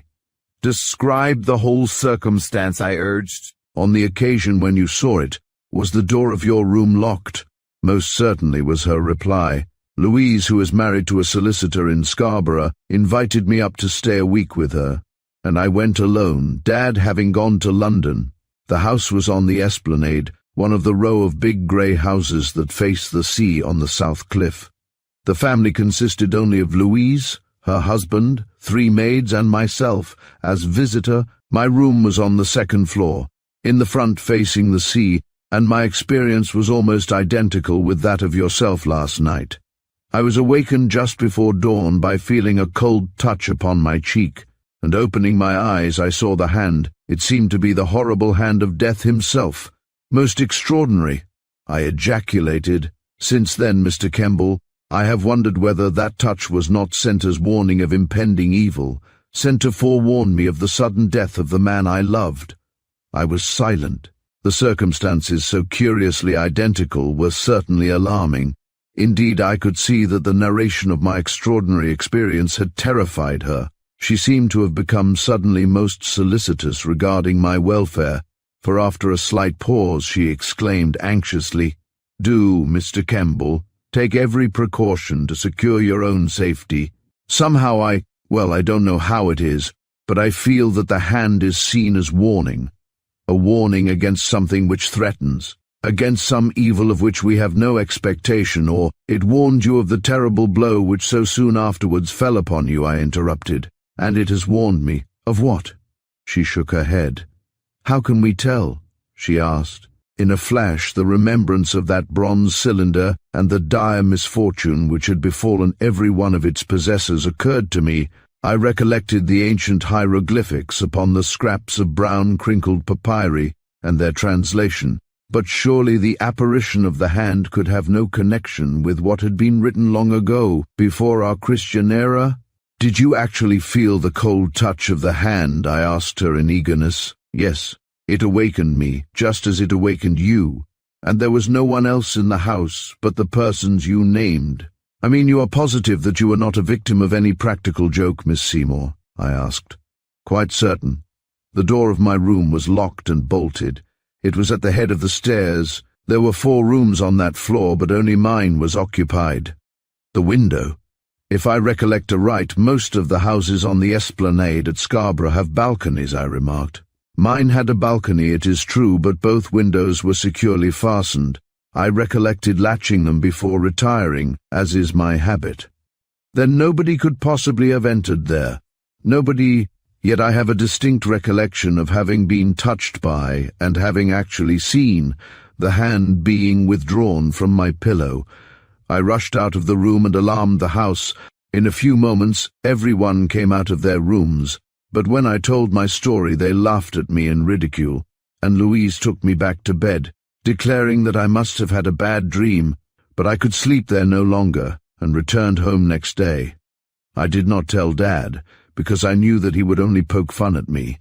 For some moments I did not speak. Surely ours was a strange conversation in that busy modern thoroughfare, amid the cafe idlers seated out in the roadway, and the lounging groups enjoying the cool air from the river after the heat and burden of the day. Strange it was, very strange, that almost the same inexplicable circumstances had occurred to her as to me. Had I been superstitious, I certainly should have been inclined to the belief that the uncanny hand, which was so material that it had left its imprint upon my flesh, was actually some evil foreboding connected with the bronze cylinder, the thing which the papyri decreed shall not speak until the day of awakening. Was not the curse of the wolf god placed upon anyone who sought knowledge of the contents of that cylinder, which had been placed for security in the tomb of the great Meremptah, King of Kings? Even contact with the human hand was forbidden under pain of the wrath of the sun god and of Osiris the Eternal. As I walked there I recalled the quaint decipher of those ancient hieroglyphics. Yes, the incident was the most weird and inexplicable that had ever happened to me. The whole problem indeed defied solution. I had not attempted to open the cylinder, nor to seek knowledge of what was contained therein. It still reposed in the safe in the library at Upton End, together with that old newspaper, the threatening letter, and the translation of the papyri. We wandered along the quay, Asta appearing unusually pale and pensive. "I wonder you did not recount your strange experience to your father," I exclaimed presently. "It happened in the house of a friend, and not at home. Therefore I resolved to say nothing. Indeed, I had grown to believe that after all, it must have been mere imagination, until you described what happened to you last night. That has caused me to think. It has convinced me that what I saw was material and real. It's a mystery, Miss Seymour," I said, "one which we must both endeavour to elucidate. Let us say nothing, not even to your father.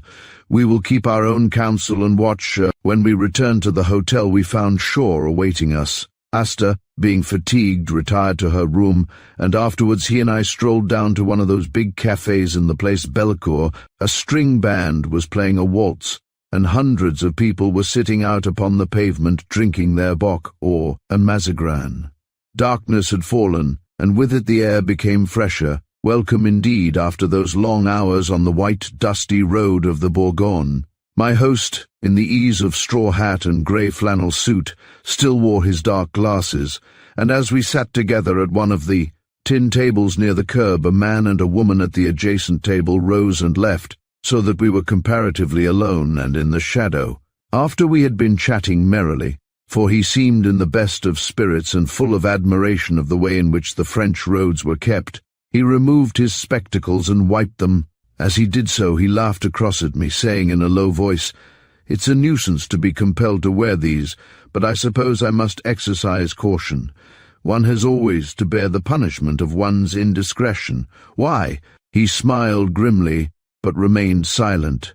Even though he had admitted that he was not what he represented himself to be, even though I knew that he was an adventurer, and even though the dead man Arnold had urged me not to trust him implicitly, yet I somehow could not help liking him. He was always so full of quiet humour, and his small eyes twinkled merrily when those quaint remarks and caustic criticisms fell from his lips. "I thought that the danger which existed that evening in Totnes had passed," I remarked. "Only temporarily, I fear. Thanks to your generous aid, Kemble, I was able to slip through their fingers, as I have done on previous occasions, but I fear that the meshes of the net may one day be woven a trifle too closely. I shouldn't really care very much if it were not for Asta. You know how devoted I am to her," he added, leaning his arms upon the small table and bending towards me as he spoke. "And if any little contretemps did happen to you?" I asked. "Asta would, alas, be left alone," he said in a low, hoarse voice. "Poor girl. I fear she would find a great change in her circumstances." It was upon the tip of my tongue to acknowledge to him how madly I loved her, and of my intention of asking her to be my wife. Yet somehow I hesitated, fearing, I think, lest he might scorn such a proposition, for I remembered how, after all, she was his sole companion, and that without her he would be lonely and helpless. She was the one bright spot in his soured life, he had declared to me more than once. Though scarcely yet out of her teens, she directed the large household at Lidford with all the genius and economy of an experienced housewife. Yes, hers had been a strange career, the adopted daughter of a man who was so often compelled to go into hiding in strange guises and in strange places. "Let us hope nothing will happen," I said cheerfully. "Why should it?" His face broadened into a meaning grin, and he readjusted his hideous round spectacles and lit a fresh cigar. "Really, Mr. Shaw," I said, "your dark forebodings and your strange declarations puzzle me. True, I have endeavoured to serve your interests, and I regard you as a friend, heedless of what I cannot help suspecting, yet you are never open and frank with me concerning one thing, your friendship with Melville Arnold." He started at mention of the name, a fact which caused me to ponder. "I hardly follow you." "Well," I said, "shortly before leaving England I received a visit from a certain Mrs. Olive, a lady living near Bath. I believe you know her." "Yes," he gasped, grasping the edge of the table and half rising from his seat. "Then she has seen you," he cried. "What did she tell you?" "Several things," I replied. "She alleges that you were not Arnold's friend, but his fiercest enemy." "She has told you that," he cried bitterly. "And what else has that woman said against me?" "Nothing much." "Come," he exclaimed boldly, "tell me, Kemble, man to man, all that woman has said." I saw that his manner had changed. His small eyes were flashing with fire, while upon his pale cheeks showed 2 scarlet patches. Through my brain surged recollections of the woman's allegations, but, seeing him in such anger, I did not desire to irritate him further. Therefore I declared that whatever the lady had said was in no way derogatory to him. "You are not telling me the truth, Kemble," he declared, looking straight into my eyes. "I know her too well. She has lied to you about me." "Probably," was my reply. "I happen by a curious chance to know the character of the lady, and it is hardly such as would inspire me with confidence." "You know her, then?" he exclaimed, staring at me hard. "I know that at one time she passed as Lady Lettice Lancaster, and was sentenced to penal servitude as an adventuress." "Who told you that? How do you know that?" he asked quickly. "It is surely common knowledge," was my reply. "Therefore please dismiss from your mind that anything she might say to your detriment would impair our friendship." "Ah, yes," he cried suddenly, taking my hand and wringing it warmly. I know, Kemble, that you, being my friend, will refuse to be influenced in any way by evil report. That woman is, as you rightly say, an unscrupulous adventuress. I knew her once before her conviction, but I have since lost sight of her. Yet I know she is my enemy and, well, if it were to her interest, she would have no compunction in giving me away to Scotland Yard." "Then she is your enemy, my worst enemy." "Ah, then I understand the reason of her allegations," I said, and a moment later the subject dropped. We returned to the hotel just before midnight, and I ascended in the lift to my room. Shaw shook my hand and turned into his own room. From my window I found that I commanded a wide view of the great place Carnot and the adjacent streets, picturesque with their many lights. I had not switched on my light, and was standing gazing below when, of a sudden, I distinguished Shaw hurrying out of the hotel again and crossing the place towards the Pont du Midi, the iron bridge on the right which spans the Rhône. He had in a moment changed both hat and coat, I noticed, and therefore his sudden exit, after having led me to believe he was about to turn in, struck me as curious. So, without hesitation, I, too, slipped on another coat and, putting on a golf cap, descended in the lift, and was soon speeding away in the direction he had taken. When halfway across the bridge I saw him walking slowly before me, therefore I held back and watched. I followed him across the river, when he suddenly turned to the left along the Quai Claude Bernard, until at the foot of the next bridge, the Guillotière, he turned to the left along the Cours Gambetta until he came to a small square, the Place du Pont. There he suddenly halted beneath a lamp and glanced at his watch. Then he idled across to the corner of one of the half-dozen dark, deserted streets which converged there, as though awaiting someone. For a quarter of an hour he remained there calmly smoking, and quite unsuspicious of my proximity, but his patience was at last rewarded, because from the shadow there emerged a female figure in dark jacket and skirt, to which after a moment's hesitation he went forward with words of greeting. They met beneath the light of a street lamp, and from where I stood, hidden in a doorway, I was sufficiently close to get a view of her countenance. I held my breath. It was that of the woman who had stood in the dock of the Old Bailey and been convicted of fraud, the woman who now lived in such style at Ridgehill Manor, and who was known in Bath as Mrs. Olive. For a moment they stood there in the night, their hands clasped, neither uttering a single word. And yet Shaw had only an hour before declared her to be his most bitter and dangerous enemy. Chapter 19. Falling Shadows. I watched Shaw strolling slowly with the woman through the ill-lit back streets of Lyons, speaking rapidly with her. She, however, appeared to listen in silent obstinacy. He grew angry, yet she seemed to remain obdurate. She was dressed plainly in tweed skirt and blouse naturiste, and wore a hat with a long veil in the fashion so often adopted by American women visiting Europe. They traversed the working-class district on the eastern side of the Rhône, where from behind the dingy red blinds of the cafes came the sounds of music and laughter, and where many groups of factory hands were idling about enjoying the cool night air. It was a noisy, bizarre district which favoured me, for I could watch the pair unobserved. At the corner of the place Morandé halted for a few moments, while he emphasized his words by striking his palm with his clenched fist, and she stood listening, her gaze turned towards the ground.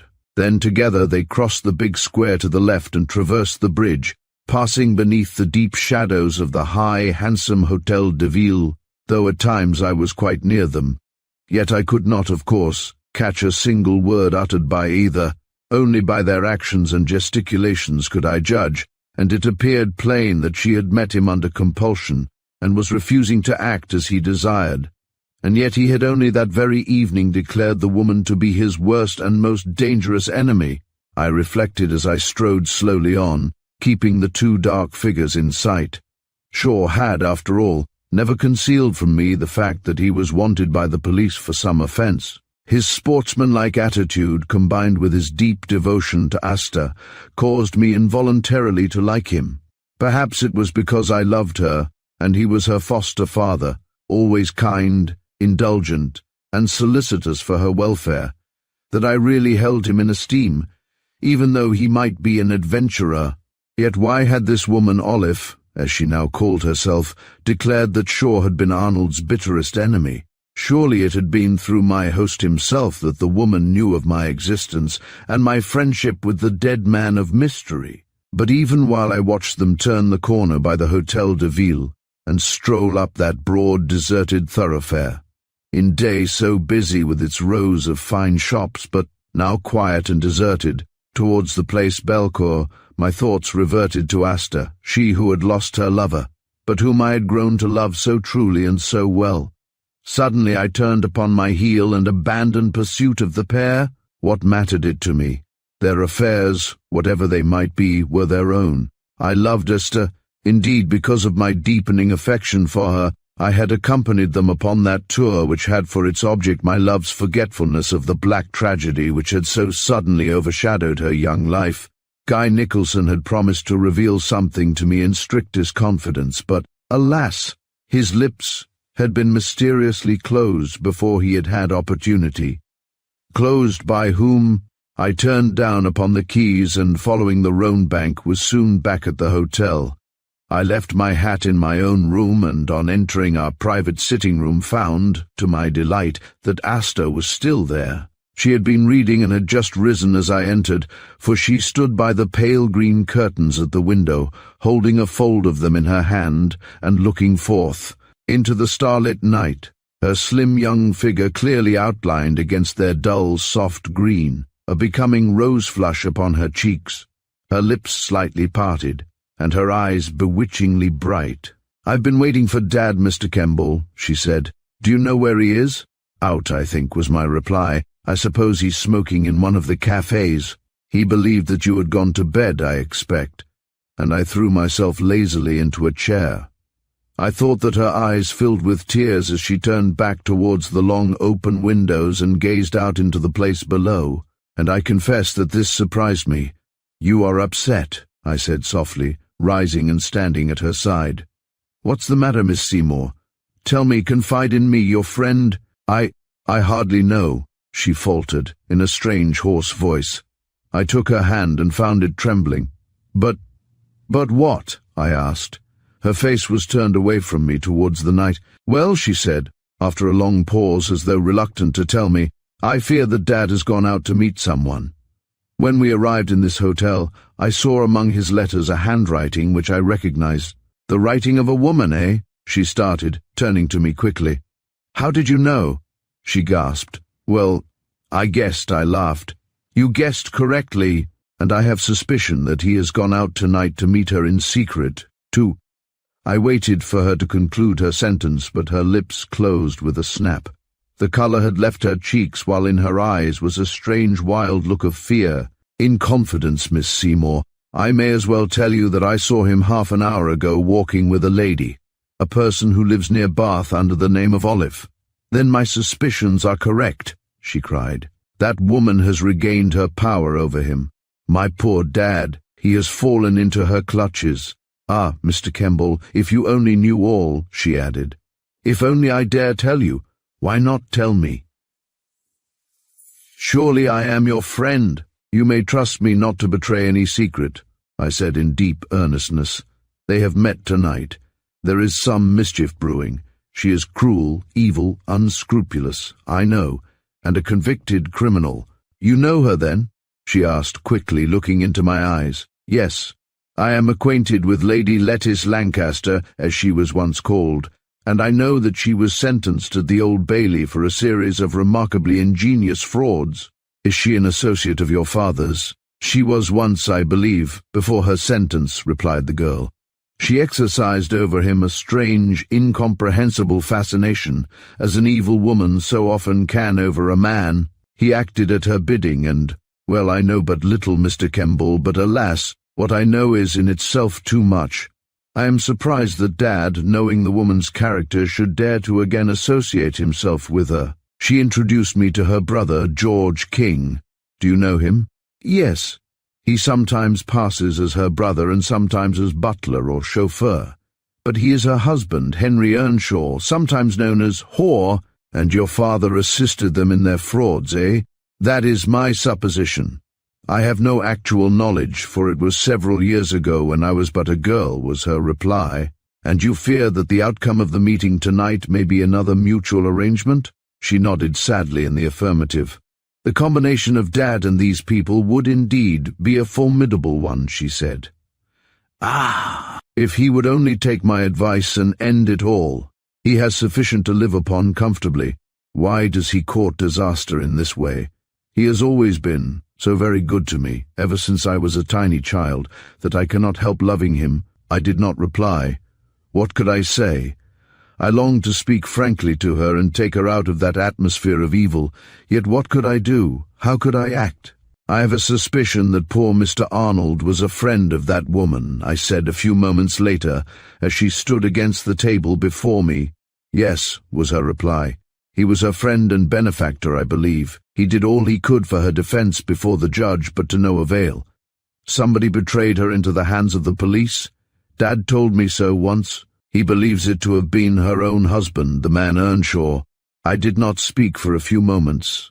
I was thinking of that strange letter which had threatened vengeance against the mysterious scholar, Mr. Arnold. The latter had been accused of what he had not done, yet that very accusation had given me a clue to some very curious circumstances, and had forewarned me as to the true character of the wealthy widow of Ridge Hill Manor. "Has your father any ground for declaring the woman's conviction to be due to Earnshaw?" "Yes, I believe so, but he has never told anyone, except myself. But if he and Mrs. Olive become on friendly terms again, he will doubtless reveal what he knows." "Probably.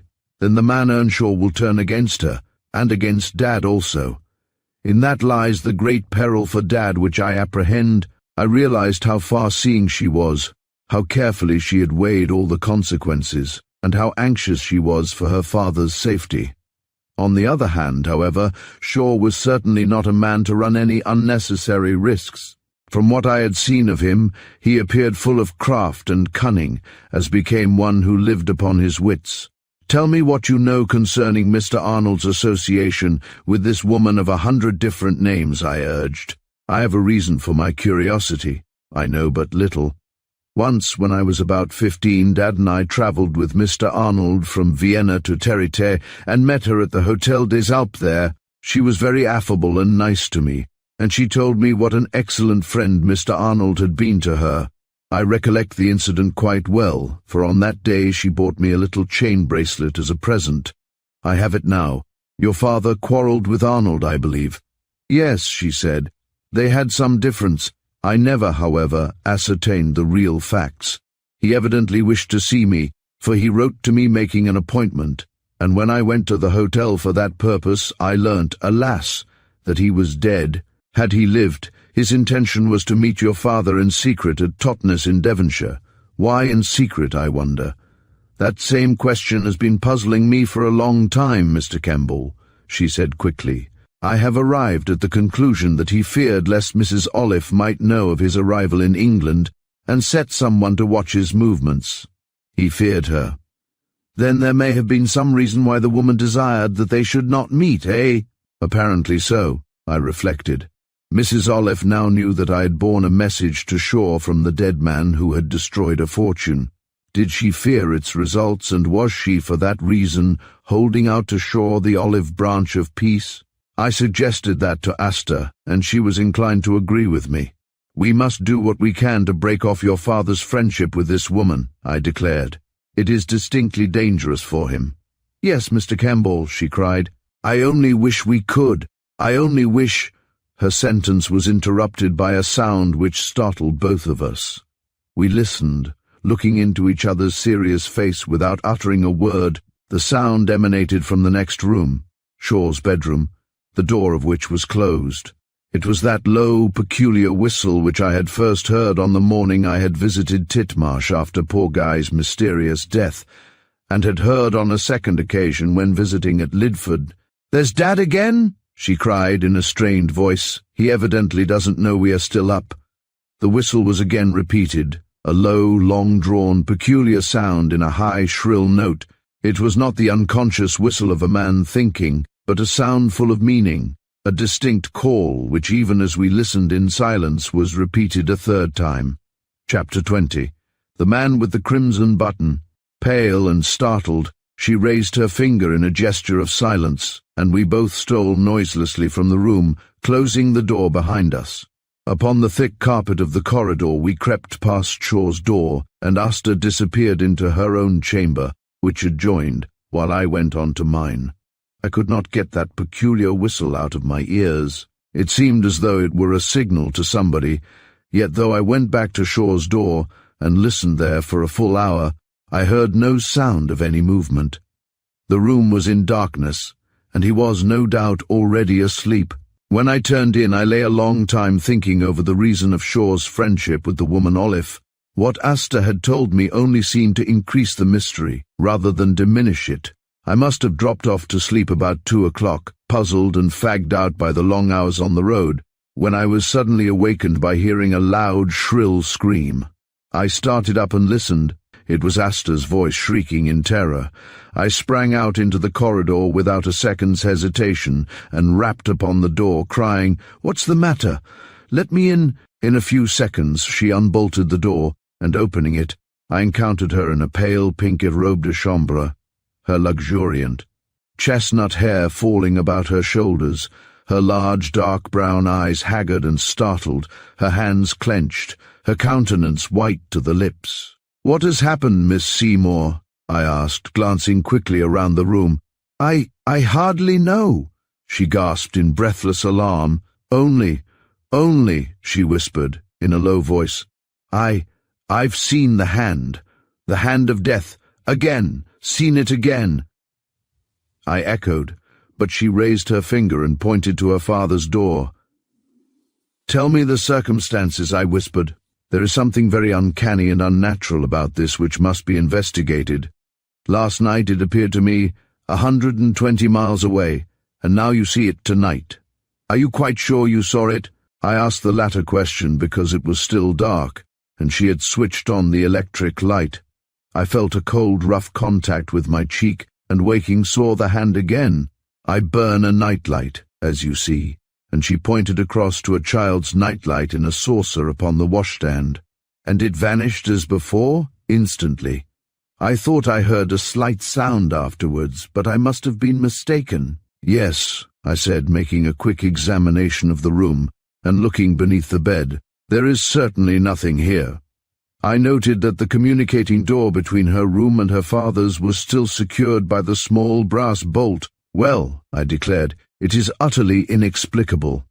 My voice evidently awakened Shaw, for we heard him tap at the door and ask in a deep, drowsy voice, "What's the matter in there, Asta?" "Oh, nothing at all, Dad," was the girl's reply. "Only I fancy there must be a rat in my room, and Mr. Kemble is looking for it."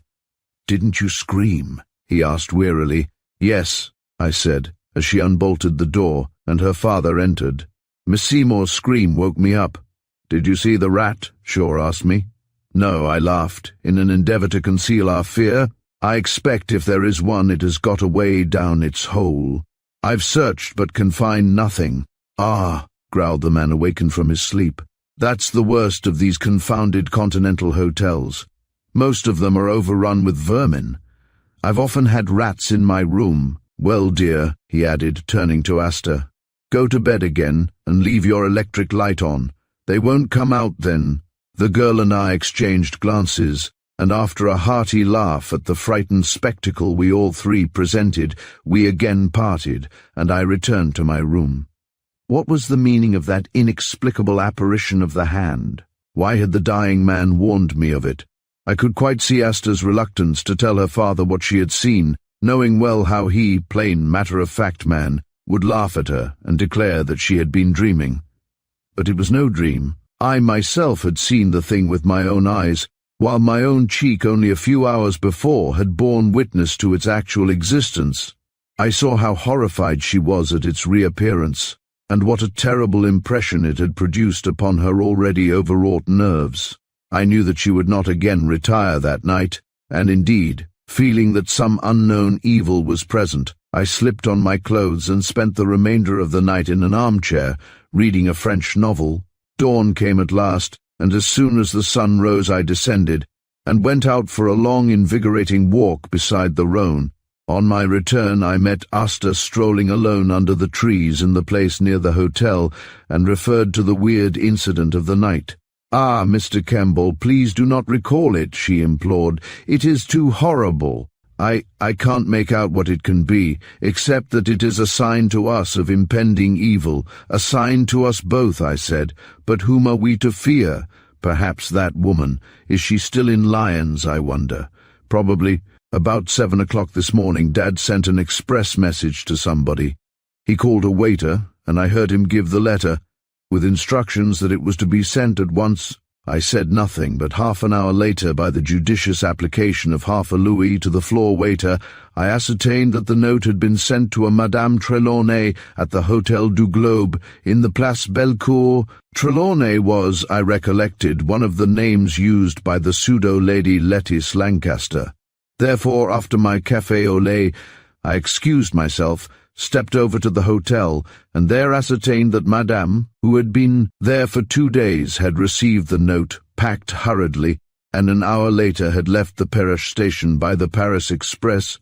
On returning, I told Asta this, and at 11 o'clock we were again on the white dusty highway, that beautiful road through deep valleys, and over blue mountains, the Route d'Italie, which runs from Lyons through quiet old Chambéry to Modane and the Alpine frontier.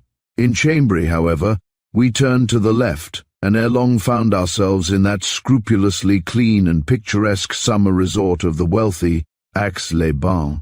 Shaw, who was in the best of spirits, had laughed heartily over Asta's adventure with the rat, and as we arrived at our destination he turned to me, expressing a hope that we all three would enjoy a real good time. I had been in Aix several years before, and knew the life. The Bains, the casino, the Villa des Fleurs, the fêtes, and the boating on the Lac du Bourget, that never-ending round of gaiety amid which the wealthy idler may pass the days of warm sunshine, and certainly the 3 weeks we spent at the old-fashioned Europe, in preference to a newer and more garish hotel, were most delightful. I found myself ever at Asta's side, and noted that her beauty was everywhere remarked. She was always smartly but neatly dressed, for Shaw was apparently most generous in the matter of gowns, some of which had come from a well-known dressmaker in the Place Vendôme. I wondered sometimes, as we sat together in the big and salle à manger, or idled together under the trees in the pretty garden, whether she still thought of poor Guy Nicholson, or whether she was really pleased when alone with me. One fact was quite plain, that the visit had wrought a beneficial change in her. Her large dark eyes were again full of life and sparkle, and her lips smiled deliciously, showing how she enjoyed the brightness and gaiety of life. Shaw had met accidentally at the Grand Circle a Frenchman he knew named Count Doré, who had a chateau on the edge of the lake, and one day he went over to visit him, leaving us to have luncheon together alone. As we sat on the veranda of the hotel to take our coffee afterwards, I glanced at her. Never had I seen her looking so charming. She was entirely in cream serge, relieved with the slightest touches of pale blue, with a large white hat, long white gloves, and white shoes, the personification of summer itself. Ah, yes! She was exquisite, I told myself, yet how strange that she should be the adopted daughter of a man who, though actually a justice of the peace, was nevertheless an undesirable.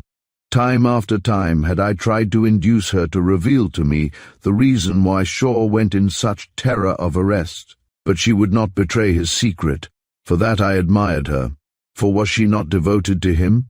Did she not owe everything to his kindness and his generosity? Like many another man, I suppose he had been fooled or tricked by a woman, and had, in consequence, to lead a celibate life. In order to bring brightness and youth into his otherwise dull home, he had adopted little Asta as his daughter.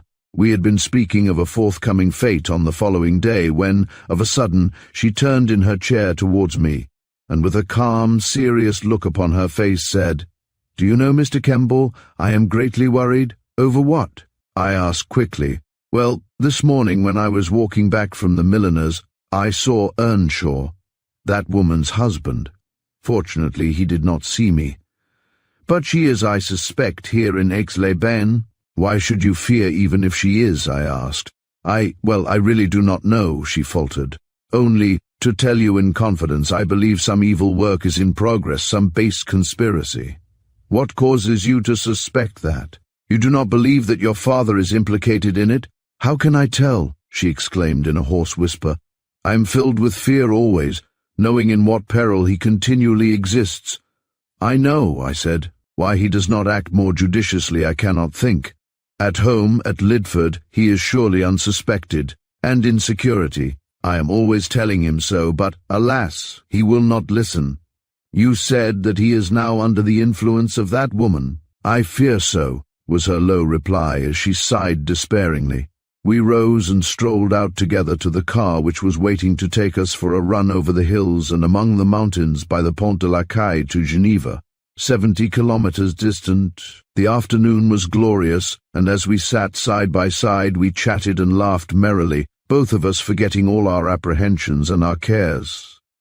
Ah, yes, those days were truly idyllic days, for I loved her devotedly, and each hour I passed in her society, the bond became stronger and more firmly forged. But could she reciprocate my affection? That was the great and crucial question I had asked myself, yea, 1,000 times. I dared not yet reveal to her the secret of my heart, for even still she thought and spoke of that honest, upright fellow whose untimely end was so enshrouded in mystery. We dined at Geneva, in the huge and salle à manger of the Beau Rivage, which overlooked the beautiful lake, tranquil and golden in the sunset, with Mont Blanc, towering and snow-capped, showing opposite against the clear evening sky. We strolled for half an hour on the terrace where the English tourists were taking their coffee after dinner, and then, in the fading twilight, Harris drove us back again to Aix, where we arrived about 10 o'clock. After a day long to be remembered, Asta held my hand for a moment in the hall, raising her splendid eyes to mine, and then wishing me good night, mounted in the lift to her room. Afterwards I went along to the fumoir to find Shaw, but could not discover him. Later, however, the hall porter said he had complained of feeling unwell and had gone to his room. I threw myself into a cane chair in the hall and lit a cigar, for it was yet early. I suppose I must have remained there perhaps half an hour, when a waiter brought me a note. Tearing it open, I found in it a scribbled message, in pencil, from Asta. There is danger, as I suspected, she wrote. Be careful, do not approach us, and know nothing. Destroy this. Asta. I crushed the letter in my pocket and dismissed the servant. What could it mean? Not more than a quarter of an hour later, as I still sat smoking and pondering, a tall, dark-bearded, pale-faced, rather elegant-looking Frenchman, wearing the crimson button of the Légion d'honneur in his coat, entered the hall from the street, and glancing round quickly, advanced to the bureau. A moment later he came towards me and, halting, bowed and exclaimed in good English, "Pardon, monsieur, but I have the honor to speak with Monsieur Kemble. Is that not so?"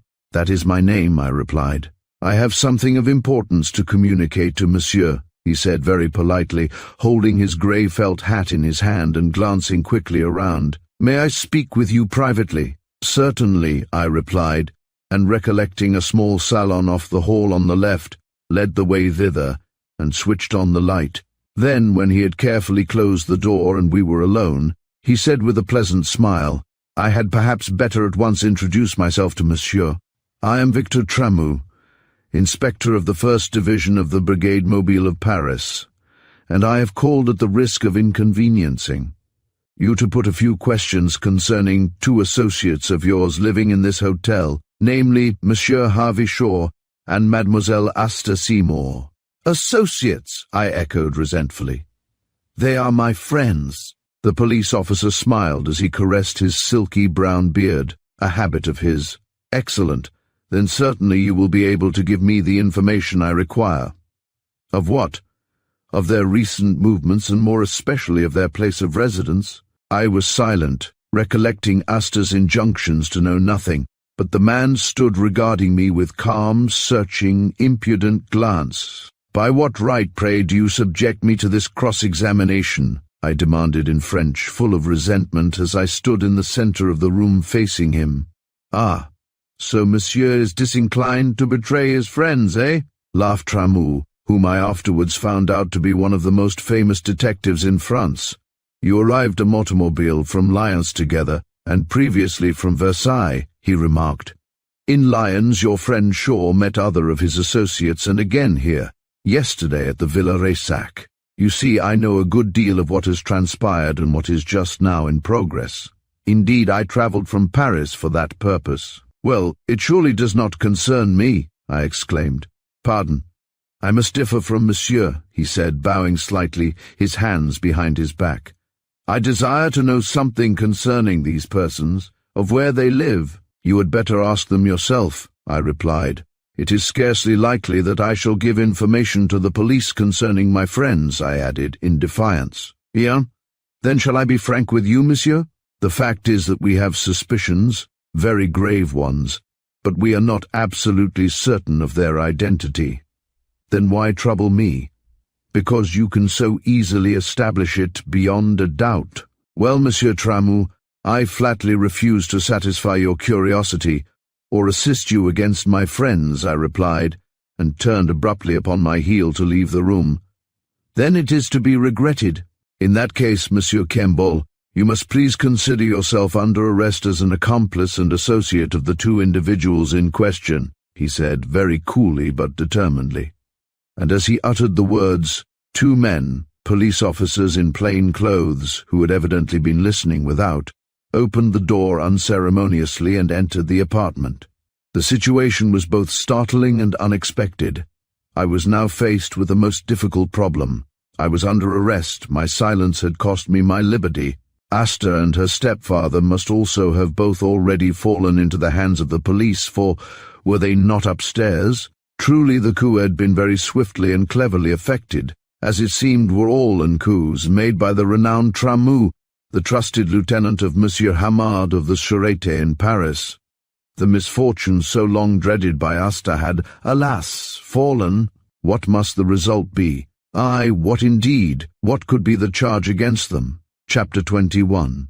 More mystery. Ignorant of the fate of my friends, I was unceremoniously bundled into a fiacre and driven to the police bureau, where for nearly 3 hours I was closely questioned regarding my own identity and my knowledge of Harvey Shaw, Aix-les-Bains being a gambling centre. It attracts half the escrocs in Europe, hence stationed here, and there are several of the smartest and shrewdest police officials which France possesses. At the hands of Victor Tramou and 2 of his colleagues I was subjected to the closest interrogation in a small bare room with threadbare carpet and walls painted dark green, the headquarters of the Curated in that district. The population of Aix in summer is much the same as that of Monte Carlo in winter, a heterogeneous, cosmopolitan collection of wealthy pigeons and hawks of both sexes and all nationalities. From the 1,001 questions with which I fenced, I tried to gather the nature of the offence of which Harvey Shaw was culpable, but all to no avail. I asked Tramou point-blank if he and his foster daughter had been arrested, but no information would he give. I am asking questions, not you, monsieur, was his cold reply. All the interrogation seemed directed towards ascertaining the hiding place of Shaw in England. You knew him in England, remarked Tramou, seated at a table upon which was a telephone instrument, while I stood between the 2 agents of police who had arrested me. Where did you first meet him? At a railway station. Under what circumstances? I had a message to deliver, a letter from a dead friend. Tramou smiled incredulously, as did also the 2 other officials at his side. And this dead friend, who was he? Asked the renowned detective. A man whom I had met on a steamer between Naples and London. He was a stranger to me, but being taken ill on board, I tried to do what I could for him. He died in London soon after our arrival. His name, Melville Arnold. Victor Tramou stroked his brown beard. Arnold, Arnold, he repeated. Melville Arnold, an English name. He was an Englishman, of course. Certainly. Arnold, Arnold, he repeated, gazing blankly across the room. And he was a friend of the suspect Shaw, eh? I presume so. Arnold, he again repeated reflectively, as though the name recalled something to his memory. Was he an elderly, grey-haired man who had lived a great deal in Egypt and was an expert in Egyptology, eh? He was. Tramou sprang to his feet, staring at me, utterly amazed. And he is dead, you say? He is. He died in my presence. Arnold, he cried, turning to his colleagues. All, yes, I remember now. I recollect. A most remarkable and mysterious male. Dieu, what a colossal brain, what knowledge, what a staunch friend, and what a formidable enemy, and he is, alas, dead. Describe to me the circumstances in which he died, Monsieur Kemball, he added, in a voice full of regret and sympathy. In response, I briefly told him the story, much as I have related it in these pages, while all listened attentively. And he actually compelled you to burn the banknotes, eh? Asked the officer of the Sûreté. He willfully destroyed his fortune, the money which I had hoped to recover, the money which he— But no, he is dead, so we need say no more. Then you knew poor Arnold, Monsieur Tramou, I remarked. Quite well, laughed the brown-bearded man seated at the table. For years the police of Europe searched for him in vain. He was far too wary and clever for us. Instead of enjoying the pleasures of the capitals, he preferred the desert and his studies of Egyptian antiques. He moved about so quickly, and with so many precautions, that we never could lay hands upon him. Indeed, it is said that he kept 2 ex-agents of police, whose duty it was to watch us and keep him informed regarding our movements. His was indeed a mastermind, a greater man than your associate Harvey Shaw. What were the charges against Arnold? I asked eagerly. Why were you so anxious to secure his arrest? Oh, there were a dozen different charges, he replied. But now he is dead. Let his memory as a very remarkable man rest in peace. Our present action concerns the man Shaw. Where did you visit him in England? He visited me at my house, Upton End. And you did not visit him? I saw him twice at the Carlton Hotel in London and once at the Adelphi Hotel in Liverpool. And you declare that you have no knowledge of his offences? Asked the official shrewdly. If I had, I certainly should not have accepted his invitation to come here on a motor tour, was my quick reply. And the girl? You mean to say that you have no suspicion of her offence? Her offence? I cried. Tell me, I beg of you to tell me, what allegation there is against her. Ah, my dear monsieur, of that you will know soon enough, replied the detective, again stroking his beard. I fear that, if your ignorance of the truth is not feigned, the revelations forthcoming will, well, greatly astonish you. But surely mademoiselle is not a criminal, I cried, staring at him in dismay. Wait and hear the evidence against her. I will not believe it. Ah, because you are enamored of her, eh, Monsieur Kemball? Exclaimed the great detective, with a shrewd twinkle in his large brown eyes. A man is always loath to believe that his well-beloved can do wrong. Bien, I urge you to wait and see what the revelations bring forth, to carefully weigh over the hideous story before giving further thought to her. I need no advice. Monsieur, I protested angrily, if you make allegations, you should surely tell me their nature. That is for you to discover, he answered, with a crafty smile. You have refused to assist me, therefore I, in turn, refuse to satisfy your curiosity. You have arrested me because I happen to be on friendly terms with this man and his daughter. Therefore surely I may be told the offence alleged against them. I protested in anger. The fact you have revealed, namely that Shaw and Melville Arnold were friends, is quite sufficient to prove what I really suspected. The man's identity is made entirely plain, even though you refuse to give me information. They are my friends, I remarked resentfully. Perhaps they will be so no longer when you know the actual truth concerning them, he said, smiling grimly. And what is this terrible charge against them, pray? Have I not already told you that you will know quite soon enough? Was the prompt reply of the renowned detective, whose name was as a household word in France, and his 2 companions smiled. The telephone bell rang, and one of them took up the receiver and listened. Then he handed it to Tramou, who, from his words I gathered, was speaking with the commissary of police at the Gare du Lion in Paris, asking that an incoming train should be carefully watched. Thank you. Advise me as soon as it arrives, he added, and placing the receiver down, he rang off. Again he returned to the attack, endeavoring to discover from me where in England Shaw had hidden himself, but I was just as evasive as he was himself. I was fighting for the woman I loved.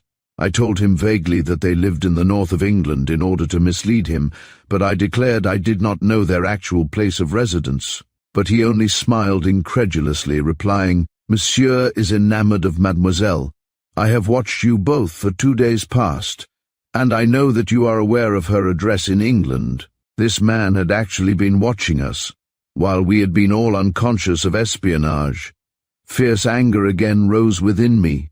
I admitted to myself that I had acted foolishly in associating with a man whom I knew to be a fugitive from justice, but it certainly never occurred to me that I might be subjected to such an ordeal as that I was undergoing. Alternatively threatening, coaxing, warning, and gesticulating, Tramou, a past master in the art of interrogation, cross-examined me until the first rose flush of dawn showed through the window, but he obtained nothing more from me. I told him frankly that, as he refused to give me any information, I, on my part, would remain dumb. His annoyance was apparent. He had expected me to meekly relate all I knew, but instead he found that I could be as evasive in my answers as he was clever in putting his questions. In turn, quite half a dozen police officials entered the room and regarded me with considerable curiosity, until in anger I cried, "This action of yours, Monsieur Tramou, is disgraceful. I know this is your abominable French police system, but I demand that word of my arrest be sent to the British consul, with whom I shall lodge complaint." "My dear monsieur," laughed the man with the tiny red button in his lapel, "that will be quite unnecessary. I think at this late hour we may now dispense with your further presence. You are free to go," and addressing a man in uniform he added, "Bring in the chauffeur." I turned upon my heel and left the room, but as I went along the corridor I saw at the farther end Harris seated between 2 uniformed officers. Surely they would obtain no information from him, for he had only been engaged for the tour, and knew nothing further of Harvey Shaw or of Astor except, he might know their address at Lidford. So I shouted along the corridor to him, "Harris, don't tell them Mr. Shaw's address in England, whatever you do." "Right you are, sir," he replied cheerily. "This is a funny job, ain't it, sir? They arrested me in bed." "Where's Mr. Shaw?" "Don't know, sir. I suppose he and Miss Astor are in here somewhere," was his reply, as they ushered him into the room where the great Tramou awaited him.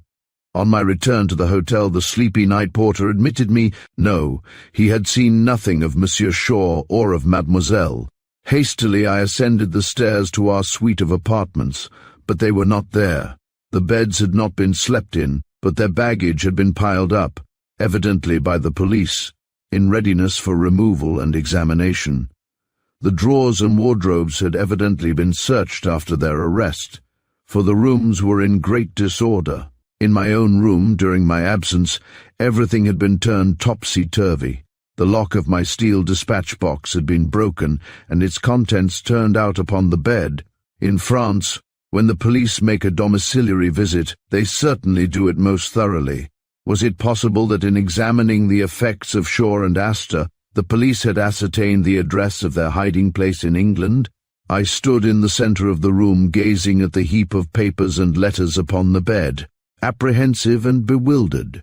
Returning below, I induced the big Swiss night porter to rouse the manager, and some 10 minutes later the latter came to me in trousers and coat, evidently not in a very good humor at being disturbed. He seemed surprised to see me there, and I said with a laugh, "I suppose you believed I had been arrested?" "Well," he replied, "the police took you away." "For interrogation only," I replied. "But I am in search of my friends." "And the police are in search of them also, I believe," he replied abruptly. "It does no good to the reputation of the hotel to have such visitors, monsieur." "Then they have not been arrested?" I cried in delight. "No, Mademoiselle, I believe, must have recognized the inspector of the Sûreté from Paris as she was coming downstairs. She rushed back and told her father, and hastily seizing her dressing case, while he took a small bag, they both descended the service stairs and made their exit by the back premises. There was a door below which is always kept locked, but Monsieur Shaw had somehow provided himself with a key in case of emergency, for we found it in the lock. When the police, after arresting you, went upstairs to take the pair, they found they had already flown. They must have rushed down to the station and caught the Paris night express, which was due just about the time they would arrive there. And the police are furious, I said. They must be. They have, I believe, just missed a most important capture. What was the charge against them? I inquired. They would not tell me, was his reply. They seemed to be acting with great caution and secrecy. They made a careful examination of everything, and only left about 3/4 of an hour ago, and with that I was compelled to remain satisfied. Chapter 22. The Secret of Harvey Shaw. For 3 days I remained in Aix, awaiting some news or message from the fugitives, but none came. Tramu called and saw me twice, evidently astounded at the channel of escape which Shaw had so cunningly prepared. He had, no doubt, obtained an impression of one of the servants' master keys, and had one cut to fit the locked door which prevented visitors from passing out by any other way save by the front hall. He had anticipated that flight might be necessary, and the fact that he had prepared for it showed that he was both cunning and fearless.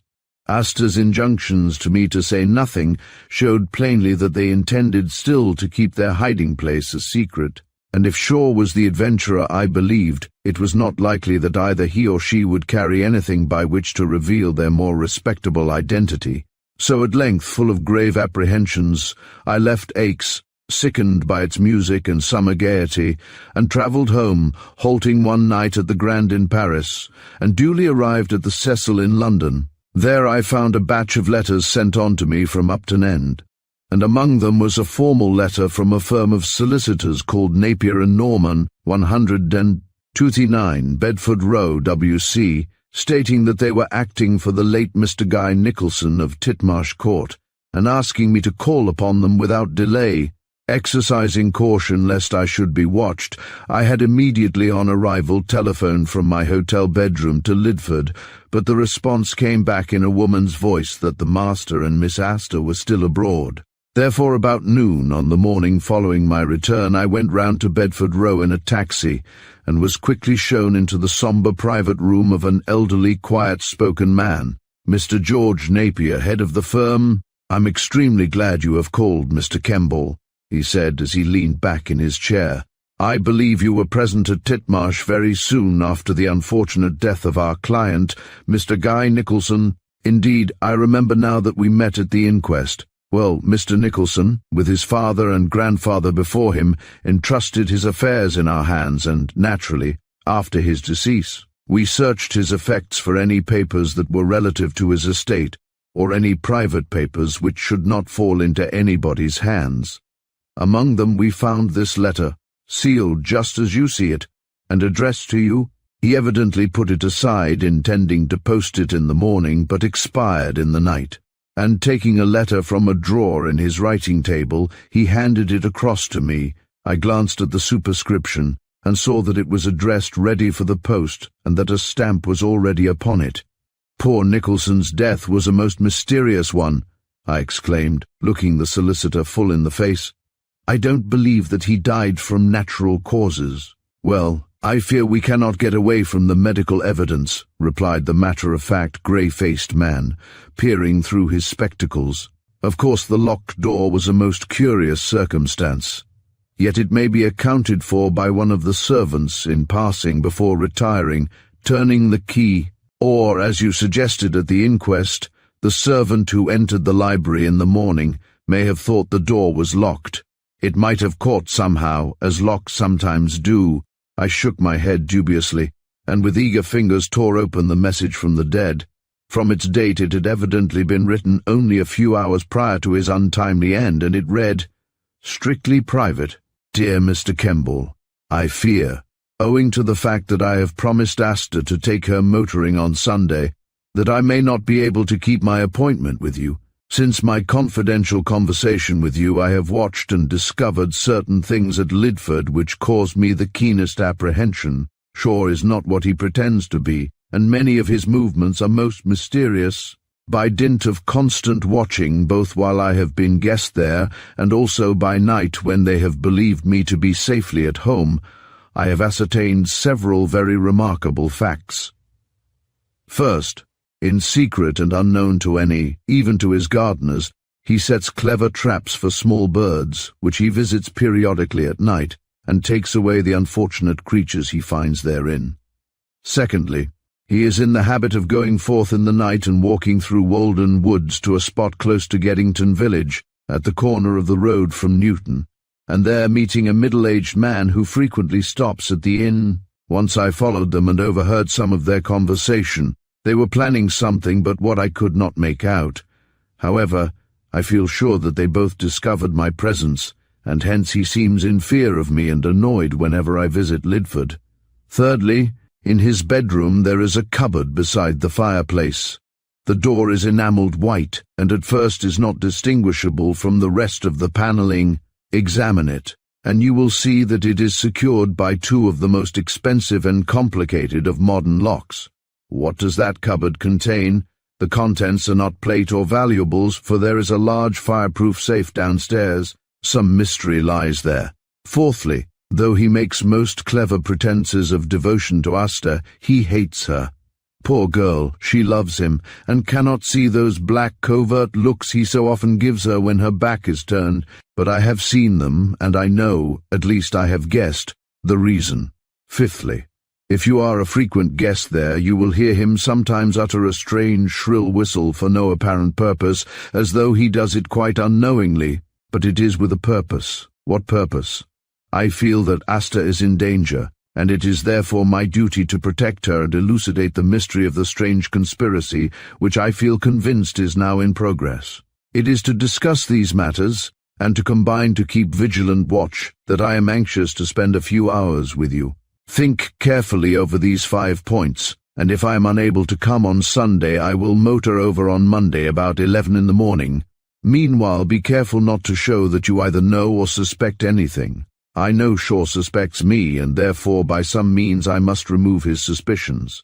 That, however, will be a matter for us to discuss seriously when we meet. Asta has told me of a strange and extremely weird incident which occurred to her one night a little while ago in the house of a friend, the apparition of a black, shadowy hand. I believe I have the solution of the mystery, a most remarkable and terrible one.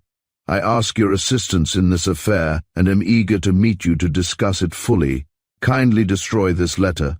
Yours very sincerely, Guy Nicholson. I sat dumbfounded. It was just as I had believed. The man struck down so suddenly had discovered the actual truth. He had watched in patience and learned some strange and startling facts. The reference to the hand filled my mind with the hideous recollection of what I had seen in that roadside inn at Arnay-le-Duc, and of Arnold's strange warning. Who was Harford, the name I was to remember? Asta had told her lover of her own experience, and he had solved the mystery. Yet he had not been spared to reveal it to me. His lips had been closed by death.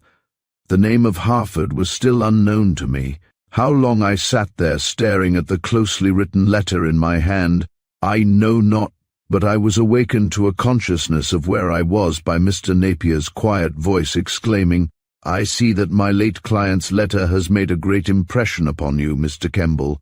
I presume it is of a purely private character, eh?" "Purely private," I managed to reply. "It does not concern his affairs in any way whatsoever, and it is marked as strictly private." "Oh, very well. I, of course, have no wish whatever to inquire into your private affairs with my dead client," replied the solicitor. "I believed that it might contain something important, and for that reason hesitated to send it through the post." "Yes," I said meaningly, "it does contain something important. Very important, Mr. Napier. Had this been placed in my hand in time, my poor friend's life might have been saved." "What do you mean?" he asked quickly, staring at me across the table. "Have you evidence? Evidence of foul play?" "No evidence, but I find a distinct motive. Anything upon which we could work in order to bring the culprit to justice. If Mr. Nicholson did not really die a natural death?" "I tell you he did not," I cried angrily. The village jury were impressed by the medical evidence, as all rustic juries are. "Your client, Mr. Napier, discovered another man's secret, and the latter took steps to close his lips. But can you prove this? Can you name the man?" "Yes," I said, "I can name the man. And one day I shall prove it." "You can? Why not place the matter in the hands of the police, together with what is revealed in that letter?" He suggested, "Allow me to act. I shall act myself. At present it is not a matter for the police. Certain facts have come to my knowledge which, if told at Scotland Yard, would not be believed. Therefore at present I intend to keep my knowledge strictly to myself, and replacing the dead man's message in its envelope, I put it safely into my breast pocket, and taking leave of the solicitor, was soon in my taxi whirling along Holborn. Why had Nicholson suspected that Shaw's affection for his foster daughter was only feigned? Why did he allege that Shaw hated her? Why was he in such mortal terror lest some evil should befall her? Perhaps, after all, in watching so closely he had, as is so easy, discovered certain circumstances and misjudged them, for, certainly as far as I could see, Shaw was entirely devoted to the girl who had been his constant companion ever since her childhood days. Nevertheless, that strange letter, penned by the man whose intention it had been to reveal to me the secret of the weird shadow of the night, had caused me to determine to continue the vigil, which had been so abruptly ended. I too would watch closely as soon as I learnt of their hiding place, as closely as the dead man had done. If Asta were in actual peril, then I would stand as her protector in place of the upright, honest young fellow, who it seemed had lost his life in the attempt. But the days, nay weeks, went on. September ended, and October came with rain and chilly wind, and though I returned to Upton End, and frequently made inquiry over the telephone to Lidford, yet, though I wrote to Davis at the poste restante at Charing Cross, I could learn no news of them. They had descended those back stairs of the hotel at Aix, and disappeared as completely as though the earth had swallowed them up. One day in the middle of October, with sudden resolve to carry out Nicholson's injunction to investigate, I drove over to Lidford, and on arrival, about noon, found all smart and well kept, as though its owner were in residence. I told a rather lame story to the housekeeper, who, knowing me, came to me in the long chintz-covered drawing-room, the blinds of which were down. She had not heard from her master for a month past. The pleasant-faced woman explained, he was then in Aix. I said that I had left him there and returned to England, and was now anxious to discover where he was. Then, after a brief chat, I exhibited my left forefinger enveloped in an old glove, and told her that on my way I had some engine trouble and had hurt my finger. I believe Mr. Shaw keeps up in his room a small medicine chest, I said, for I recollected that he once told me that he kept one there. I wonder if I might go up and try and find a piece of bandage. "Certainly," replied Mrs. Howard, and she led me upstairs to the apartment over the drawing-room, which I had come to Lidford for the purpose of examining. It was a large, airy and well-furnished room, with a big bookcase at one end and a canary in a cage at the window. Without much difficulty, she discovered the small, black japanned box, containing various surgical drugs and bandages, and I at once sent her down to obtain a small bowl of warm water. Then, the instant she had gone, I sought for the cupboard indicated by the dead man's letter. Yes, it was there, a long, narrow cupboard beside the fireplace, secured by two large locks of a complicated character, such as one finds on safe or strong-room doors. I bent and examined them thoroughly. The bed, I noticed, was set so that the eyes of anyone lying in it would be upon that door. What secret could be concealed there? What had the dead man suspected? Aye, what indeed? Chapter 23. A foreigner. I remained a long time attending to my damaged finger, which in reality had been injured a week before, at the same time thoroughly investigating the missing man's apartment. Except for the cupboard, secured so mysteriously by those combination locks, there was nothing extraordinary about it.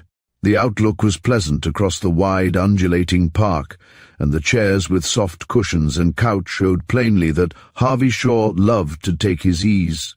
In no hurry to depart, I chatted affably to Mrs. Howard, wandering about the big old-fashioned home, into regions I had never been before. "Poor Mr. Nicholson used to stay here sometimes, didn't he?" I inquired presently, in a casual way. "Oh, yes, sir, the master used to delight in having the poor young gentleman here, sir. He used to have the blue room nearly opposite Mr. Shaw's, the one which looks out over the front drive." "Poor Mr. Nicholson!" We all liked him so much. Wasn't it sad, sir? Very sad indeed, I said. The blow must nearly have broken Miss Astor's heart. Ah, it did, sir. At first I thought the poor child would have gone out of her mind. She was so devoted to him. Mr. Shaw was also very fond of him, I know, for I once heard him say that he was the only man he would choose as Miss Astor's husband. When did he say that? He was sitting in the smoking room with a friend of his, one of the justices, Sir Gilbert Campbell, one evening after dinner, about a fortnight before the poor young gentleman died. I happened to be passing and overheard his words. I pondered for a moment. Either Shaw was a past master in the art of preparing a coup, or else Guy's surmises were wrong. Here, in the intimacy of the family, it was declared that Shaw was devoted to Astor. Certainly my own observations went to confirm that supposition. I wonder who knows Mr. Shaw's whereabouts? I said presently. I want to communicate with him upon a very important matter. Well, sir, it's very funny that he hasn't written to me. He's never been silent so long before. How long have you been with him? Oh, about 3 years now, sir. Then together we descended the broad oak staircase, and I went forth into the beautiful gardens, chatting with the old white-bearded head gardener, and going through the grape and peach houses, all of which were most perfectly kept. How strange, I reflected. What would this large staff of superior servants think if they knew the truth, that their master, a man of mystery, was a fugitive from justice, that he and Astor had crept down the back stairs of an hotel and disappeared into the night while the police had entered from the front? As I drove back in the evening through those autumn-tinted lanes with smiling meadows everywhere, I calmly reviewed the situation. After all, there was really no actually mysterious fact in Harvey Shaw having in his bedroom a cupboard so securely locked. He, upon his own admission, led a double life. Therefore it was only to be supposed that he possessed a good many papers, even articles of clothing perhaps, which he was compelled to hide from the prying eyes of his servants. I recalled the whole of Guy's letter, and found that the chief point was the fact that he had solved the weird mystery of that strange hand, that shadowy something which I myself had witnessed, and against which I had been warned by Arnold. What was it? But I put aside the puzzle. My chief thought was of Astor. Where could she be? Why had she not sent me word in secret of her hiding place? She had, by tacit agreement, accepted me as her friend, hence I was disappointed at receiving no word from her. That night, after reading my London paper over a cigar, as was my habit, I left the library about 11 o'clock and retired to my room. I must have been sound asleep when, of a sudden, the electrical alarm which my father years ago had placed upon the door of the big safe in the library for greater security went off with a tremendous clatter, and I jumped up, startled. Taking my revolver from a drawer in the dressing table, I rang the bell in the servants' quarters and switched on my electric hand lamp. But already the household was alarmed, and the dogs were barking furiously at the intruders, whoever they were. Accompanied by my man Adams, I descended the front stairs and, revolver in hand, entered the library, the window of which stood open, while below the safe door there lay upon the carpet a cheap bull, his eye-lantern with 2 cylinders containing gas and some other paraphernalia, showing that the thieves were men of scientific method, for their intention had, I saw, been to use the oxyhydrogen blowpipe. The heads of some of the rivets had been removed, and a small hole drilled through the chilled steel 3/4 of an inch thick. All had gone well, until they had touched the handle of the safe door, which had set off the alarm, the existence of which they had never suspected. Then their only safety lay in flight, and they had escaped, leaving behind them the objects I have enumerated. Adams telephoned for the police, while Tucker came up from the lodge, and I let loose the dogs and went outside into the drive. But, unfortunately, the thieves were already safely away, and were not likely to be caught, for in response to the telephonic message I was told that the rural constable was out on his beat and was not expected back for another couple of hours. We 3 men, with several of the maid-servants, stood outside on the lawn discussing the affair with bated breath in the dead stillness of the night, when of a sudden we distinctly, Heard in the far distance down in the valley beyond the King's Wood the starting of a motor car and the gradual faintness of the sound as it receded along the high road. "There they go!" I cried. They came in a car, and it was awaiting them at the foot of the hill near the Three Oaks crossways. Then I rushed to the telephone instrument and spoke to the police sergeant on duty in Newport Pagnell, asking him to stop any car approaching from my house, informing him what had occurred. But half an hour later he rang up to tell me that no car had entered the town from any direction. Therefore it was apparent that in preference to passing through Newport Pagnell, it had been turned into one of the side roads and taken a cross-country route to some unknown destination. I said nothing, but to me it was quite apparent that the object of the attempt upon my safe was the mysterious bronze cylinder, which I held in trust from Melville Arnold. When alone in the room I opened the safe with my key, and to my satisfaction saw the battered ancient object still reposing there, together with the letters and the translation of the hieroglyphics. Once again I took out the heavy cylinder, the greatest treasure of the strange old fellow who had deliberately destroyed a fortune, and held it in my hand filled with wonder and bewilderment. What could it contain that would astonish the world? Surely nothing nowadays astonishes this matter-of-fact world of ours. We have become used to the demonstrations of wonders, from the use of steam to the development of aviation, the telephonic discovery, and the application of wireless telegraphy. How I longed to call in a blacksmith, cut through the metal, and ascertain what was therein contained. But I did not dare. I held the thing in trust for some unknown person who, on Thursday, the 3rd day of November, would come to me and demand its possession. All that I had been told of the misfortunes which had fallen upon its possessor, and the mysterious fate which would overtake any who attempted to tamper with it, flashed through my brain. Indeed, in such train did my thoughts run, that I began to wonder if possession of the thing had any connection with the appearance of that mysterious hand. Presently, however, I put the cylinder back into its place and relocked the safe, for the police from Newport Pagnell had arrived, and I bade them enter. They made a minute examination of the room, and took possession of the objects left behind by the intruders, but upon them no fingerprints could be found. My visitors were evidently expert thieves, for they had worn gloves, and they had, no doubt, been in the house a full hour before they had tried the safe handle and unconsciously set off the alarm. Had they applied the powerful jet to the steel door and fused a hole through it, then they might have accomplished their object without disarranging the alarm at all. Next day, however, packing the cylinder, the old newspaper, and the letters in the bag, I took them up to London, where I placed them in a box in the Safe Deposit Company's vaults in Chancery Lane. Afterwards I lunched at my club and returned again to Upton End the same evening. Suddenly it occurred to me while I sat alone eating my dinner that night that if Harvey Shaw and Mrs. Olive were actually friends, then the latter would probably be aware of his whereabouts. The suggestion aroused me to activity, and it being a fine bright evening with the prospect of a full moon later, I got out my thick motor coat, packed a small bag, and after tuning up the car set out on the long run towards Bath. My way lay through Fenny Stratford and Bicester, through Oxford, and down to Newbury. When I passed the Jubilee clock in the latter town it was 2:15, while in the broad street of Marlborough, 18 miles farther on, I stopped to examine the near tyre. It had, as I expected, a puncture. Therefore I leisurely put on my stepney, and with 30-odd miles before me drove out upon the old highway over the hill through Calne, and up Black Dog Hill, to Chippenham, where in the marketplace stood a constable, with whom I exchanged greetings.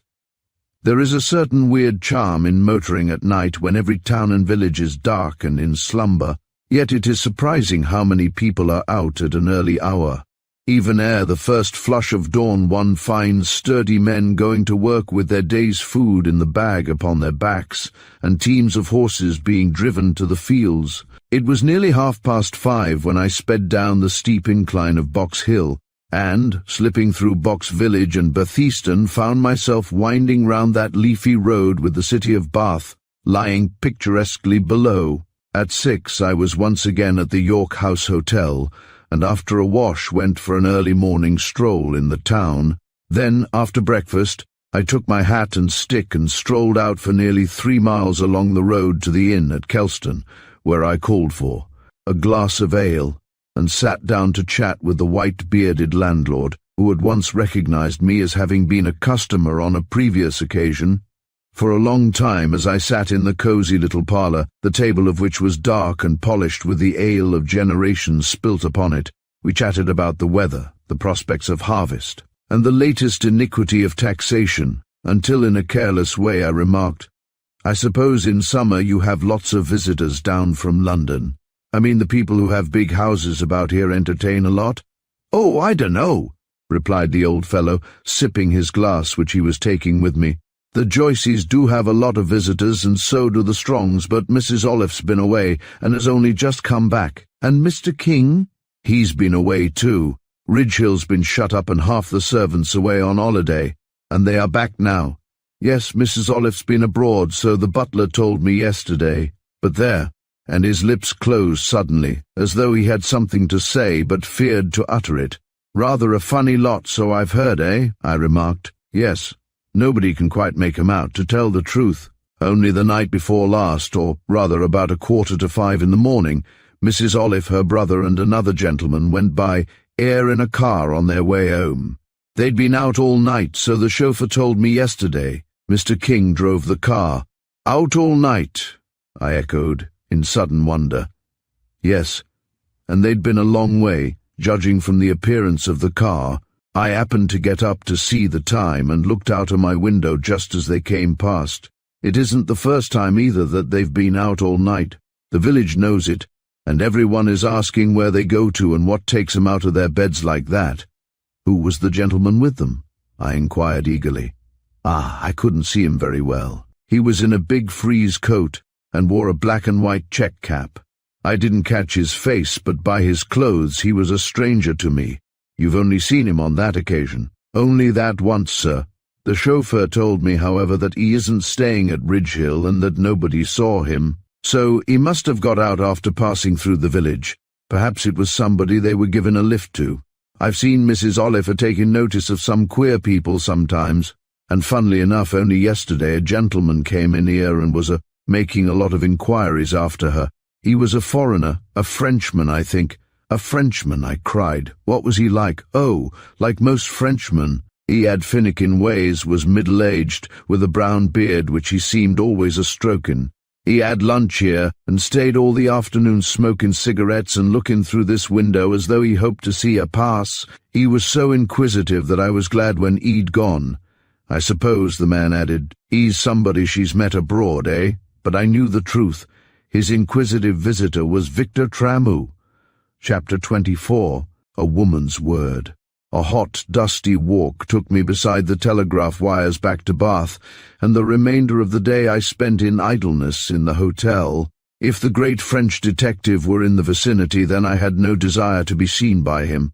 Therefore I deemed it best to lie quite low until nightfall. At 4 o'clock, after great delay, I got on to Tucker on the telephone, and inquired if there had been any letters or messages for me.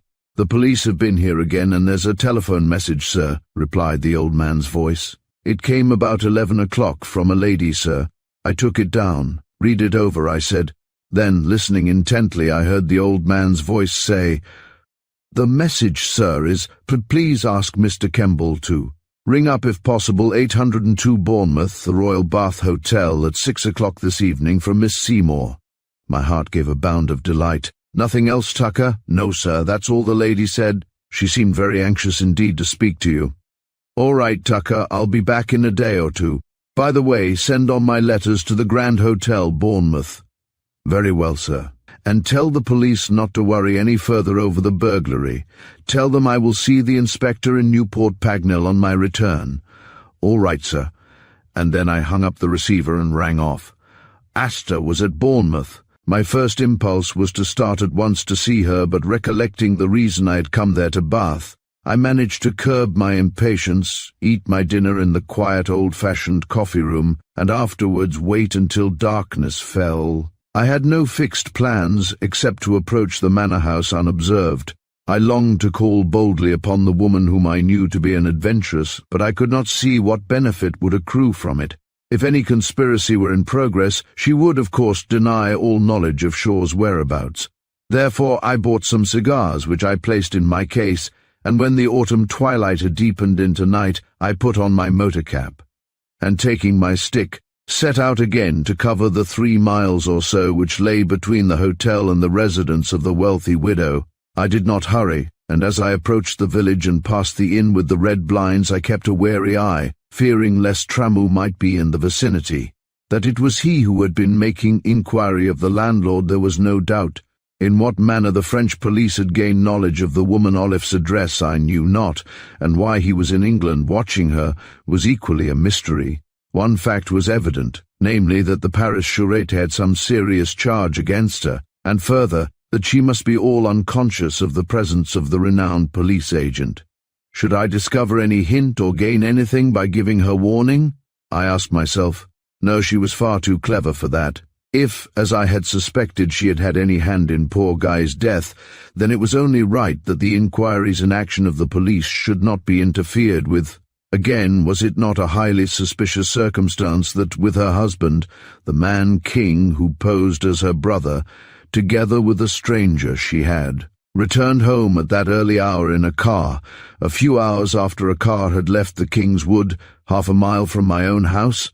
I passed through the village unobserved and out again up the steep hill until I came to that low wall behind which lay the part surrounding Ridgehill Manor, that same wall from which a few weeks before I had obtained my first sight of the house of the adventuress. Fortunately, the night had become cloudy, threatening rain, and the moon was hidden, so, mounting the wall, I entered the park and walked across towards the broad lawn in front of the manor. A dry ditch separated the lawn from the park to prevent cattle from approaching, and this I presently negotiated, at last standing upon the lawn itself. Nearby I saw a weeping ash, and beneath its bell-like branches I paused and there waited. From where I stood I could see into the big lighted drawing-room, the blinds of which were up, but there was no one within, though the French windows stood open. I could hear voices, of the servants, most probably, and the clatter of dishes being washed after dinner, but the night was very still, not a leaf stirred in the dark belt of firs which lay on my left, and which presently afforded me better shelter, allowing me to approach nearer the house. The night mists were rising, and the air had become chilly. Certainly this woman of many adventures, even though she were a convicted criminal, managed to live amid delightful surroundings. As the evening wore on, I caught a glimpse of her crossing the room in a black low-cut dinner dress edged with silver, a truly handsome gown. She swept up to the piano, and next moment there fell upon my ear the music of one of the latest waltzes of musical comedy. Then her husband, cigar in hand and in well-cut evening dress, came to the French window, looked out upon the night, and retired again.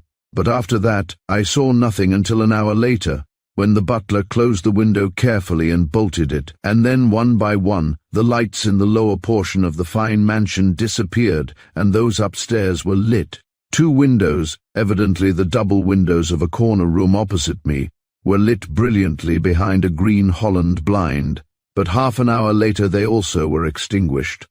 I glanced at my watch. It was then 11:30, and the house was in total darkness. Yet I still waited, wondering vaguely if Tramu was still in the vicinity. I found an old tree stump and sitting upon it waited in watchful patience, wondering if the agent of French police would make his appearance. Suddenly, however, a bright stream of light, evidently from an electric torch, shot from one of the upstairs windows and continued for some seconds. Then it was shut off again, only to be renewed about a minute later. It was a signal, and could be seen from the high road. My curiosity was now thoroughly aroused, and I moved cautiously across the lawn to such a position that I could see anyone leaving or approaching the house by the drive.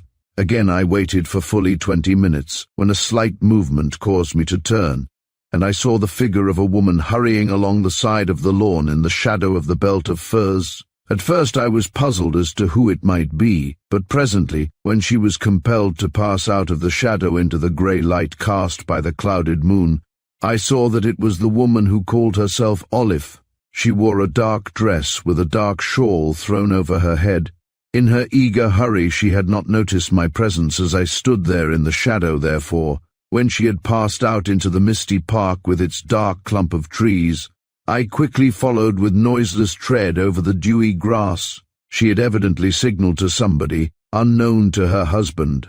Straight across the wide grasslands I followed until she gained a spot where a stile gave entrance to a dark wood on the opposite side of the park. There she halted, and I was only just in time to draw back in the shadow and hide myself.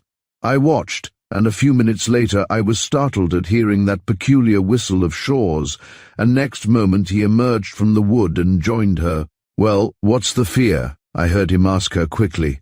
"I had your wire this morning, and got to Bath by the last train. Couldn't you have written?" "No, it was highly dangerous," was her low response, and then she uttered some quick explanation which I could not catch. Was it possible that she had learnt of Tramou's visit, for I distinctly heard him cry, "You fool! Why did you bring me here? Why weren't you more wary?" But in her reply she turned her back upon me, so that I could not distinguish her words. They stood close together in the darkness, conversing in low tones, as though in earnest consultation, while I, holding my breath, strove in vain to catch their words. The only other sound was the mournful hooting of an owl in the trees above, for the dead stillness of the night was now upon everything. "Exactly," I heard the woman say. "My own opinion is that he suspects. Therefore you must act quickly, as before. I am hesitating," the man's voice replied. "I can't bring myself to do it. I really can't. Bosh." "Then leave it to me," she urged in a hard, rasping voice. "You're becoming timid, chicken-hearted. It isn't like you, surely."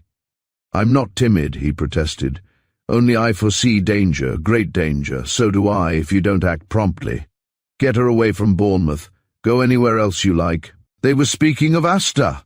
I strained my ears, but her further words were inaudible. In a moment, however, I became conscious of a slight stealthy movement in the bushes near where I was standing, and turned my head quickly. The next second I realized that only a few yards distant from me the dark figure of a man had come up through the undergrowth, but so carefully that he had made no noise. He stood 10 yards away, peering out at the pair, but all unconscious of my presence there.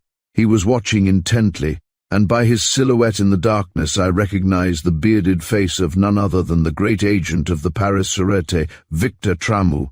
Chapter 25.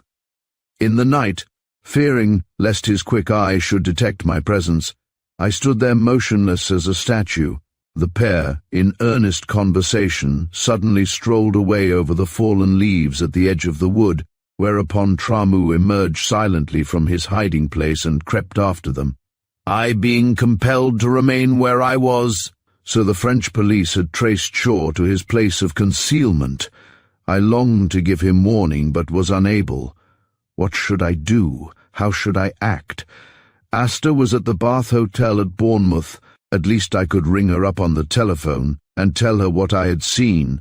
So the watcher and the watched having disappeared, I hurried across the park until at length I gained the main road, and went on at a brisk pace till I was back again at my hotel.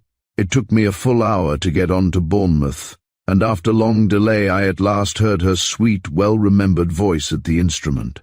I expressed regret at awakening her, but told her that I was leaving by motor in half an hour to meet her. "Where is your father?" I inquired. "I don't exactly know. He left me at Burford Bridge Hotel, at Box Hill, last Monday, and I came here to await him. 5 days have gone, and I've had no letter." "Then he hasn't been to Bournemouth?" "No." "Well," I said, "do not go out of the hotel until I arrive, will you?" "Not if you wish me to remain in," was her reply, and then, promising I would be with her at the earliest moment, as I wished to see her on a matter of gravest importance, I rang off. Half an hour afterwards I paid my bill, even though it were the middle of the night, and going out to the garage, started my engine, and with my bag in the back of the car sped away in the drizzling rain eastward out of Bath.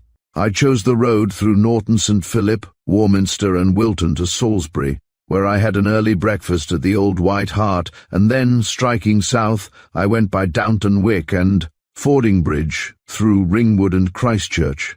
past the grey old abbey church and on through suburban Boscombe, until just after 9 o'clock, I pulled up before the big entrance to the Bath Hotel in Bournemouth.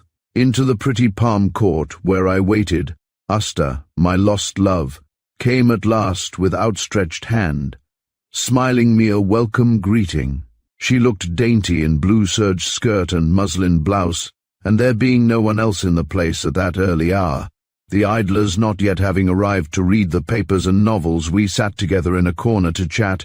By the pallor of her soft, delicate countenance, I saw that she was nervous and troubled, though she showed a brave front, and affected a gay light-heartedness that was only feigned. "Tell me, Miss Seymour," I said presently, bending to her very seriously, "what happened to you on that night in Aix?" "Happened," she echoed, her dark eyes opening widely. "Ah, it was indeed a narrow escape. Had Dad not provided himself with a key to the back stairs in readiness for emergencies, we should have both been arrested, just as you were." "Yes," I smiled, "but I was released. What happened to you?" "We caught the Paris express, only just as it was leaving, but Dad, fearing that our flight had been telephoned to Paris, decided to get out at La Roche, where we stopped to change engines, and from there we took train by Troyes and Nancy to Strasbourg. Then, once in Germany, we could of course escape Tramou's attentions," and she smiled. "And from Germany? We remained a week in Berlin. Thence we went to Copenhagen by way of Kiel and Corsair, and 10 days ago crossed from Hamburg to Harwich. Home again? Your father is certainly extremely clever in evading the police," I said with a laugh.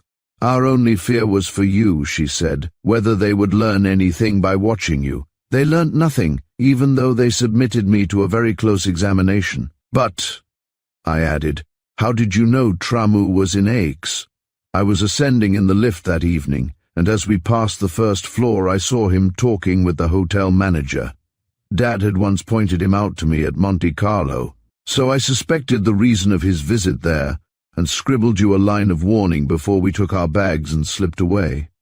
"But for what reason is he so anxious to secure your arrest?" I asked, looking straight into her face. "Cannot you tell me the truth, Miss Seymour? Remember, I am your friend," I added earnestly. "Please do not ask me," she urged. "I cannot betray the man who has been father to me all these years," she added in a low, pained voice. "But are you quite certain that he is as devoted to you as he professes?" I asked very gravely. "Absolutely. Am I not the only real friend he has?" I recollected that letter written by the man who had loved her, and the allegations he had made. "Do you know," I said, "the other night I had burglars at my home. They tried to break open the safe which contains that mysterious cylinder given into my charge by Mr. Melville Arnold." "The cylinder!" she gasped, instantly turning pale as death. "Ah, that hateful cylinder which brings upon its possessor misfortune and disaster. Why don't you get rid of it, Mr. Kemble? I have. It is now in the Safe Deposit Company's vaults in Chancery Lane." She held her breath, her gaze fixed upon me. Then, involuntarily, she laid her slim white hand upon my coat sleeve and said, I always fear for your safety, Mr. Kemble, while that thing is in your possession. Give it away. Destroy it, anything, only get rid of it. But I cannot until the 3rd of November. I accepted a sacred trust, remember, given by a dying man," I said. "Yes, but what?" I asked. Then, in a low voice as I bent towards her, I added, "Miss Seymour, I have deep suspicion that your father, a friend of Arnold's, knows what the cylinder contains and is extremely eager to get possession of it. Is not that so?" She was silent. Her lips moved nervously. Her indecision to speak told me the truth. We were friends, therefore she could not deliberately lie to me. A faint smile overspread her pale, refined features. That was all, but it told its own tale. "Well," I said, "the burglars, whoever they were experts, and only the electric alarm prevented the theft. What the ancient cylinder really contains I cannot imagine. Indeed, I am filled with anxiety and impatience for the dawn of November the 3rd, when, without doubt, I shall learn the truth." "Yes, no doubt," she said in a slow, tremulous tone. "And the truth will surely be a stranger one than you have ever dreamed." Our tete-a-tete was suddenly interrupted by a woman entering the lounge, therefore, As Asta had her hat and coat with her, I suggested that we should walk down to the beach, an idea which she readily adopted. Then, when there was no one to overhear, I told her of my adventure in the night, of Tramu's inquiries in the neighbourhood of Ridgehill Manor, and of his surveillance of the movements of Mrs. Olive and her father. "Tramu," she gasped, her face white as death. "Then he has found poor Dad. Why didn't you tell me this before?" "Because I had no wish to alarm you unduly, Miss Seymour," I said very quietly. "But Dad may be arrested," she cried. "Ah, how fatal to associate again with that accursed woman. She is certainly no friend of yours, but she makes great pretence of friendship. I have often been her guest. For the last time, I trust." "Yes. But what can we do? How can I warn Dad?" she asked in deep anxiety. "Ah, Miss Seymour," I said, after a brief silence, "I fear that you think a little too much of your foster father and too little of your own self." "Why?" she asked quickly, with some resentment. Again I hesitated. We had wandered upon the pier, but it was as yet early, and few people, save the early morning exercise men, were about. "Let us sit here a moment," I suggested at last. "It is pleasant in the sunshine. I have something to show you." Without a word she seated herself where I suggested, on a seat near the empty bandstand, and then I drew from my pocket the letter which Guy Nicholson had written to me on the night of his tragic death, and handed it to her. I watched her sweet face, so pale and anxious. In an instant she recognized the writing of the hand now dead, and read it through eagerly from end to end. I explained how it had come so tardily into my possession, whereupon she said, "It is true. He disliked Dad for some inexplicable reason. Apparently he had become aware of some extraordinary truth. It was that truth which he had intended to explain to me, but, poor fellow, he was prevented from doing so by his sudden death." Sight of that letter had recalled to her visions of the man whom she had loved so fondly, and next instant I hated myself for having acted injudiciously in showing her the curious missive. Ah, how deeply, how devotedly I loved her, and yet I dared not utter one single word of affection. That calm, sweet countenance with those big, wonderful eyes was ever before me, sleeping or waking, and yet I knew not from hour to hour that she might not be arrested and placed in a criminal dock as accomplice of that arch-adventurer Shaw, that man who led such a strange dual existence of respectability and undesirability. "I cannot understand what he discovered regarding the apparition of the hand," she exclaimed at last, still gazing upon the letter in a half-dreamy kind of way. "It seems as though, by some fact accidentally discovered, he arrived at the solution of the mystery," I said. "It was to explain this to me that he intended to come over to Upton End, but was, alas, prevented."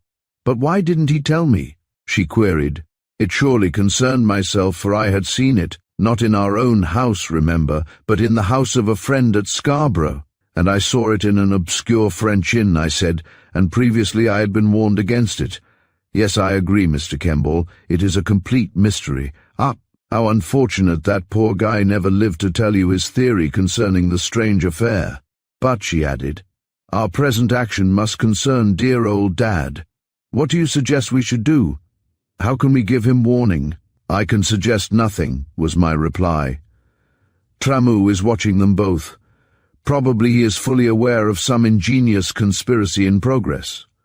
"Ah, I foresaw danger in his association with her," the girl declared, pale and anxious in her despair. "But why has not your father returned to Lidford? Surely while his whereabouts could be preserved from Tramu, he would be safer there than anywhere. You might be watched, and if you visited us, you might be followed.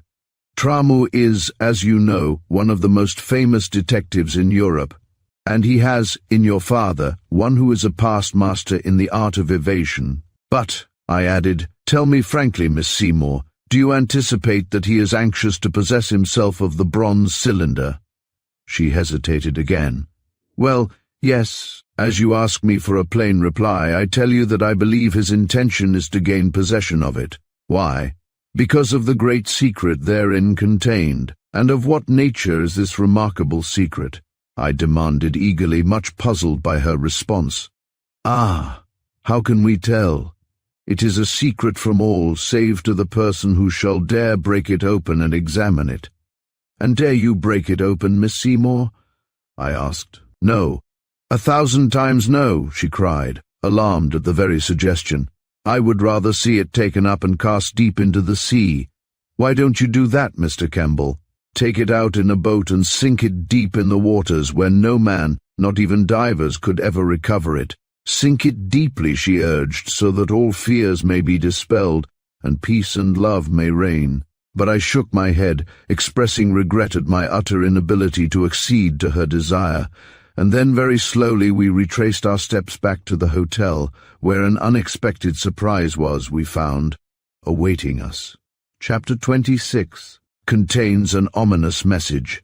As we re-entered the pretty winter garden, the hall porter gave Asta a telegram, which she tore open hastily and read, afterwards handing it to me in silence. To my surprise, I found it to be from Shaw, informing her that he was on his way to Lidford and asking her to return home that day. The message had been handed in at Bath railway station, therefore it appeared that he was already on his way. Is there not danger, distinct danger in this, Mr. Kemble? She queried, in great anxiety. If Tramu were watching last night, then he will be followed home. I don't see how we can prevent him from going to Lidford now, I said. We have no address where a telegram would reach him. Truly the situation was a critical one. Harvey Shaw, all unconscious of being watched, was actually returning to his highly respectable home. Oh, if I could only warn him, Asta cried, wringing her hands. Yet personally I was not thinking of the man's peril so much as hers. If she went to Lidford, would not she also fall into the dragnet of the police? Yet what was the mysterious charge against her, the charge which the French police had refused to reveal to me? While she changed her dress and packed her small trunk, I had a look around my engine, and an hour later, with her sitting beside me, we were already buzzing along the Salisbury Road, returning by that level way I had followed earlier that morning. From Salisbury we travelled the whole day by way of Andover, Newbury and Oxford, the same road that I had traversed in the night on my way to Bath. It was delightful to have her as companion through those sunny hours on the road, and she looked inexpressibly dainty in her close-fitting little bonnet, fur coat and gauntlet gloves. An enthusiastic motorist, she often drove her father's car, which I now understood they had been compelled to abandon in the garage at Aix. The police had taken possession of it, but as both the French and English numbers it bore were false ones, no clue to the address of its owner would be obtained. Yet though she charmed me by her voice, though her sweet beauty filled my whole being and intoxicated my senses, nevertheless I somehow experienced a strange presage of evil. Had Harvey Shaw once again exercised those precautions against disaster, and managed to elude the vigilance of the great French police agent? That was the main question in my mind as I drove the car hard, for Asta seemed all eagerness to get home. If Shaw had been unsuspicious, what more natural than that he should be followed by Tramu to that hiding place where he assumed the role of country gentleman? The autumn afternoon wore on, and I could not help noticing that the nearer we approached her home, the paler and more anxious became the girl at my side. And I loved her. Ah, yes. I loved her more than my pen has power to describe. She possessed me body and soul. She was all in all to me. That she was reflecting upon the letter penned by Guy almost immediately before his death. I knew by her several references to it.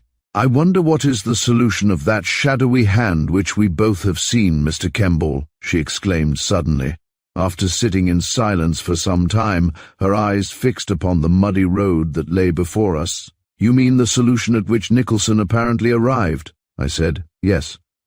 How can we tell? He evidently discovered something of extreme importance which he wished to communicate to me. I wonder why he makes those extraordinary statements about Dad and the locked cupboard in his room. I don't know. Have you ever seen inside that cupboard? I asked quickly, my eyes still upon the road. Never, but poor Guy seems to have regarded it as a kind of Bluebeard's cupboard, doesn't he? He seems to have entertained a curious suspicion concerning your father, I admitted. Of course he did not know half that I know. Of course not, she sighed. He simply believed, as others do, that he is a country gentleman, And he would have been if what? If it had not been for that horrible woman, she added in a low, hard voice. Ah, Mr. Kemble, if only you could know the truth. If only I dare tell you, but I can't. I can't betray the man who has been so good and kind to me all my life. But could I not, if I knew the actual truth, be of service to him, I suggested. Could I not be of service to him for your sake? I added in a low, earnest tone, my eyes fixed upon her pale, troubled countenance. She looked at me in sharp, startled surprise, her cheeks flushed slightly. Then, lowering her eyes, she turned her glance away, straight before her again, and in pretense that she had not understood my meaning, replied simply, "If the heavy hand of disaster falls upon him, then I fear it must fall upon me also." How sweet she looked, how serious and pensive her beautiful countenance. "I must act as your friend and use my best endeavours to ward it off," I said. "Did you not do so in Aix, Mr. Kemble? We have to thank you for everything. They expected to learn a good deal through you, and while you engaged their attention, we were enabled to make a hurried exit. It is indeed fortunate that I recognized Victor Tramu. Then I suppose you have had previous narrow escapes?" "1 or 2, she replied, smiling. "But Dad is always so very wary. He is generally forewarned." "By whom?" "By the man who watches him always. A man named Surridge, who never allows his identity to be known, but who acts as our watchdog, to give us warning of any unwelcome watcher. But he failed at Aix, because Dad foolishly sent him upon an errand to somebody in Paris. He is a friend of your father's, I suppose?" "Yes, a great friend. He was once in the London Detective Police, but on his retirement he found his present post a very lucrative one, the personal guardian of one for whom the police are ever in search. You saw him on his cycle on the afternoon I overtook you in the car, the first time we met," and she smiled as she spoke. "His vigilance is never relaxed," she added, "and his true métier never suspected. No doubt he is near my father now on his journey back to Lidford." "Then he would not allow him to go if he was still being watched by Tramu?" "Certainly not." "We can, I think, after all, make our minds quite easy upon that score," she replied. And as I sat at the steering wheel, I found myself wondering whether any other man had loved in circumstances so curious and so unusual. At the hotel in Bournemouth we had carefully concealed our destination, telling the hall porter we were going to London, lest any inquiry be made after our departure. We had tea at the Randolph at Oxford, and it was nearly 7:30 before we drew up before the grey stone front of Lidford Hall, where the butler threw open the door. The sound of the car brought Shaw out in surprise, and as soon as we had washed, we all three sat down to dinner in the fine old dining-room. About Shaw there was no trace of the least anxiety, yet when the man had gone and I told him in a whisper of what I had seen when watching in the park at Ridgewell, he started and his face underwent a change. "I was a fool to have gone there," he said, "but it was unfortunately of necessity. Surridge was in Bath, but did not know that I went out to Ridgehill. Tramu may have had you watched, Dad. No fear of that, child." He laughed. "Surridge arranged for a hired car for me today from Bath to Westbury, where I took train to Newbury, and the N616 met me there and brought me here. So for Tramu to follow is out of the question. I have not seen Surridge, but merely carried out his arrangements. He may, of course, have had a motive in them." "No doubt he had, Dad." The butler at that moment returned with the next course. Therefore our intimate conversation was abruptly interrupted. As I sat at that table, lavishly spread and adorned with a wealth of flowers and a profusion of splendid old Georgian silver, my eyes wandered to the sweet-faced girl, who, in a low-cut gown of palest and anil chiffon, with velvet in her hair to match, held me so entirely and utterly entranced. Later that evening, while I had a cigar alone with Shaw, who lay back lazily in his chair, I detected his annoyance that I should have watched him meet the woman Olive.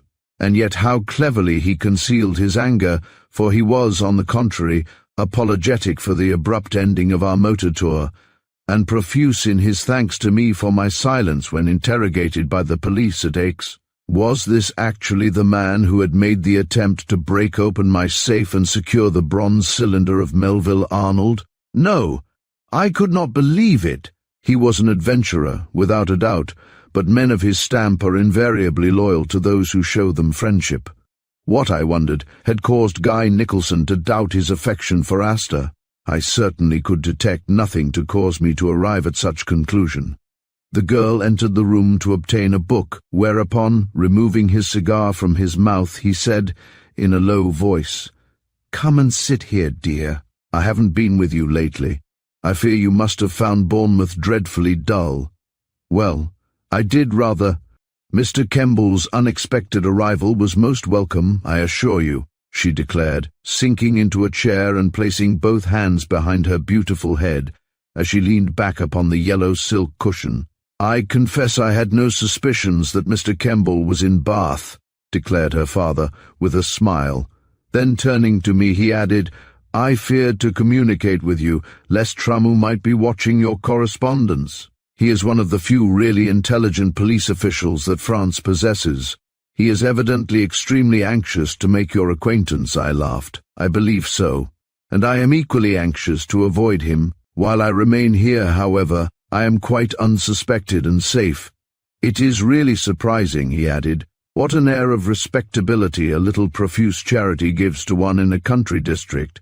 Become a churchwarden, get appointed a justice of the peace, sit upon the board of guardians, give a few teas and school treats, and subscribe to the church funds, and though you may be an entire outsider, you can do no wrong in the eyes of the country folk.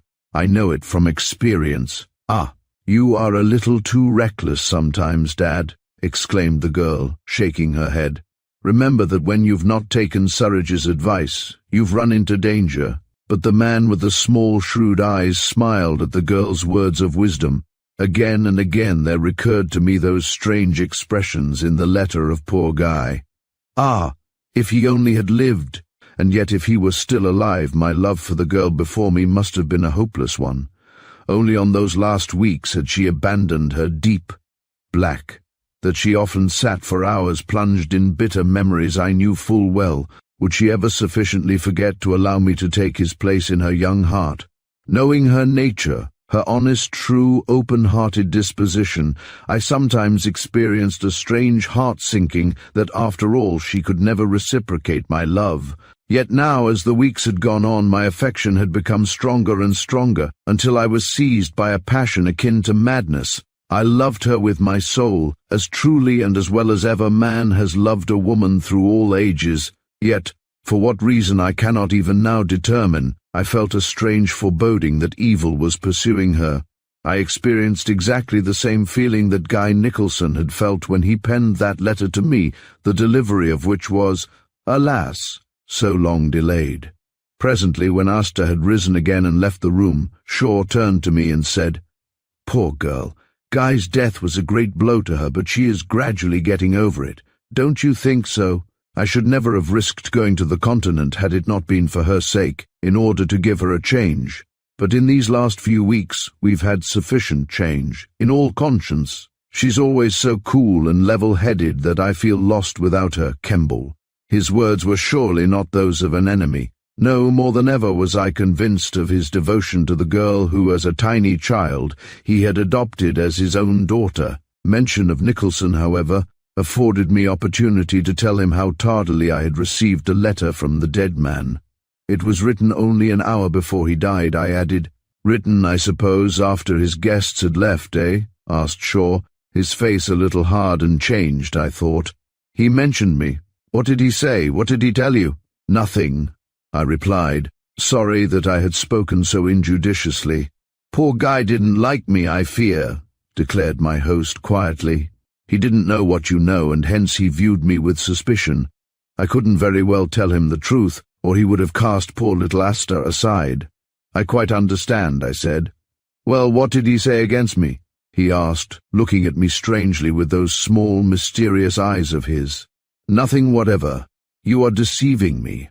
I know what he has told you. He has revealed to you something. He has revealed nothing," I declared. "Why should he?"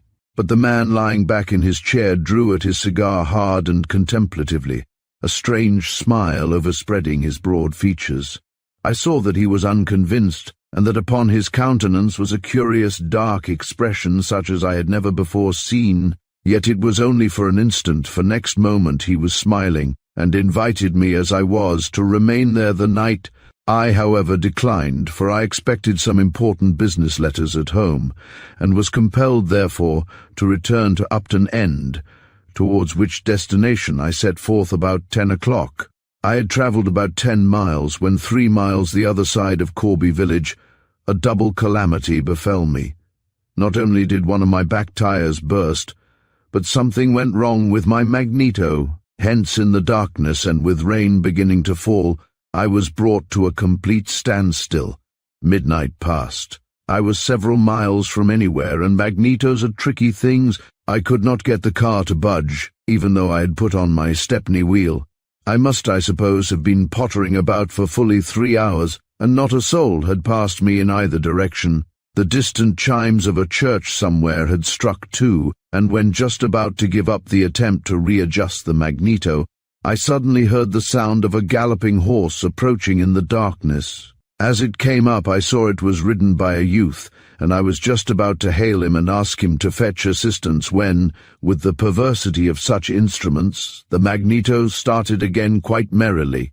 Therefore I once again mounted at the wheel, and flashing past the lonely horseman, pushed on through the rain over the many weary miles, till I at last reached my own home. Next morning, while seated alone at breakfast, I heard a sound, and, to my great surprise, recognized the same young horseman, muddy and wearied, coming up the drive. With curiosity I went forth to meet him, when he handed me a note saying, "Miss Seymour of Lidford asked me to bring this at once, sir. It is very important. I've been riding all night." "Yes," I cried. "Why, I remember I passed you in my car."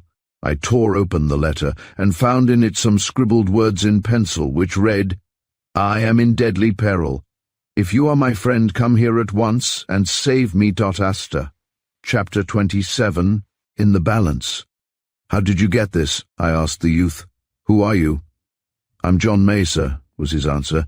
"I work in the gardens at Lidford, and last night, soon after 11, as I was a-comin' home from Rockingham, I met Miss Astor out in the drive.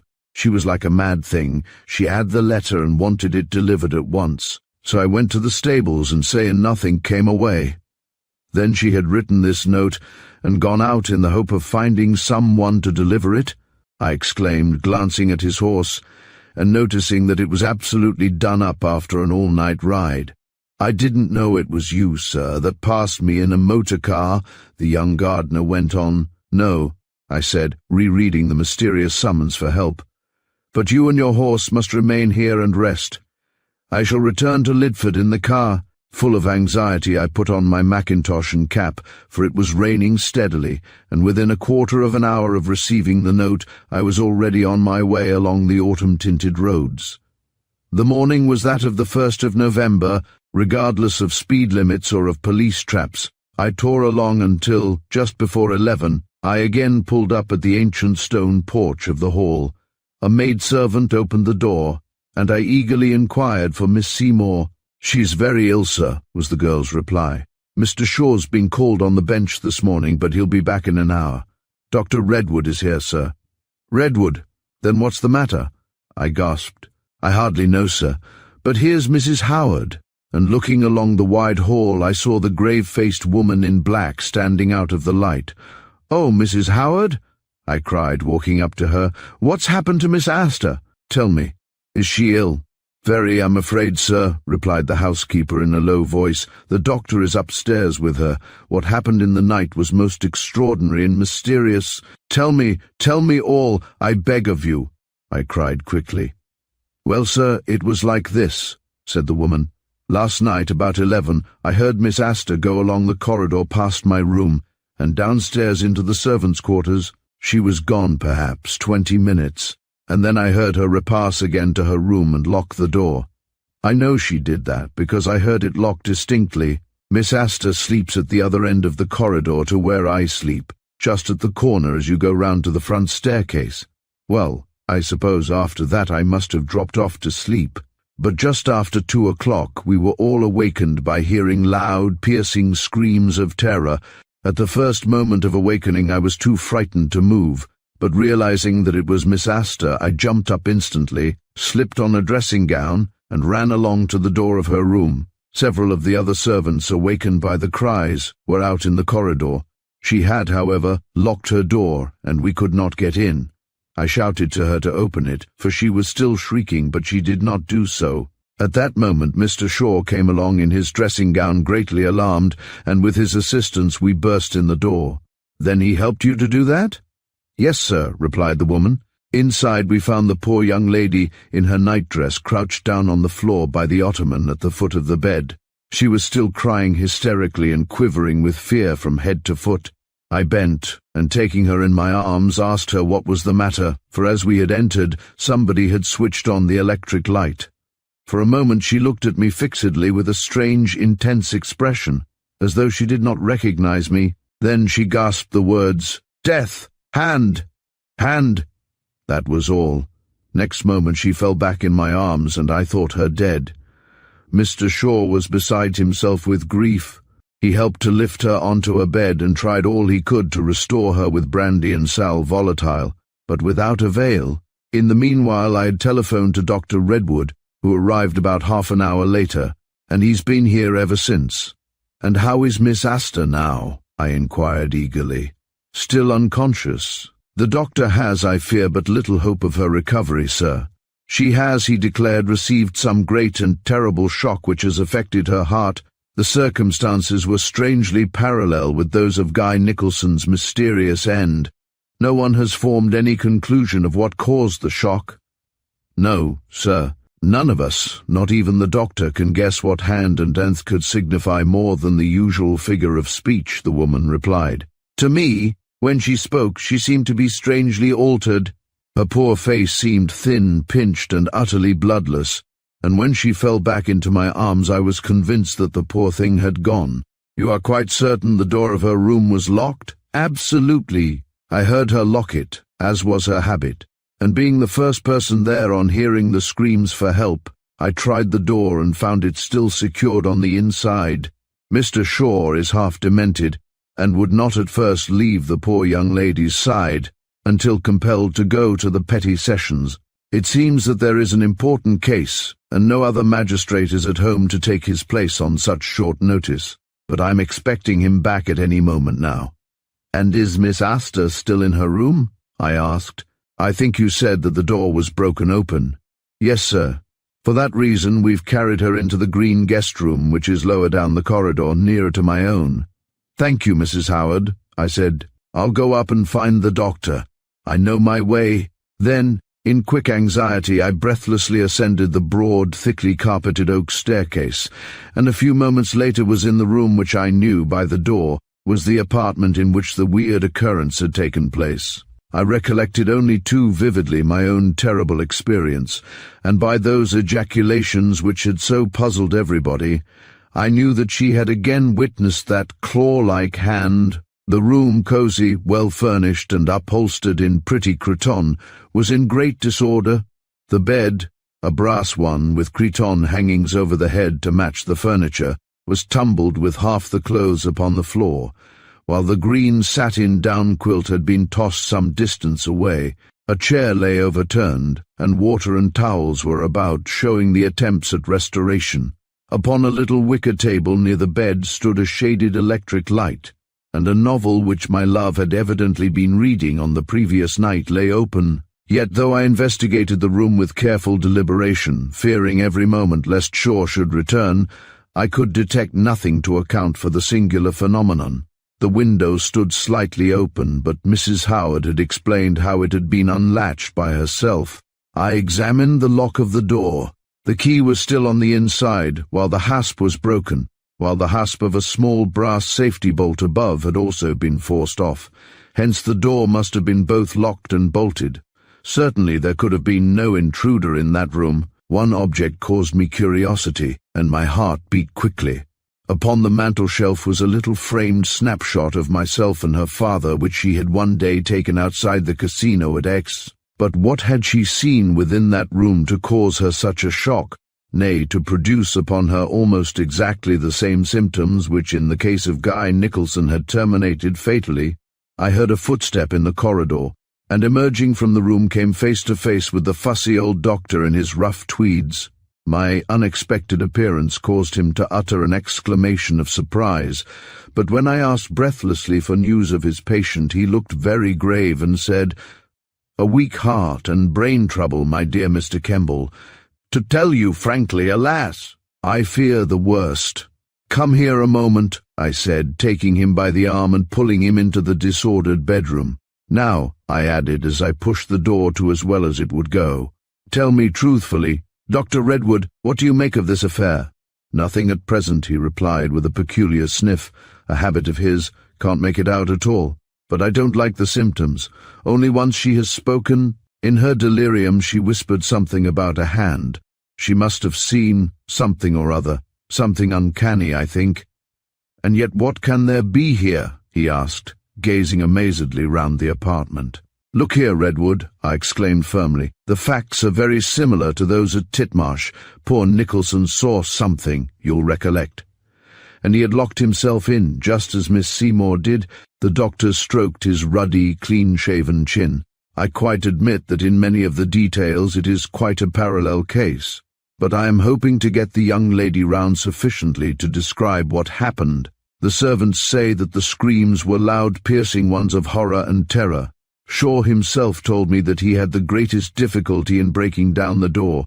They found her crouched down in fear, yonder behind the ottoman, and she shrieked out something about a hand. To what could she have referred, do you think? She's quite sane and of perfectly sound mind, or I should attribute the affair to some hallucination." "It was more than hallucination," I assured him, recollecting my own experience, yet determined not to assist him towards the elucidation of the mystery. The dead man had evidently made a discovery immediately, before his fatal seizure. I recollected that brief urgent note of Asta's. Had she, too, made a similar discovery? Yes, there could be no evasion of the fact. The two cases were in every way identical. For nearly a quarter of an hour I stood discussing the amazing affair with Redwood. I could see that he was both mystified and suspicious. Therefore I extracted from him a pledge of secrecy and promised to assist him towards a solution of the extraordinary problem. I made no mention to anybody of Asta's message to me, which I intended should remain a secret. At my earnest appeal he allowed me to creep on tiptoe into the darkened chamber, wherein still lay unconscious the woman I loved so profoundly, she who was all the world to me.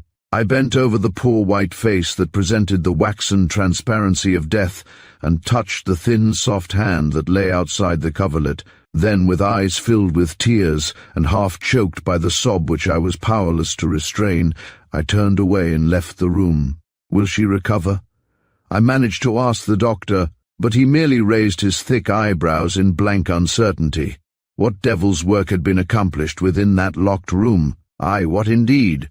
Against the man Shaw, who had so cleverly misled her into the honest belief that he adored her, there arose within me a deep and angry hatred. Why was he not there, knowing Asta's precarious condition? His excuse of enforced attendance at the petty sessions was no doubt an ingenious one. Little did he dream that before the occurrence Asta had summoned me, and for that reason I was there at her side. So strange had been all the circumstances from that moment when the man of mystery, Melville Arnold, had breathed his last, that I'd become utterly bewildered. And this amazing occurrence in the night now staggered me. Only one person had solved the mystery of the shadowy hand, and he, alas, I had not lived to reveal what, no doubt, was a terrible truth.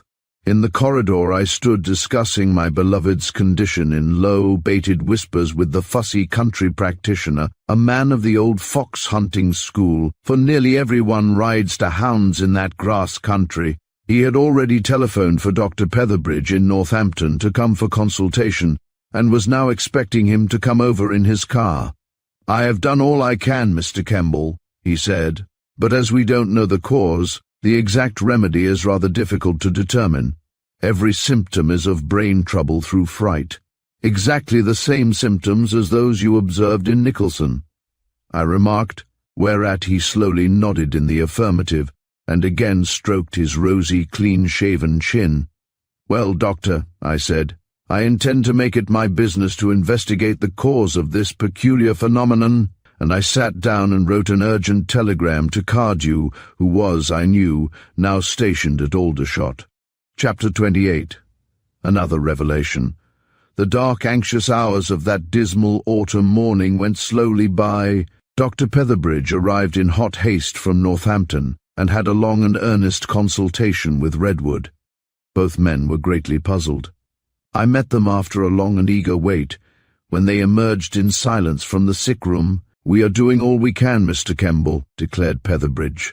"The young lady is, I regret to say, in a most precarious condition, in fact in a state of collapse."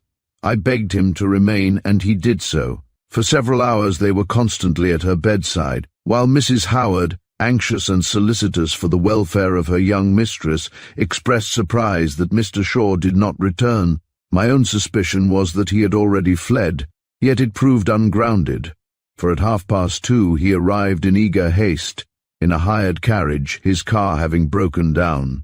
Both doctors came forward and explained that the condition of Miss Astor had in no way improved. She was suffering from some obscure malady, which they had diagnosed as affecting both heart and brain.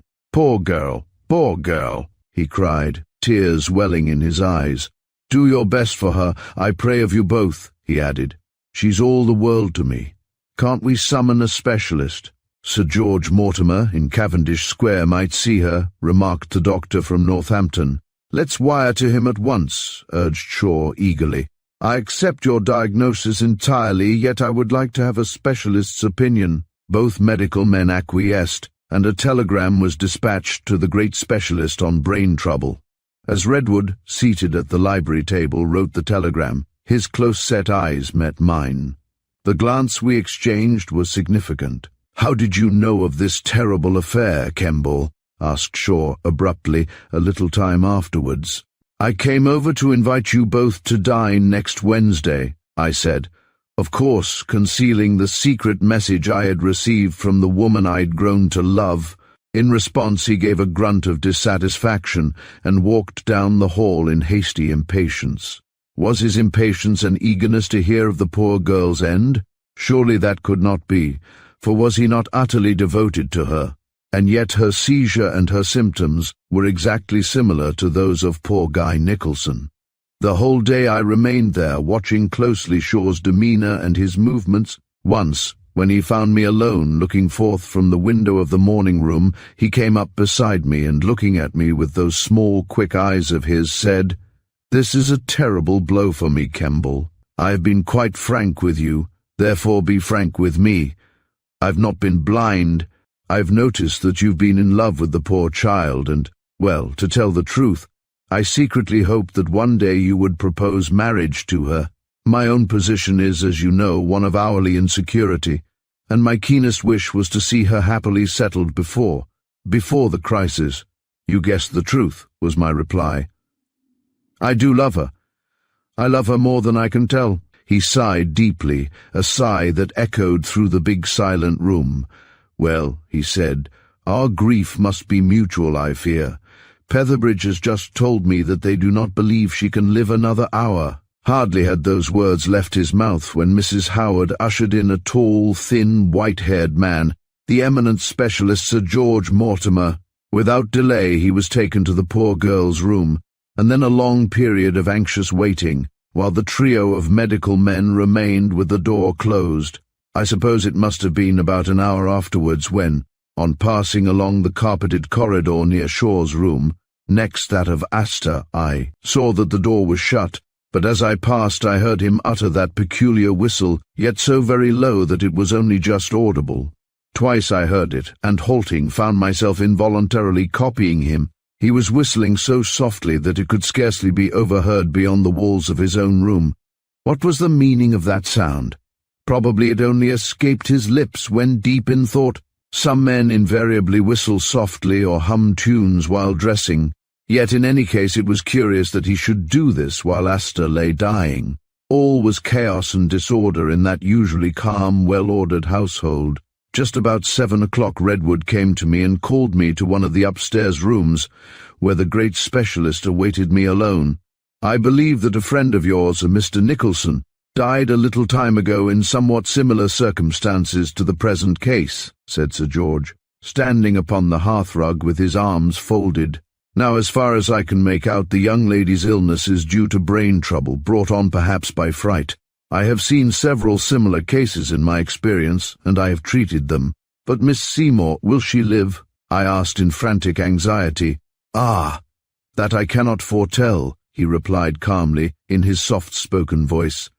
"I have administered 2 injections, and I'm glad to tell you that she is infinitely better. Indeed, I expect her very soon to regain consciousness, and we may hope for a turn." "Thank God! Thank God!" I cried with overburdened heart. "She is very dear to me, Sir George," I added with emotion, "and I thank you deeply for your efforts to save her." "I understand. I quite understand, my dear sir," he said with professional calmness. "Yet, from what my 2 colleagues have told me, I can't help thinking that there is, well, a little mystery somewhere, eh?" "A little mystery?" I echoed. "Ah, Sir George, there is a very great mystery, one which I intend at all hazards to investigate, now that Asta has fallen a victim." But as I spoke, the door was unceremoniously pushed open, and Shaw, who had put on a dark blue suit, and who looked unusually pale and haggard, entered, and inquired for the latest bulletin of the patient. "I'm glad to tell you, Mr. Shaw, that she will probably recover," replied the eminent man. "In an hour we trust to have her conscious again, and then she will, I hope, tell us what happened, what she indicated when, in her fright, she made mention of this mysterious hand." "The hand!"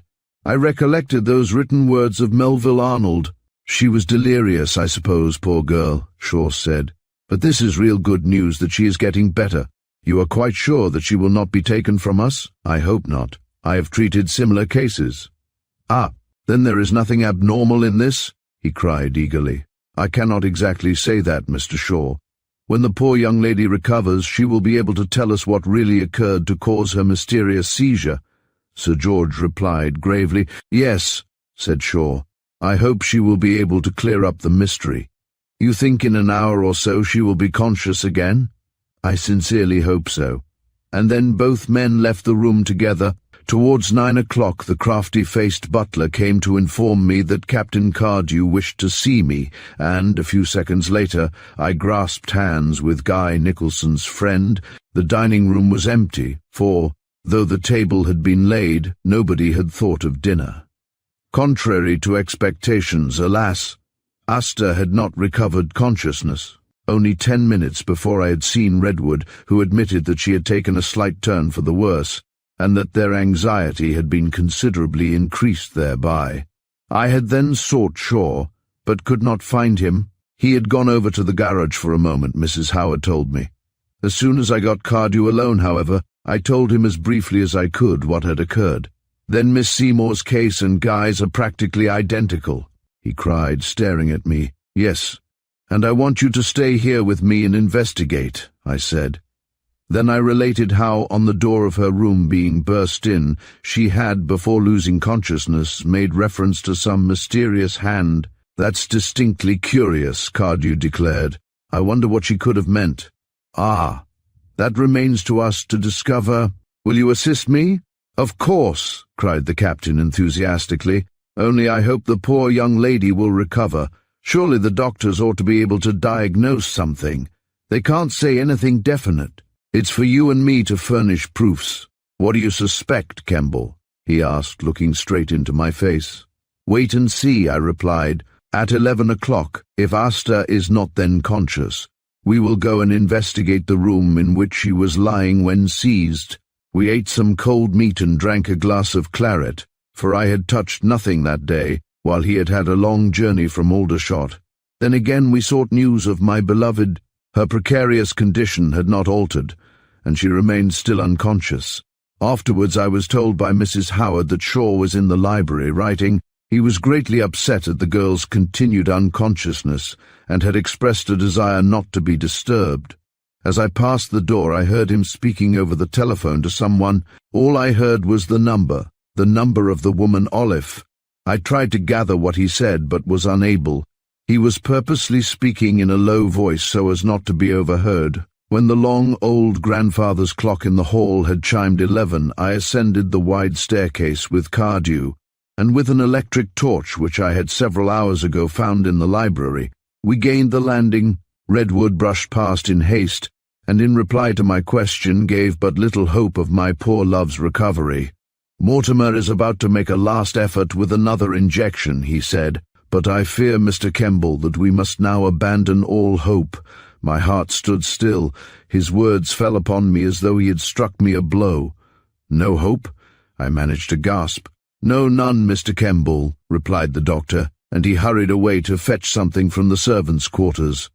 I made no further remark. Mere words failed me. If Asta were lost to me, then it was my duty to avenge her death. Therefore I drew Queux into the dark bedroom in which the dying girl had witnessed the hideous apparition of the hand, and then, with difficulty, for one hinge was broken, I closed the door. Afterwards I switched on the electric light, and we made a minute and careful examination of the apartment. But we discovered nothing. Before entering there I noticed that the door of Shaw's room adjoining was closed, for he was still downstairs writing. Presently, when we had satisfied ourselves that in the room was nothing suspicious, I pointed out to my friend that if we remained quietly in the darkness without speaking, no one would suspect us of being there. "Now," I added, "I'm going to lie on that bed while you sit in yonder armchair in the corner. You take the torch, and at sign of the slightest movement flash on a light at anything you may see. Don't hesitate, for, well, perhaps my life may be in danger like Guy's. Who knows?" I had taken from the corner Asta's small ash walking stick which she sometimes used when tramping about the country, and with this in my hand I lay down upon the pillow, fully dressed as I was. Then Queux, breathless with excitement, switched off the electric light, plunging the room in darkness. Gradually, when our eyes became used to it, we could distinguish a faint grey light from the window, but it was not sufficient for me to distinguish my friend, seated as he was in the corner with light and weapon ready.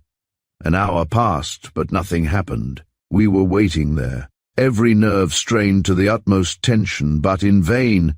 At last a sudden suggestion crossed my mind, and leaving Queux in the room, with his torch ready, I went next door into Shaw's room, which was still dark, and having closed the door, imitated that peculiar whistle of his. 3 or 4 times I whistled, surprised that I could imitate him so exactly. Then I waited, listening intently. I could hear nothing, so I crept back again to the bed in Asta's room, for I think Queux was now becoming impatient. Then, while lying upon the bed, I cautioned him to be very careful. "Open your light at the slightest sound, remember." I held my breath, and could hear my own heart beating in the dead silence. Then, after the lapse of a few moments, for we were both listening to the hum of a receding motor-car and wondering whose it was, I suddenly gave vent to that low, curious whistle. Once, twice, thrice I repeated it, low and cautious, so that anyone passing the door might not be attracted by it. Then I listened again with bated breath. A few seconds went by, seconds of intense anxiety. Then, of a sudden, my quick ears caught a curious ticking sound, and next moment a flood of white light fell upon the bedclothes close to my head. I sprang up with a shriek, for there, close to me, I saw the terrible claw-like hand. Chapter 29 discloses Shaw's secret. The thing was ugly, hairy, and horrible, a huge dark brown tarantula the size of a man's palm, which, the instant it was discovered, turned and sped across the bedclothes and disappeared in the darkness. Queux had jumped to his feet with a wild, startled ejaculation of horror, having switched on the light, but though we rapidly searched the room high and low, yet nowhere could we find the horrible arachnid. But the secret was out. The revolting hairy thing which had on that night in Arnay-le-Duc appeared to me like a weird hand was that huge venomous spider whose bite was as fatal as that of a cobra. Armed with sticks, Queux and I groped into every hole and corner of that room, but it had vanished so suddenly that we could not decide in which direction it had gone. "Well," gasped my friend, amazed, "By gad, I never expected that." "Neither did I," was my breathless reply. "But the reason of poor Guy's death is now vividly apparent. He was bitten by that arachnid, which Shaw, in all probability, purposely left in his young friend's library prior to returning home on that fatal night." "I think I realize the truth," I cried. "This particular species of Lycosa tarantula is, I have read, found in the primeval forests of Peru, and will only attack human beings when they are motionless or asleep. Its bite is most deadly. It causes stupor, followed by coma or paralysis, and the victim rapidly dies. Yet if the mark of its bite be concealed and unsuspected, as it may easily be in the hair, then the symptoms are identical with those of inflammation of the brain, the disease which from poor Guy is supposed to have died." "Then you suspect Shaw of having kept the horrible thing as a pet?" He gasped, staring at me amazed. "Both as a pet and as an instrument of murder," I replied. "The thing, being nocturnal in its habits, would, if introduced into a room, remain carefully hidden all day, and only attack the victim at night while he is sleeping. I had a narrow escape while motoring in France with Shaw." And then, in a few words, I described my own experience and also Asta's previous sight of what had appeared to both of us as a weird, uncanny hand. "Then this scoundrel Shaw evidently intended that you should die," he exclaimed. "By Jove, old chap, you have had a narrow escape. Yes, he must have carried his dangerous pet in secret in a box, I suppose, and must have taken it away with him when he fled from Aix." Then, suddenly recollecting that curious whistle of his, I realized how Shaw had used it in order to recall the great spider. "Put out the light, Cardew," I said. "Have your torch ready. I have an idea, but—" He hesitated in apprehension. "Have no fear. We want to see the hideous thing again, and to kill it," I said. The next second the room was once more in darkness, and after a few moments I began to imitate softly that peculiar whistle that I had learnt from Shaw. Then we waited in breathless silence, not moving a muscle. Again and again I whistled, but we could hear no movement. The huge spider was, we felt assured, somewhere in the room, but where we could not discover. "Switch on the light," I cried at last, and in a second the place became illuminated again, when, to our surprise, halfway down the pink and white cretonne curtains at the head of the bed, the ugly arachnid with its long claws stood revealed and startled at the sudden turning on of the light. He had crept slowly down from the small canopy above the bed, seeking the place where I had lain. In an instant he turned to ascend the curtain again, but we were too quick for him, for with 2 or 3 sharp cuts with our sticks we brought him down, and he was quickly stretched dead upon the floor. I went forth boldly to search for Shaw, but could not find him. His room was in disorder, for he had apparently seized some things, packed hurriedly, and left. The car we heard leaving the house while we were in Asta's bedroom had evidently been his. He had escaped at the very moment when we had discovered the ingenious means by which he had committed his crimes. We called the 3 doctors and showed them the huge dead spider. Then, in a moment, all 3 agreed that Guy Nicholson had succumbed to its bite, and examination of poor unconscious Asta's hair showed plainly where she, too, had been bitten just above the right ear. The trio of medical men stood utterly astounded. No time, however, was lost by Sir George in applying various antidotes and restoratives, and by dawn he came to me with the joyful news that she had taken a turn for the better. Our knowledge of the real cause of the ailment had only been gained in the very nick of time. Further examination of the walls of Asta's room resulted in the amazing discovery that the door of a cupboard in the wall beside the fireplace was warped, and when closed left a space of 1 inch open at the bottom. The cupboard was lined inside with wood panelling, and in one panel at the back a tiny trapdoor about 4 inches square had been cut, so that it could be removed from within the corresponding cupboard, which was in Shaw's room adjoining. Investigation showed that the cupboard in question was the one secured by those 2 patent locks, and on breaking it open we found that in it Shaw had kept the venomous spider, for both water and food were there, as well as a thick india-rubber glove which he no doubt used when he wished to handle his hideous pet, and a small wire cage in which it could be carried. In order to release it into Asta's room, He had only to move the small piece of cut panel in the back of its place of imprisonment, and, glad to escape, the thing would pass through, as no doubt it had done on the night when my well-beloved had been attacked. To recall it, Shaw had only to whistle. The spider knew the call. After the attack upon Asta, the scoundrel had evidently lost the reptile in the confusion, and disliking the light it had found refuge on the small cretonne canopy, fixed against the ceiling, over the head of the bed. Knowledge that its bite had not proved fatal, as in Nicholson's case, and that Asta might recover and describe what she had seen, together with the fact that he had been unable to induce his pet to return to him, had terrified him, and he had escaped. Quickly I telephoned to the police in Northampton, and very soon 2 officers came out on bicycles, and to them we made a statement. Then, an hour later, a hue and cry was flashed across the wires for the assassin's arrest. Slowly, very slowly, Asta recovered consciousness, but I was not allowed to see her, nor was she allowed indeed to speak. Yet the knowledge that my beloved would again be given back to life was, in itself, all sufficient for me. I had at least solved 2 points in that amazing mystery of avarice and cunning.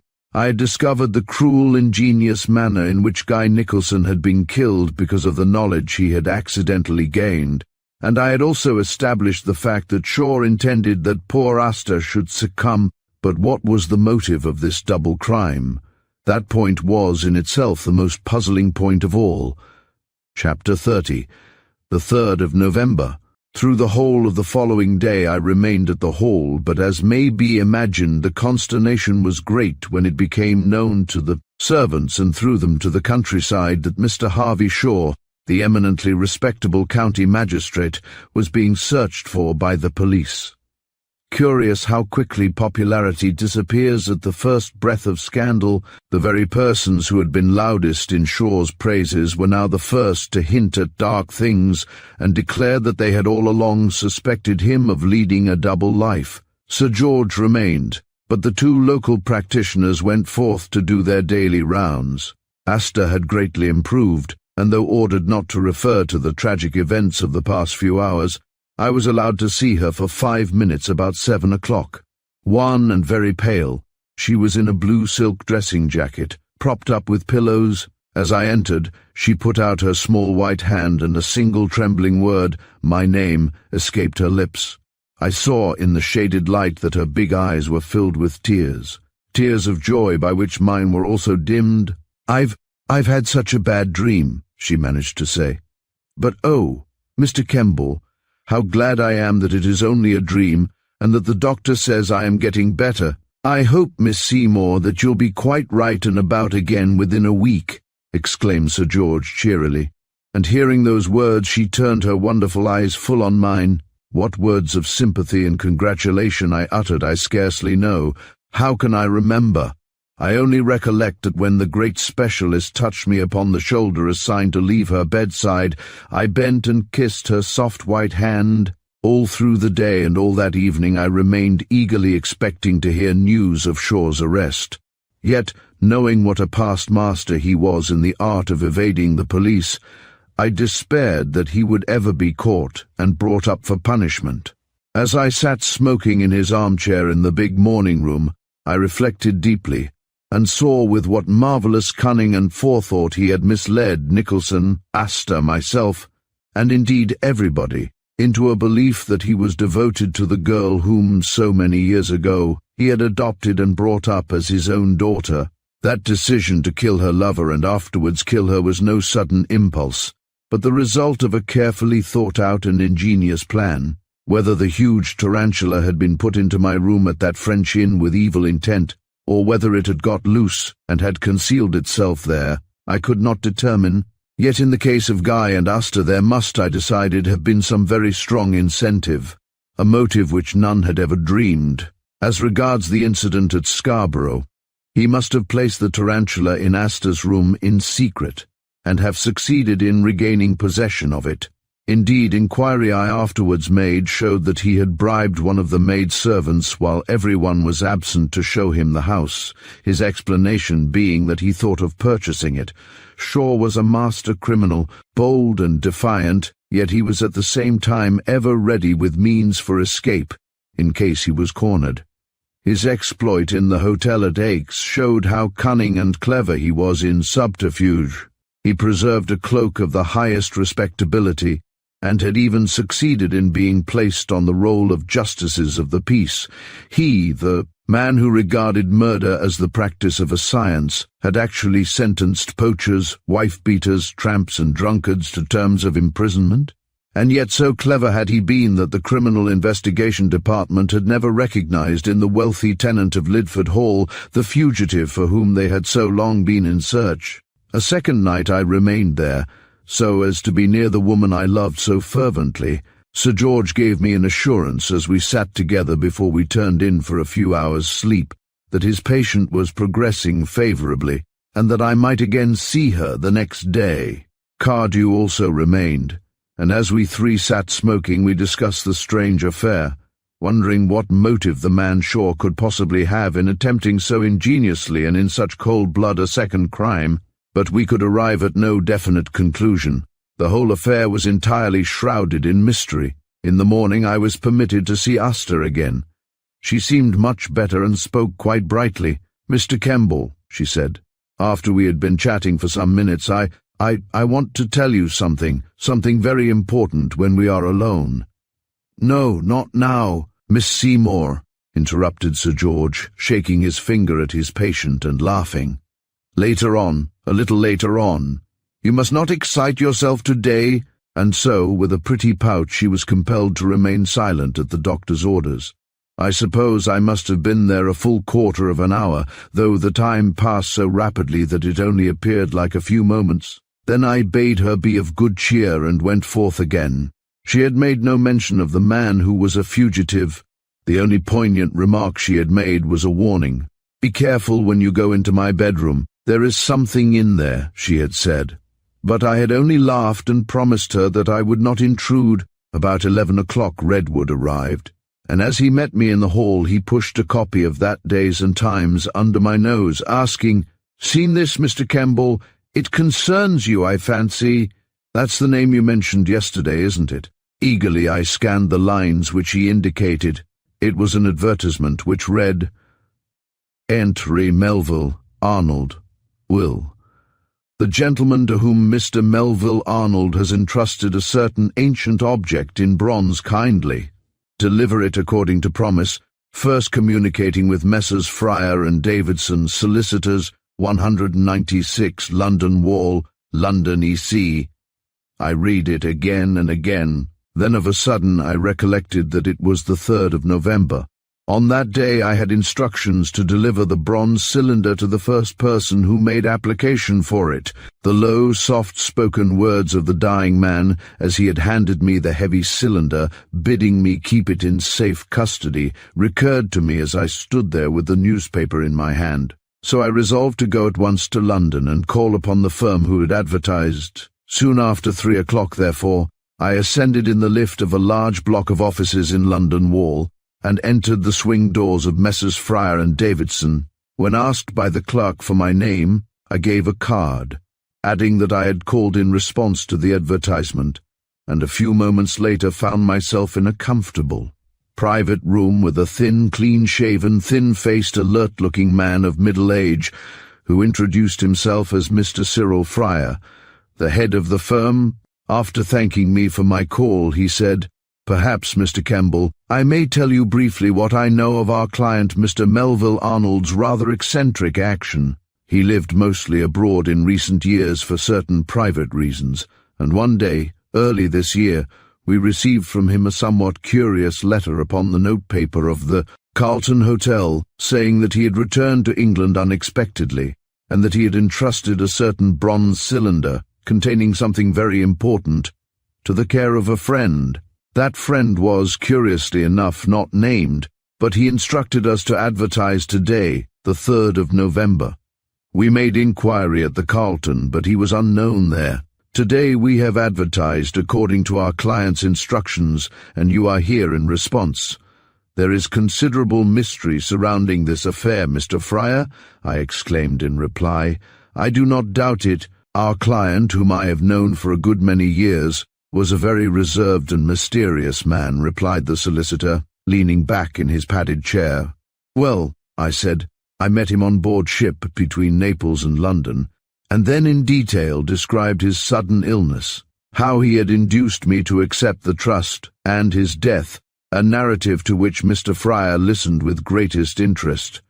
Then the letter must have been written on the afternoon of his arrival in London. He probably wrote it in the smoking room of the Carlton. But why he should seek to mislead us I cannot imagine," exclaimed the solicitor. "I recollect," I said. "I was with him in a taxi when he stopped at the Carlton and went inside, asking me to wait.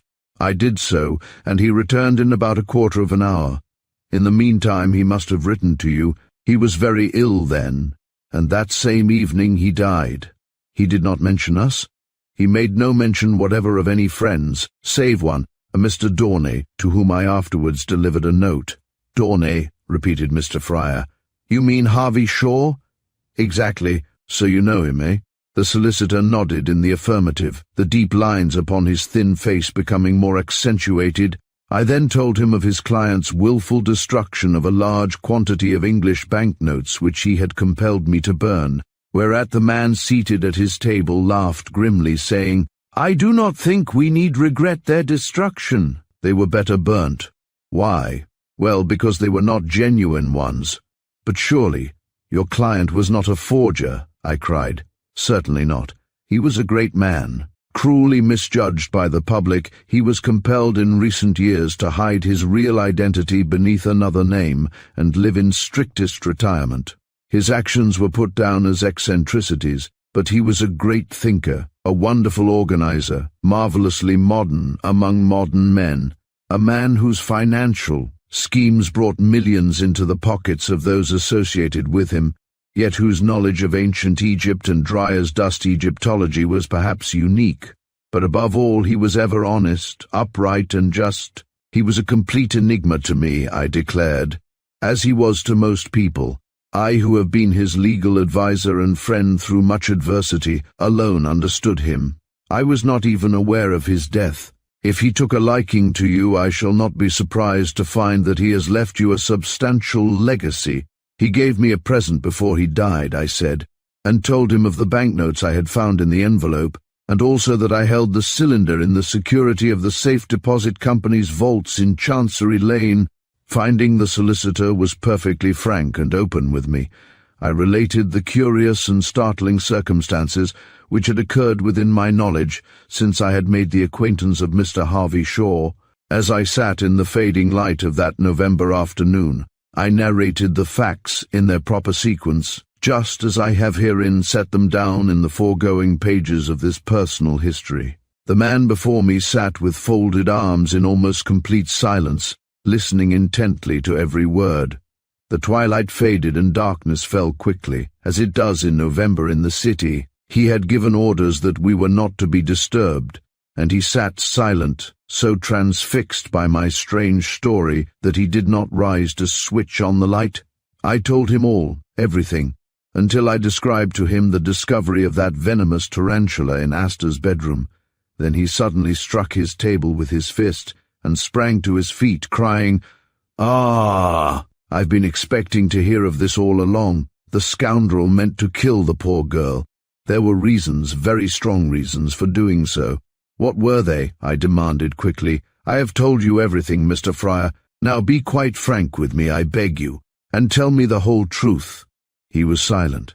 I could hardly distinguish his thin, deeply lined face, seated as he was in the shadows, his back to the window, so dark had it now become. Presently he rose and turned on the light, saying as he did so, "Well, Mr. Kemble, as you seem to have been so intimately associated with the closing scenes of poor Melville Arnold's career, I will explain the whole truth to you, even at the risk of a breach of professional confidence. My client is dead, but the dastardly attempt upon Miss Asta Seymour must be avenged. That man Harvey Shaw shall be brought to justice. Listen, and I will tell you a story stranger than most men have ever listened to, a romance of real life of which, however, every word is the truth." "The cylinder," I cried. "Are you aware of what is contained in it?" "I have not the slightest knowledge," he declared. that we will investigate together later, after you have heard the strange romance of the man whom you knew as Melville Arnold. Chapter 31. The truth concerning Arnold. The real name of your friend was, as you have guessed from the threatening letters addressed to him at Kingsware in Devon, Arnold Edgecombe, the solicitor commenced, leaning his elbows upon his table and looking me straight in the face. My firm acted for his father, a wealthy manufacturer in Bradford, who, upon his death, left his son an ample fortune. 20 years ago he married an extremely pretty woman. It was purely a love match, and one daughter was born. 6 months after that event, however, poor little Mrs. Edgecombe died of phthisis, and her husband was inconsolable over his loss. He was devoted to his wife, and the blow proved a terrible one. Soon, in order to occupy his mind, he turned his attention to financial affairs in the city, and went into partnership with a man named Henry Harford. Harford, I ejaculated. Why, that was the man against whom he warned me. The words he wrote down are still in my possession. He had strong reasons for doing so, went on the man sitting at his table. The combination of the pair, both of whom were fearless and successful speculators, soon raised the firm to the position of one of the best-known financial houses in London. They dealt in millions, as others deal in thousands, and both men, in the course of a few years, amassed great fortunes. Suddenly, when just in the zenith of their prosperity, a great and terrible exposure was made. It was found that they had, by promoting certain bogus companies, which had been largely taken up, netted huge profits. The shareholders, numbering many thousands of widows, clergymen, retired officers, and such-like persons who are ever ready to swallow the bait of a well-written prospectus, became furious, and the public prosecutor took up the matter actively, though my client was, I assure you, utterly blameless in the matter, and afterwards paid back every penny he had received from the transaction. Nevertheless, such public outcry was made against him as a swindler that, victim of circumstances, he was compelled to fly the country. Trusting implicitly to his partner Harford, who by a very shrewd move cleared himself, although he was no doubt the actual culprit, he, on the night of his flight, placed his little daughter, to whom he was entirely devoted, in his care, urging him to adopt her, and not to allow her to know her real father's name. "What?" I cried, starting suddenly to my feet as the amazing truth flashed upon me for the first time. "Then Asta is Edgecombe's daughter, and Shaw's real name is Harford." "Exactly. With these facts in your mind you will be able to follow me more closely." Again I sank back into my chair, astounded. "Well," he went on, ingeniously, as did Harford endeavour to cover his connection with the bogus promotions, of which the Britannia Banking Corporation, which you will remember perhaps, was one. Yet, the public prosecutor, after the accounts and books had been examined, decided that he was also a culprit, and 2 months after his partner's disappearance a warrant was also issued for his arrest. Harford, always wary, had, however, on the day previously, taken little Asta with him and left for Greece, with which country we have no treaty of extradition. Meanwhile, Edgecombe had a younger sister who had married a man of bad character, an expert forger of banknotes named Earnshaw, and who sometimes went in the name of King, and the pair had, to a great extent, assisted Harford in his fraudulent schemes entirely unknown to Edgecombe. The woman and her husband were adventurers of the most ingenious class, and with Harford reaped a golden harvest in the circulation, on the continent, of the clever imitations of Bank of England notes. Edgecombe was all unconscious of this, and indeed only became aware of the transactions by accident. It seems that on the night of his flight from England he went to the office after it had been locked up in order to get some cash for his journey. There was only £40 in the safe, but on breaking open a drawer in his partner's table he found a big roll of new notes. He took them and left on the table a memorandum of what he had done. Ere he arrived at Dover, however, suspicion grew upon him that the notes were not genuine, so he kept them and said nothing.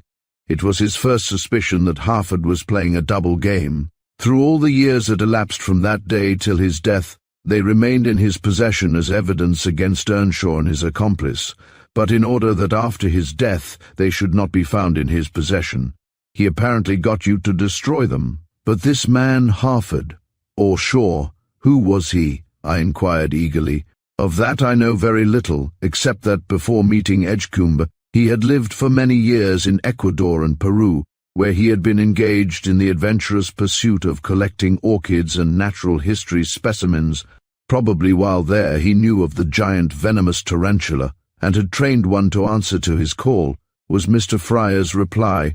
Apparently, from what you have told me concerning the threatening letter, Edgecumbe's sister suspected him of betraying her to the police, and, after serving her sentence for swindling, she and her husband again became on friendly terms with Harford, who, in the name of Harvey Shaw, was then posing as a county magnate, deriving his income partly from the proceeds of his financial transactions, and partly from the passing at various banks on the continent the bogus notes printed in secret in a room at Ridge Hill Manor. It was for that reason the police of Europe have, for the last 10 years, been in search of Harford, the English police because of the charges against him in the city, and the European police because he has defrauded hundreds of an bureau de change all over the continent by exchanging thousands of his marvellous imitations of Bank of England notes for foreign notes or gold. Yet being a man of such colossal ideas, such a splendid linguist, and possessing such marvellous powers of invention and clever evasion, he acted so boldly and sustained his role of English gentleman so well that he often passed beneath the very noses of those in active search of him. Then Edgecumbe was in entire ignorance of the true character of his late partner? I exclaimed. Absolutely, until too late.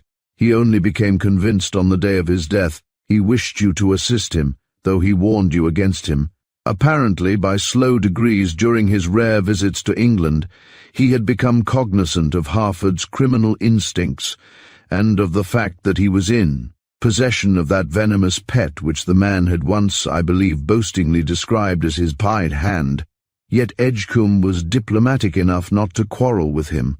Asta, ignorant of her parentage, looked upon Harford as her father and held him in highest esteem. For Edgecumbe to denounce him would be to disillusion the girl in whom all his hopes were centred, and who regarded him not as a father but as a very dear friend. On arrival in England he seems to have written immediately to her, urging her to meet him, unknown to Harford, yet when she went to the hotel it was only to discover that he was dead. But the terrible tarantula, the tand, as Harford termed it, surely Edgecumbe must have suspected something? I said he probably was unaware that the thing was so deadly venomous, and he never dreamed to what use the scoundrel would put it, said the solicitor. The truth only dawned upon him when too late. Remember, he placed the utmost confidence in you, and in you alone. A stranger. Yes. He gave me that bronze cylinder. I wonder what it can possibly contain. Let us take a taxi down to Chancery Lane, Mr. Fryer suggested. Let us carry it up here, open it, and ascertain. Chapter 32. A Heart's Secret. Mr. Edgecumbe was always of an antiquarian turn of mind, and when he left England he took up the study of Egyptology in order to occupy his time, said the solicitor, as we sat in the taxi whirling along Newgate Street. He spent many years in Egypt, and being, of course, in possession of ample funds, he was enabled to make very extensive explorations, for which he was granted special privileges by the Khedive. Many of his discoveries have enriched the British Museum, the Louvre, and other museums on the continent, while stored here in London, in a place of which I hold the key, is a magnificent and valuable collection of objects from the period of Shahrukh down to that of the first Amenhotep, all of which will pass into the possession of his daughter, Miss Asta. Even the collection in the British Museum cannot compare with them in value or interest. Every object in our late client's collection is absolutely unique, as is the bronze cylinder, I added. Yes, I confess I have been filled with wonder as to what it can contain ever since the receipt of the letter asking us to advertise on the 3rd of November for an unknown person. Yourself, Mr. Kemble.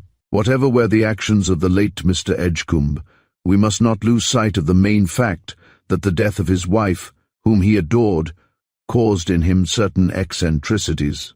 He was devoted to his little daughter Asta, and in order that she should never know that her father had been accused and compelled to fly from justice, he induced his partner to adopt her, only to discover afterwards that he was a criminal and unscrupulous, and was, moreover, in association with a man and woman who were undoubtedly criminals. Yet, having taken the step he had done 10 years before, he could not well draw back.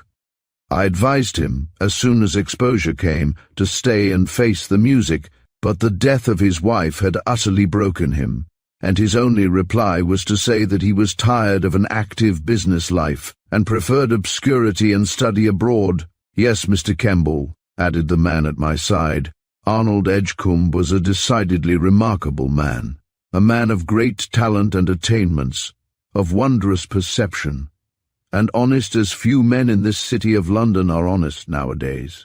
He knew that Harford's arrest would bring disgrace upon Asta, and for that reason urged you to become his friend. The situation was indeed unique. On arrival at the safe deposit vaults, we found, unfortunately, that they had been closed a quarter of an hour, therefore there was nothing to do but to wait till next morning. So, after some final words with Fryer, I left him, promising to return on the morrow, and then drove straight to St. Pancras, and went down to Lidford, arriving there soon after 9 o'clock. Asta was, I found, so much better that she had been left in charge of a nurse whom Sir George had summoned from London that day, and at my urgent request she allowed me to see her patient alone. As I stood beside her bed, our hands clasped in meaning silence, I saw that she smiled gladly at my arrival. Then presently, when she had motioned me to a chair, and I had congratulated her upon her rapid progress towards recovery, I related in as quiet a voice as I could all that I had learned that day in London. "Mr. Arnold was my father," she cried, looking at me amazed and stupefied. "I never knew that. I can't believe it. And yet how kind he has always been to me. What beautiful presents he used to buy for me when I was a child, and how tenderly he used to kiss me when we met." "Ah, yes," she cried. "I ought to have known. I ought to have guessed. Poor dear father, and he died without betraying to me the secret of my birth." "He was a lonely man, Asta," I said in a low voice, calling her by her Christian name for the first time. "He loved your mother and revered her memory, and he kept from you the secret that he had been cruelly misjudged as a shark and a swindler. He entrusted you to the man I know as Shaw, believing him to be upright and a friend. But, alas, how greatly his confidence has been abused." Her eyes were filled with tears.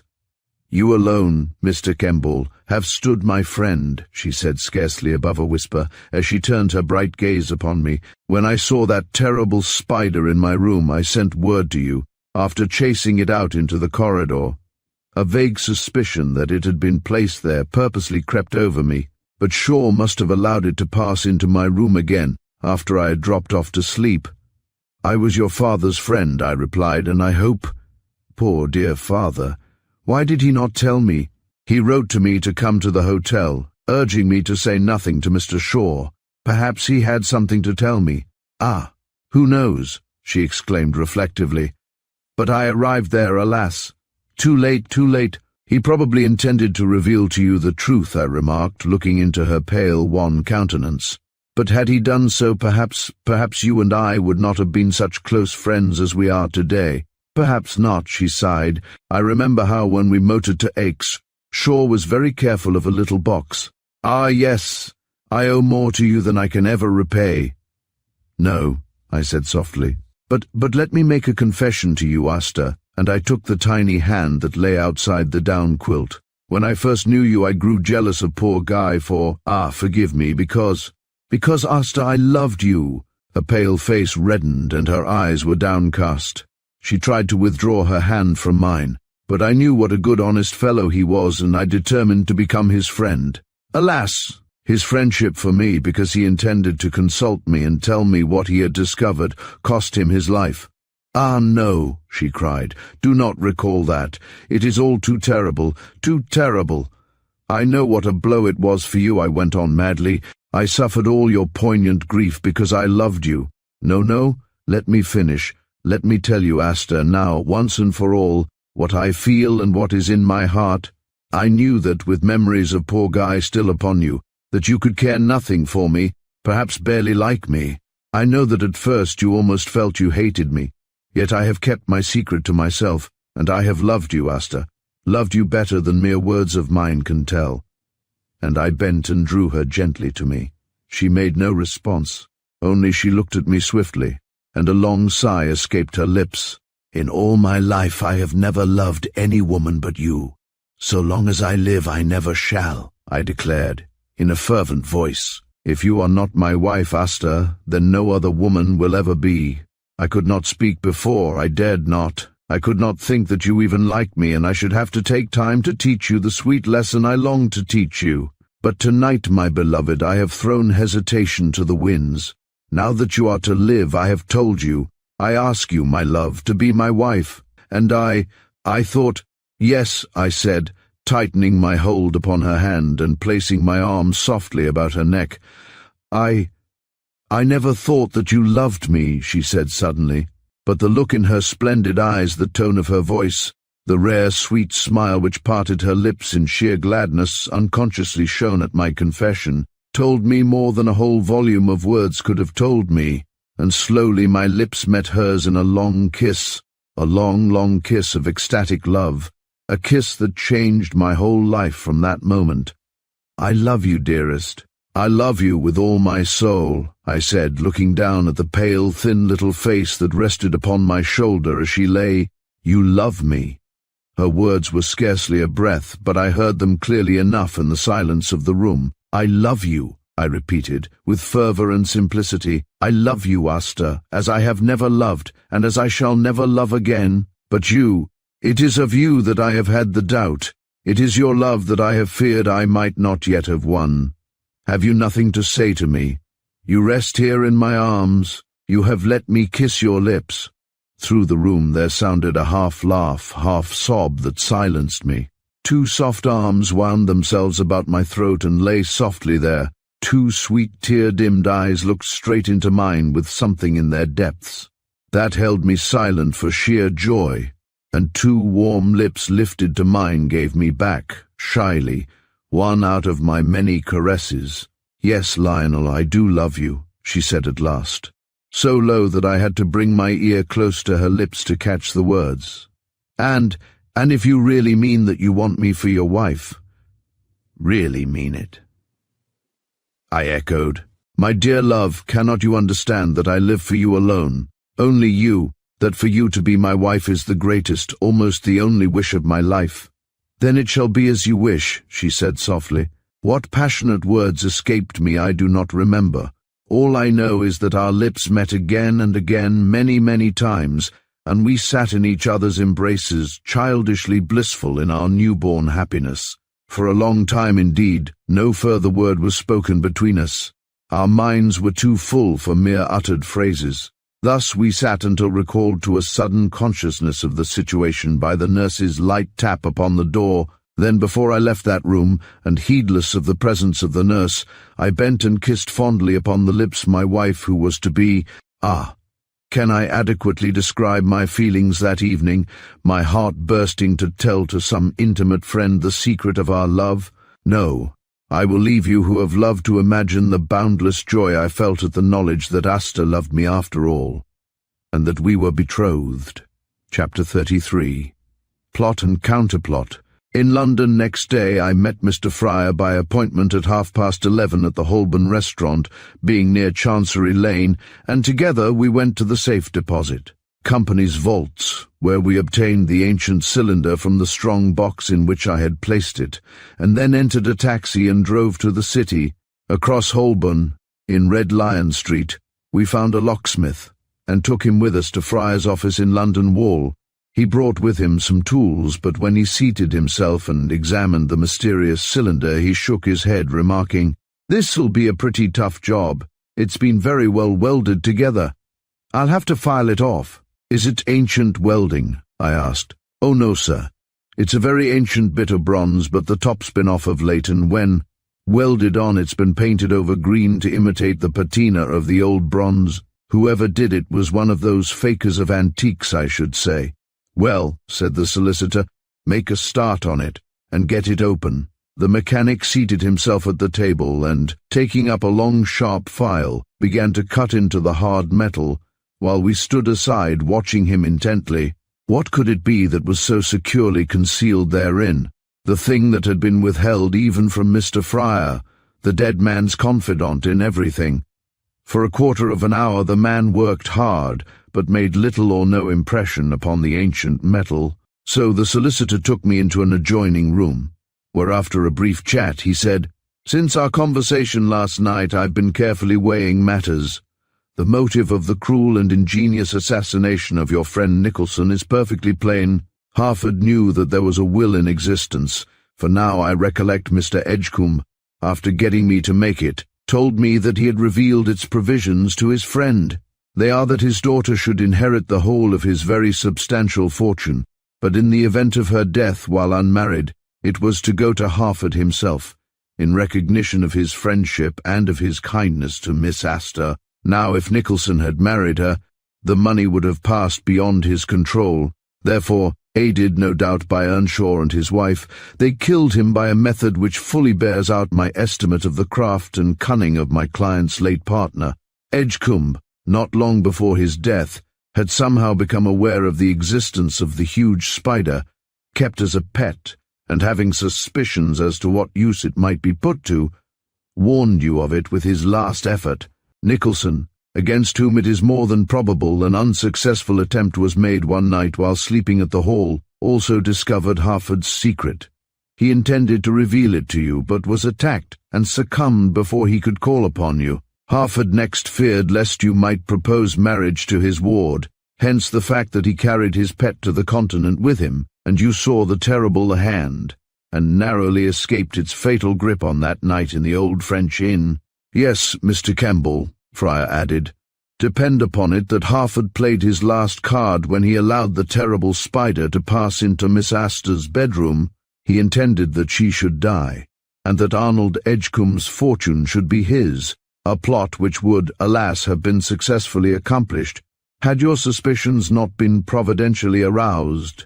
A sudden call from the locksmith caused us to return hastily to Fryer's room, and there we saw that the top of the ancient cylinder had been filed entirely off. "There's something inside, sir," said the man, addressing the solicitor. "Perhaps you'd like to take it out yourself." And Mr. Fryer drew forth a portion of an ancient leather thong, attached to which was a large old seal of clay with an ancient Egyptian cartouche impressed upon it. Chapter 34. What the cylinder contained. Mr. Fryer then took the cylinder in his hand, and with eager fingers first drew forth a piece of modern paper about 6 inches long, folded lengthways many times. When he opened it, I saw that parts of it were brown as though scorched, while it bore at its base one of the long green stamps used in the consular service, obliterated together with attesting signatures. At a glance he recognized its nature. "Why!" he exclaimed. "This is a fresh will signed a year ago before the British Consul General at Naples. Ah," he went on, reading it swiftly, "I see. His disillusion regarding Harford, whom he believed to be his friend, caused him to revoke his previous will, and by the terms of this he leaves his entire fortune, as well as what may accrue from the enclosed knowledge, unconditionally to his daughter Astor, but in the event of her death, it is to go to found a sanatorium for the treatment of destitute consumptive patients. Then he must certainly have had suspicions of Harford, without a doubt. In order to warn Astor of the existence of that deadly spider, and probably to make other provisions for her, he came to England from Egypt, but unfortunately died on the day prior to her call at the hotel. When he wrote to me, he no doubt felt a presage of imminent death, for he knew well that he suffered from heart affection and might expire quite suddenly. He intended, by making this new will in secret and placing it in your hands, that should Astor expire mysteriously, the assassin would receive a shock at finding that the money did not revert to him after all. "And see," he said, "read what is written here."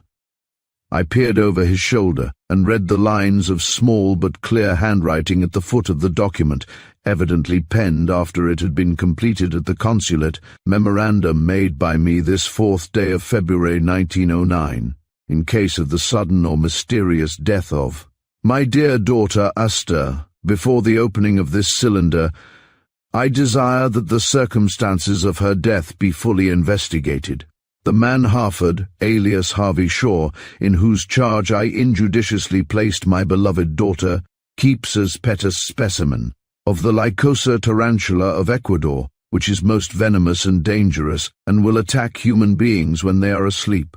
In Ecuador and Peru, on account of its size and formation, it is known as the death hand. And inquiries I have made show that a bite causes inflammation of the brain, so that medical men in South America are very frequently deceived. I have suspicions that the man Harford intends to use his pet for purposes of secret assassination, and hereby place my strong convictions upon record for my above-named executor, Mr. Cyril Fryer, to use at his own will and discretion. Signed by me, Arnold Edgecombe. By Jove, I said. That's a pretty plain allegation. Yes, and not far short of the truth, replied my friend. With these suspicions in his mind, I wonder what could have been the nature of his letter to Harford, which you delivered at Totnes Station. It was addressed in the name of Dorney, one of the names he used, one of his actual Christian names. It is evident, however, that in it he gave Harford no cause to suspect that he was aware of the existence of the strange pet, otherwise he would not have made that too successful attempt upon Nicholson. Yes, but by its delivery he knew that its writer was dead, I said. Your client, perhaps, acted with some indiscretion in sending it. It at once placed Asta in peril. He had a motive, no doubt, but it imperiled Asta. Yet if he had not sent it, you would never have met the young lady, or been instrumental in exposing the clever and ingenious plot from which she has so narrowly escaped with her life, the solicitor remarked. The locksmith had been paid and retired, so we were again alone together. The wording of this latest will is peculiar, Mr. Fryer went on. It refers to an all that may accrue from the enclosed knowledge. What enclosed knowledge, I wonder? And taking up the cylinder, he again looked into it. "Why, there's something else here," he exclaimed, and inserting a long steel letter opener, he succeeded in drawing forth a small roll of ancient brown papyri which, very tender and crumbling, was covered by puzzling Egyptian hieroglyphics. "This, in all probability," he exclaimed, "is what the cylinder originally contained when he discovered it in the tomb of the great Meremptah. We must obtain a translation." "Yes," I cried eagerly. "Let us take it to the British Museum. Professor Stewart will be able to decipher it at once."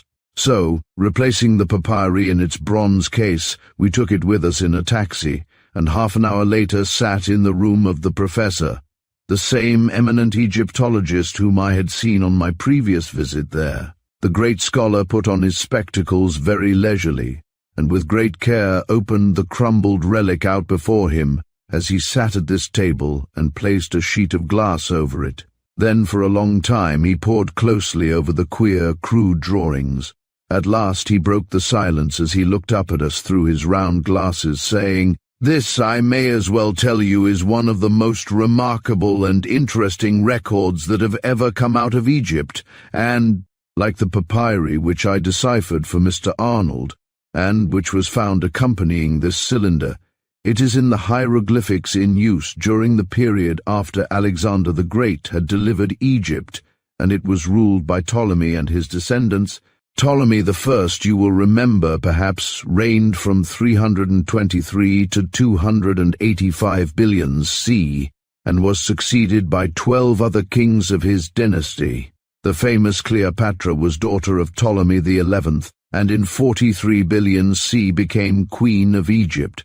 Here we have before us, upon this piece of papyri, a most important record concerning that famous woman. This was written at Thebes by one Sanehat, or Sanehat, son of the Sycamore, a general and a royal favorite in the year and month of Antony's death.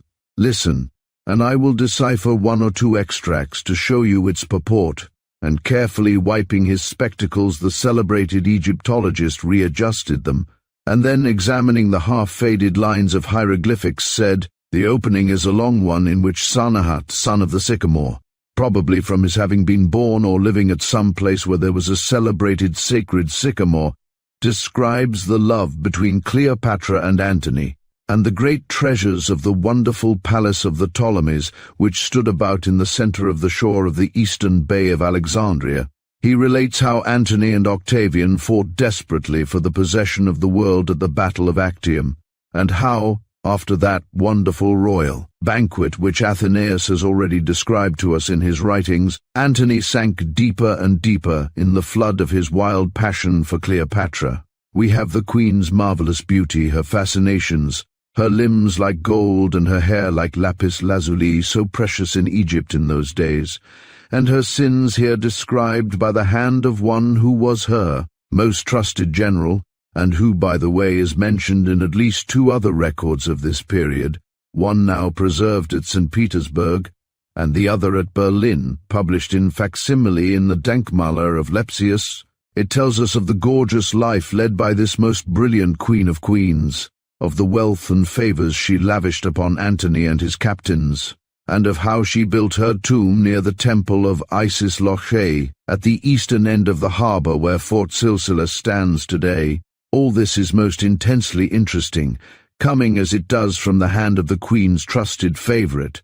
But there is something more, something which certainly arouses our curiosity and which must be investigated. Listen, and I will read just the most important extracts. Then again he paused for a few moments, and halfway down the crinkled papyri he read a disjointed decipher as follows: "Under Horus, life of births, lords.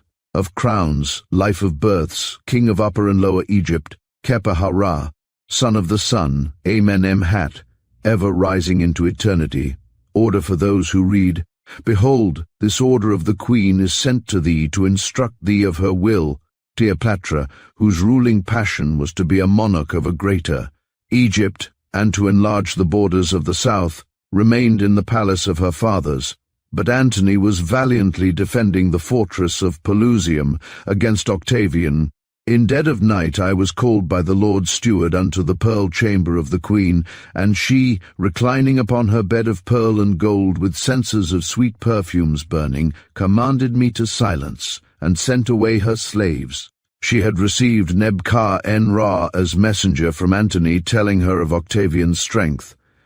She therefore commanded me with my captains User-Ref and Hordedef to repair unto the treasury of the Weil house and take possession of the greatest of her jewels, and place them in a place of safety, lest the accursed Octavian conquering the palace be attacked. In obedience I called my 2 most trusted captains, and went in secret unto the White House, and opening it with the queen's own key, obtained therefrom much gold and precious stones, with the great jewels of Soter of Eugates and of Rudidate, and the sacred sapphires of Amenemhat, and next night we concealed them. 5 times did we journey, under cover of night, unto the treasury, and in baskets of green tamarisk took therefrom strings of emeralds and of pearls and electrum and new malachite, the 100 rubies the size of pigeons' eggs, the goblets of gold and stones, and the great bowls of gold encrusted with jewels, which were served at the banquet to Antony.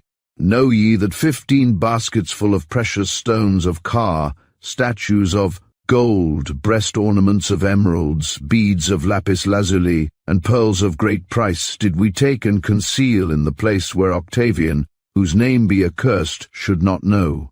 And at dawn, when our work was completed, I went again unto the queen, and kneeling told her of the place where we had hidden them. And Ra had spread fear over the land, his terrors in every place, and the queen was greatly pleased, and rewarded me with 50 talents. And she commanded me to write this record, and to place it where it should remain through the ages, so that if death consumed her, the whereabouts of her treasure shall not be utterly lost unto the world.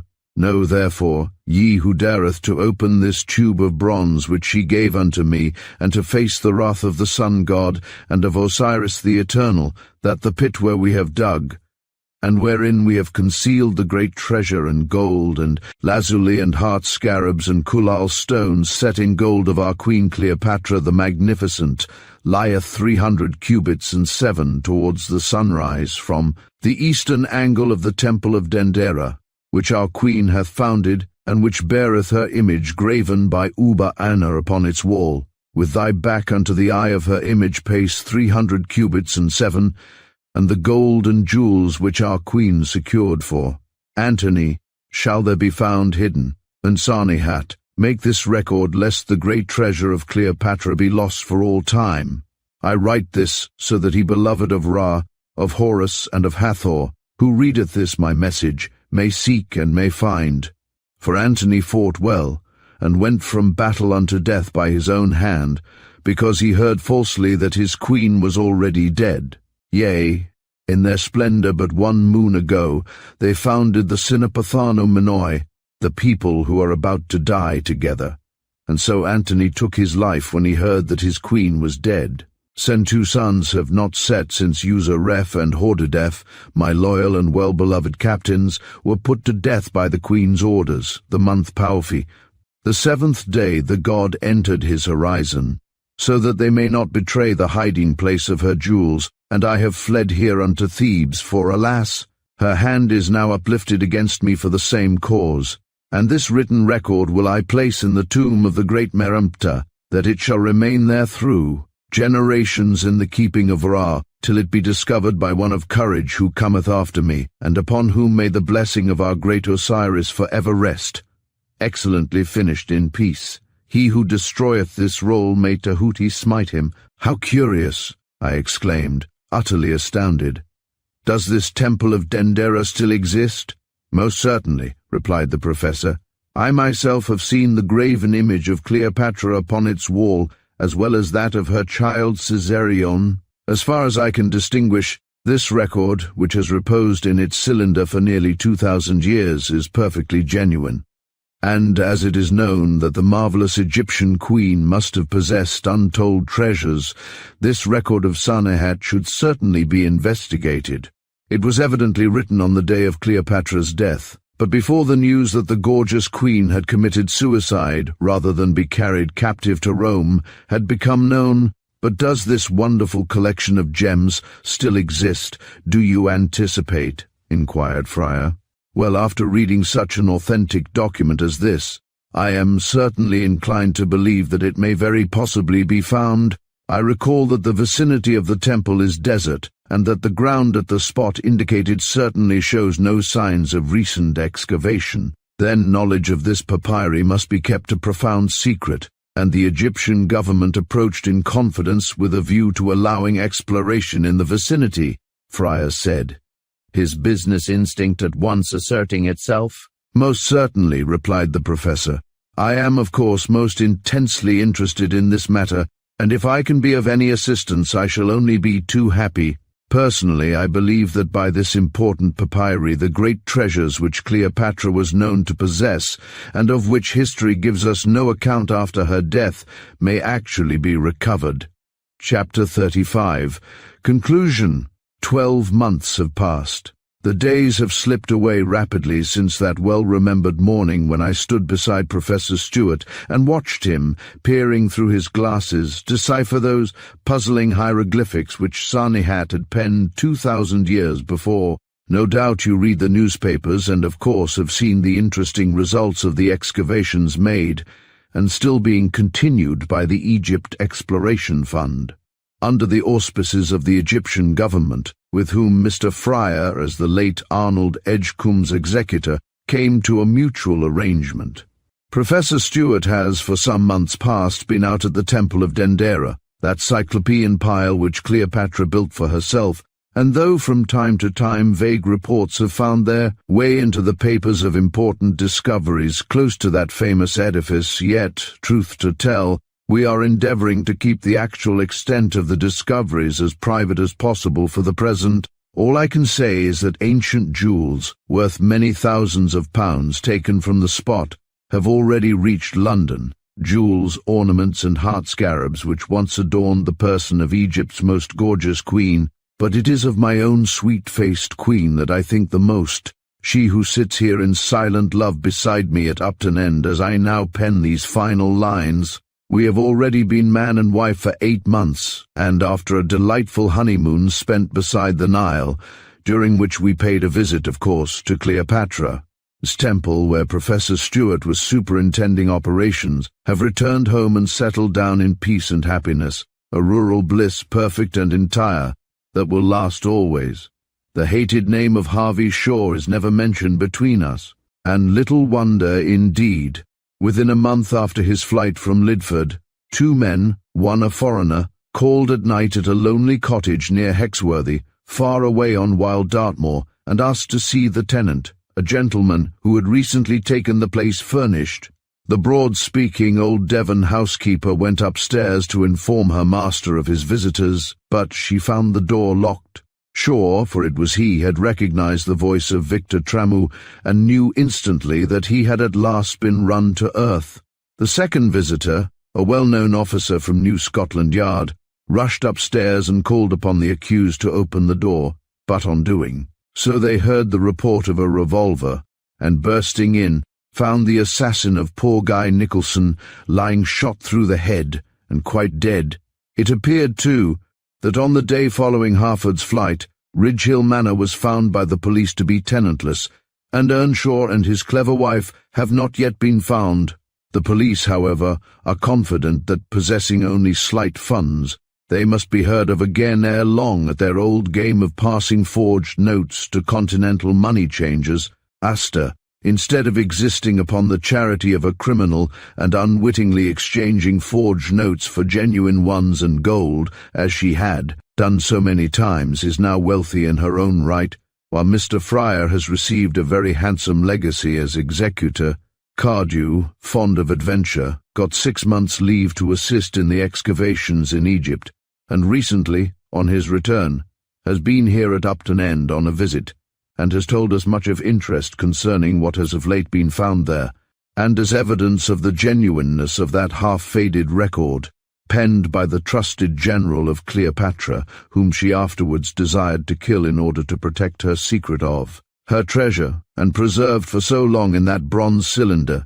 There stand before me with the gold statuette of Osiris beneath domes of glass, upon a side table in the library wherein I am this evening writing, a canopic jar of alabaster and 4 ancient golden goblets varying from 7 to 10 inches in height, thickly encrusted with magnificent rubies, sapphires and emeralds, the actual cups which once held the wine drunk at those gorgeous bacchanalian feasts which the great queen gave to Antony, over whom she exercised that fatal fascination. They represent but a specimen of what has already been recovered, and is later on to be divided between the Egyptian government, the British Museum, and Asta herself. Though we are extremely careful to conceal the real facts from the papers, extensive works of examination are at this moment in progress. For it seems that the Queen's enormous wealth was buried hurriedly beneath stones in a watercourse which has ages ago dried up. The action of the water scattered the loose gems, as, from the sifting of the sand each day, precious stones, cut and uncut, are now being recovered. Never in these our modern days of progress and discovery has such a flutter of excitement been caused in archaeological circles, and certainly never has such a magnificent and authentic treasure, the lost million of Cleopatra, been located.